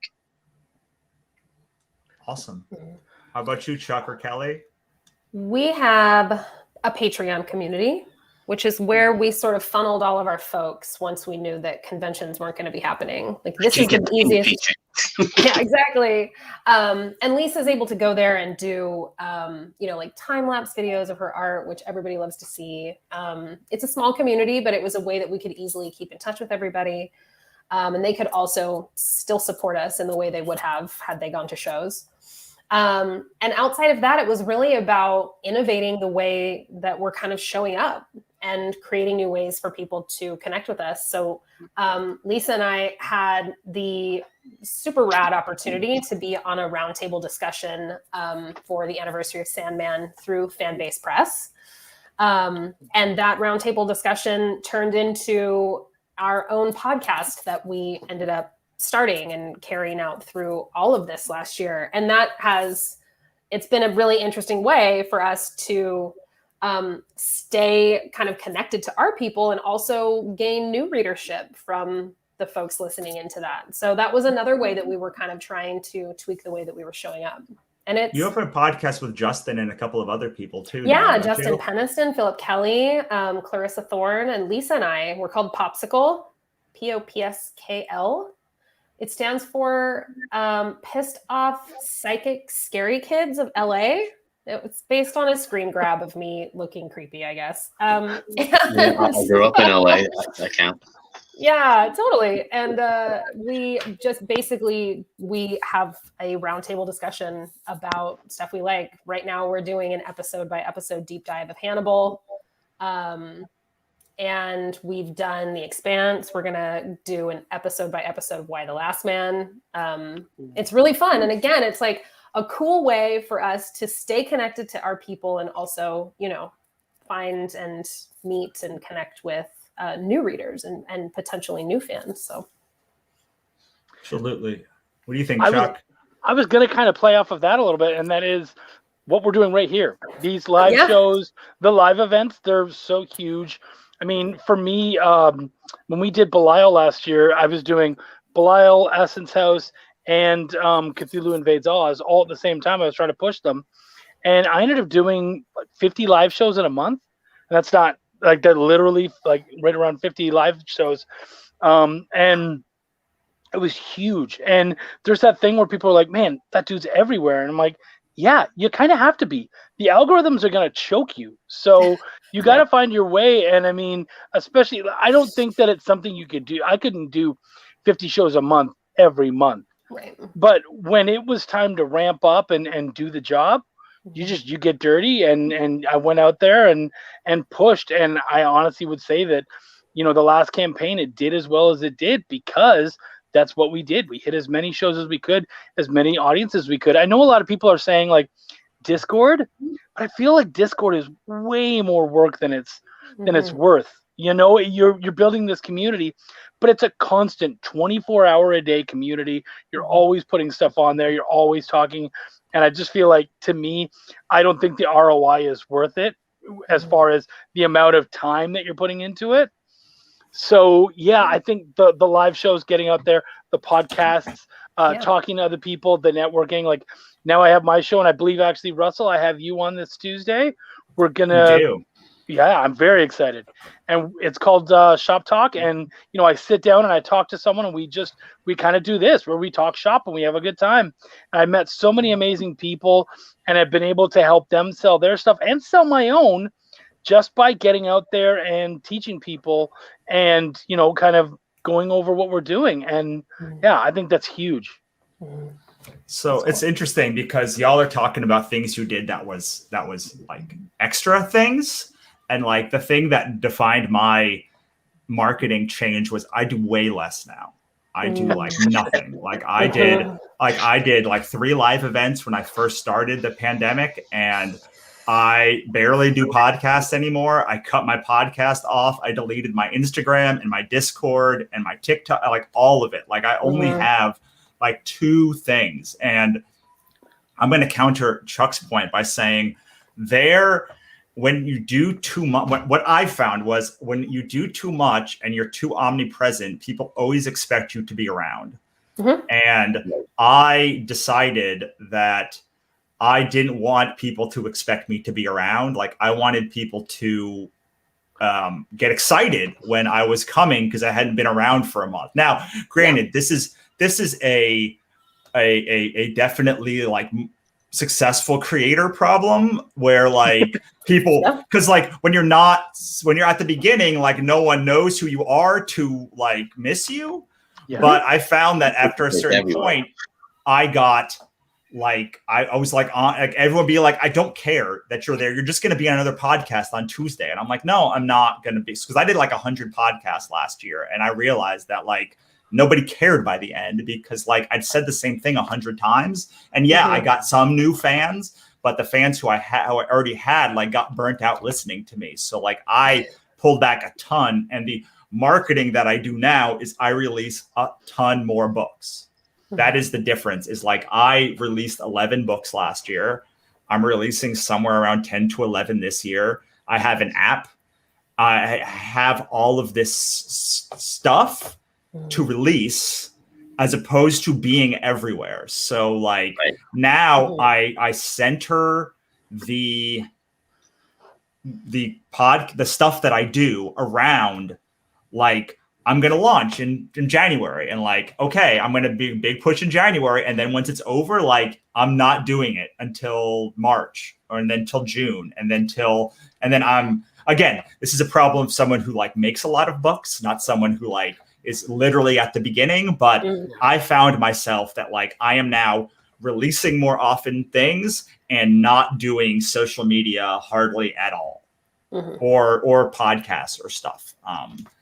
I had this mentality, like when I do conventions, I always want to be on a bunch of panels, but like when you do a bunch of panels over a long period of time, like, and it's all digital and you can be everywhere, like people are like, oh, well, he's going to be everywhere.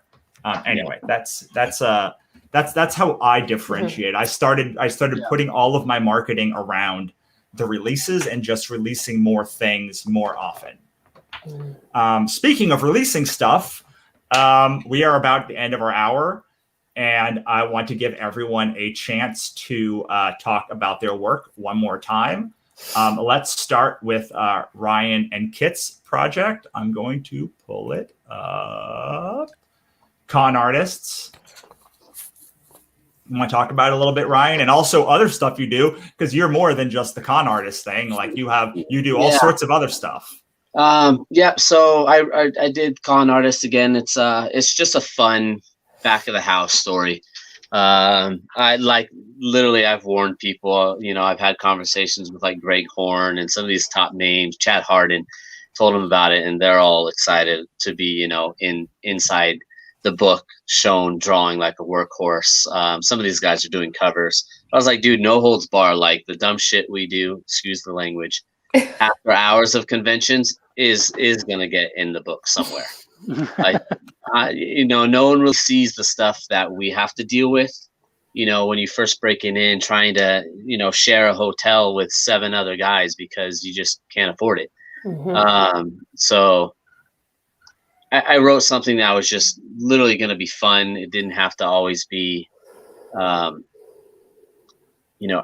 action-packed, pin-up style, all the stuff. Just every little thing I could do, I put it in there. But I didn't have time to draw it. So I wrote it. I've written 5 issues of it. They're being drawn now. Kit Wallace did the first issue, and he did an amazing job. And I actually have a new artist for issues 2, 3, and 4 that still has a cartoony look, but it's really awesome. But to go with what Chuck said, the whole cross promotion thing, if you're an independent comic fan, Big Dog Inc., Merc Magazine, Counterpoint Comics, we all kind of started similar time frame, and we're all friends. Jamie Tyndall, Murat Michaels, Tom Hutchinson. All these characters we're going to start seeing in the backgrounds. Like they're going to be dressed up, walking through cons. News reporters going to be filming, Critter jumping through, saving a bank. But we use it as a tool to promote each other's different comic series we've got going on. But we branched off of, I did a series and still doing called Persuasion, which is more of the superhero sci-fi thing.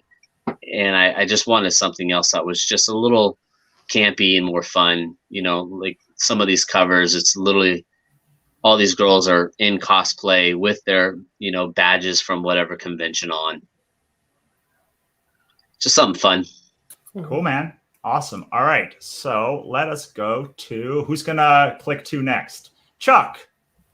All right. Yeah. I got a bunch of stuff going on. Actually, I have 3 Kickstarters that I'm a part of right now. I'd love to talk about real quick. Braden Cox has Severed, which I got to work on with him. That's really cool. It's an LGBTQ horror romance. Really a lot of fun. Just it's metal inspired, so that really got me too. So very excited about that. Travis Gibb has Expired, which is going on right now. It's just started and already funded. He's an amazing dude, and he's got issue 1 of Expired, which Travis is basically what's that? So Travis is good people. Oh, he is totally good people. He and I are very tight, and he has a Expired is basically like a sci-fi world where the amount of air that you have is you only get so much at a time, so it almost becomes like a currency. And then the last one is Crusade of Dracula by Joseph Dewis. and that's on its last days. I think it has like three days or less going on, and it's an absolutely amazing story. It's about the actual Dracula, Vlad Tepes Dracul, and it's about him in the 1400s and then him in the early 1900s, and it's just absolutely amazing. I learned so much, and he's so insane with the history that at one point I was like, you know what, I like what you did here, but I feel like it would be a little more dramatic if we did this. And he's like, yeah, but this actually happened, so no. I was like, oh yeah, okay, that's fine. I respect you holding on to the history, so that's cool. So yeah, he's really cool. And then of course, I'm working on so many other things, but if you guys could check out Essence House, which is our audio drama, it's on right now. Yeah, you can find it on absolutely all of the different streaming sites, and that is it's basically a time travel family drama. So and the first 2 seasons are part of the first book, right? There's a book. Absolutely. Yep. The first 2 seasons are part of the first book. And what's great is that if you feel like, oh, that's like 20 episodes, you can come in on season 3, and that is a whole new book. So you can come in and just kind of enjoy season 3, and it's its own thing. It still connects, but you can still read it separately, or listen to it separately. So if you're inundated and you look and you go 30 episodes, man, you can just start on season 3, and if you really like that, come on back and work through the rest. Awesome. All right. Thank you. Last, Kelly. Woohoo! Hex 11. That's our book. Magic is discovered as a new technology in this book, and a young witch in training gets herself in trouble when she inserts herself into a magical firefight between a demon mercenary and a black market magic dealer, and our entire story branches out from there. Everything that is anything you can find on our website, hexcomics.com. Our 15th issue is going to be releasing, fingers crossed, at the end of September. As of now, we are slated for Comic-Con Special Edition in November, and also LA Comic-Con. We'll see what ends up happening as we get closer to those shows. And you can also find Lisa and I every week on the Popsicle Podcast. This is on Spotify, Anchor, Apple Podcasts. Right now we're doing our deep dive of Brian Fuller's Hannibal, and we're going to be starting our big conversations about Why the Last Man. So exciting, next week. So you can follow us there as well. Awesome. Okay. Now we do that.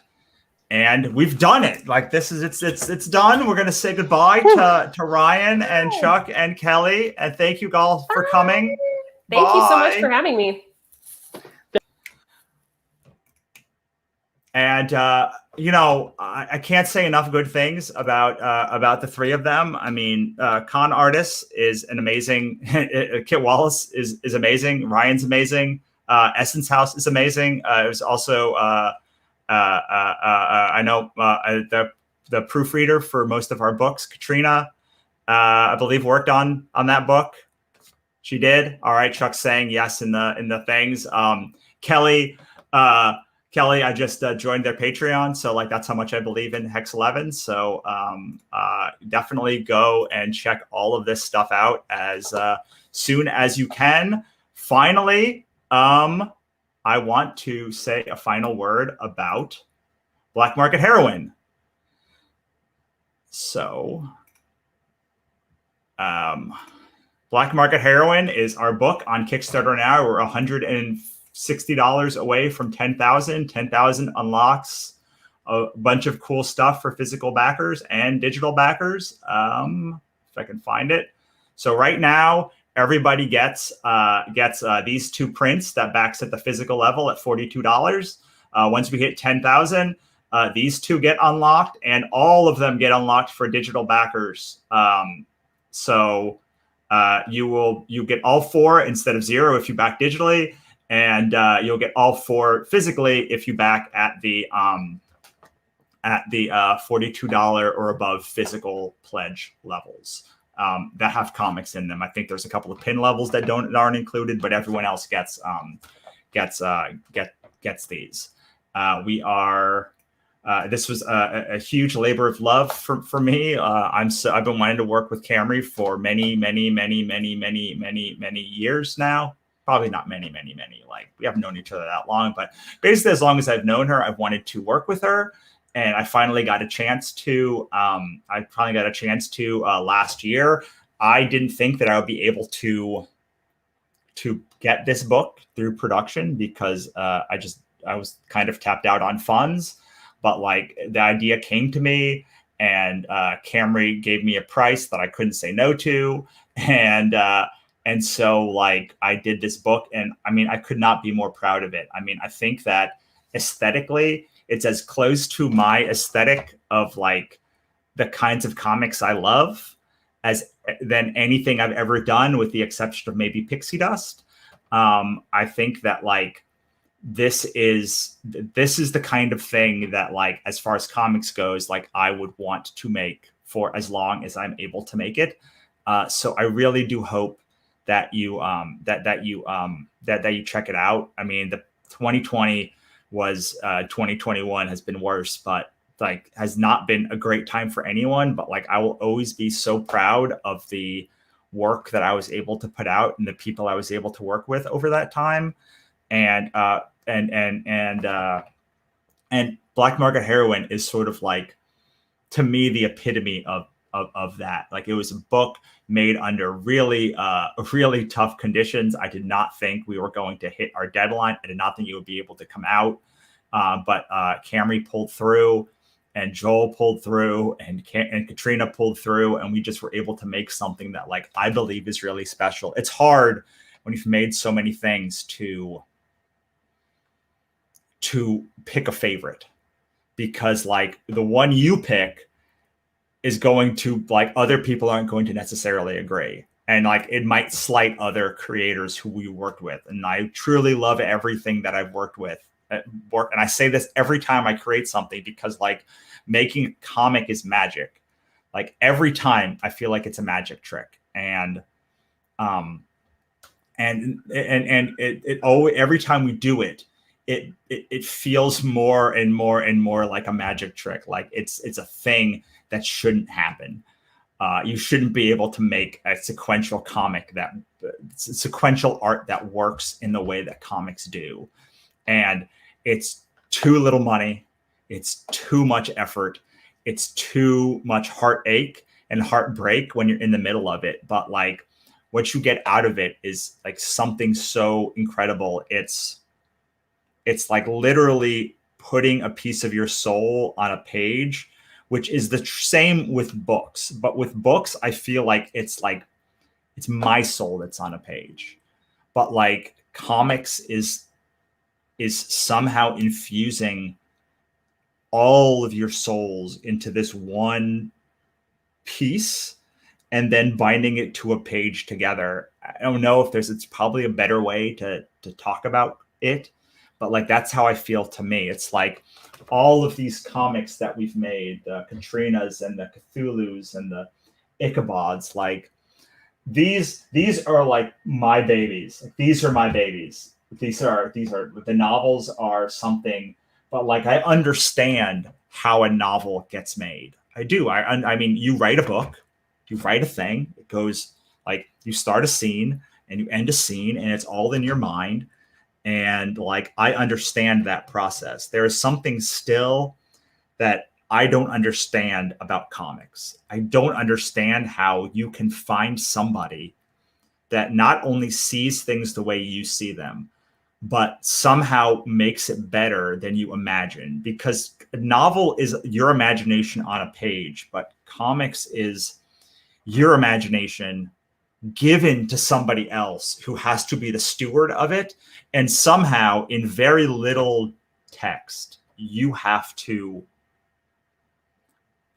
trust that they will mold something that you believe in, even though you have given it to somebody else. And they have to be a steward in a way that like, I don't know if I could, if somebody gave me a script and told me to draw it, if I had the talent. So, I mean, the novels if you just like the novels, that's great. Like, I love the novels too. Like, I literally write mostly novels at this point, but there's something magic about comics. And I've been doing this a long time, and I don't understand how you can write words, give it to somebody, and get something back that is both exactly what you envisioned and better than you could ever imagine. It's a magic trick. And I hope that if you don't read comics, like you'll try with Black Market Heroine, I hope if you don't like black and white books that like you'll give it a shot. You'll trust like that I am a good steward of your taste and understand that like I'm going to deliver a book that you're going to enjoy, even if it's black and white and it's not your chosen medium, even if it's not your chosen style. Like, I am still the writer of these books. I'm still the creator of these books. And I don't know, it's really important for me that you try these ones and like that like, because it is different than the other stuff. And I get that it's not going to do like Katrina or Galarian numbers as far as like sales, but like I wholly, with my whole body, the minute that I had this idea, said, yes, that's the one. Like, that's the one. That's it. Like, that is the next year of my life. Even though I was working on Ichabod at the time, like, it was a whole body yes. And like, I hope before the end of this campaign, the next 10 days, you'll join me. It's beautiful. I'm looking at it right here. And that's my pitch. That's my pitch. It's about a woman who is a criminal who accidentally saves the Antichrist and has to keep her alive until morning to so that her blood can't be used to open a portal to hell and start the apocalypse. I'm gonna do this thing and just give you one more like little flip through as we like sign off here. But like, just look at that art. Just like, look, it's so wonderful. And like, anyway, that's my pitch. Love you. Thank you for coming. And I will say that concludes our broadcast day.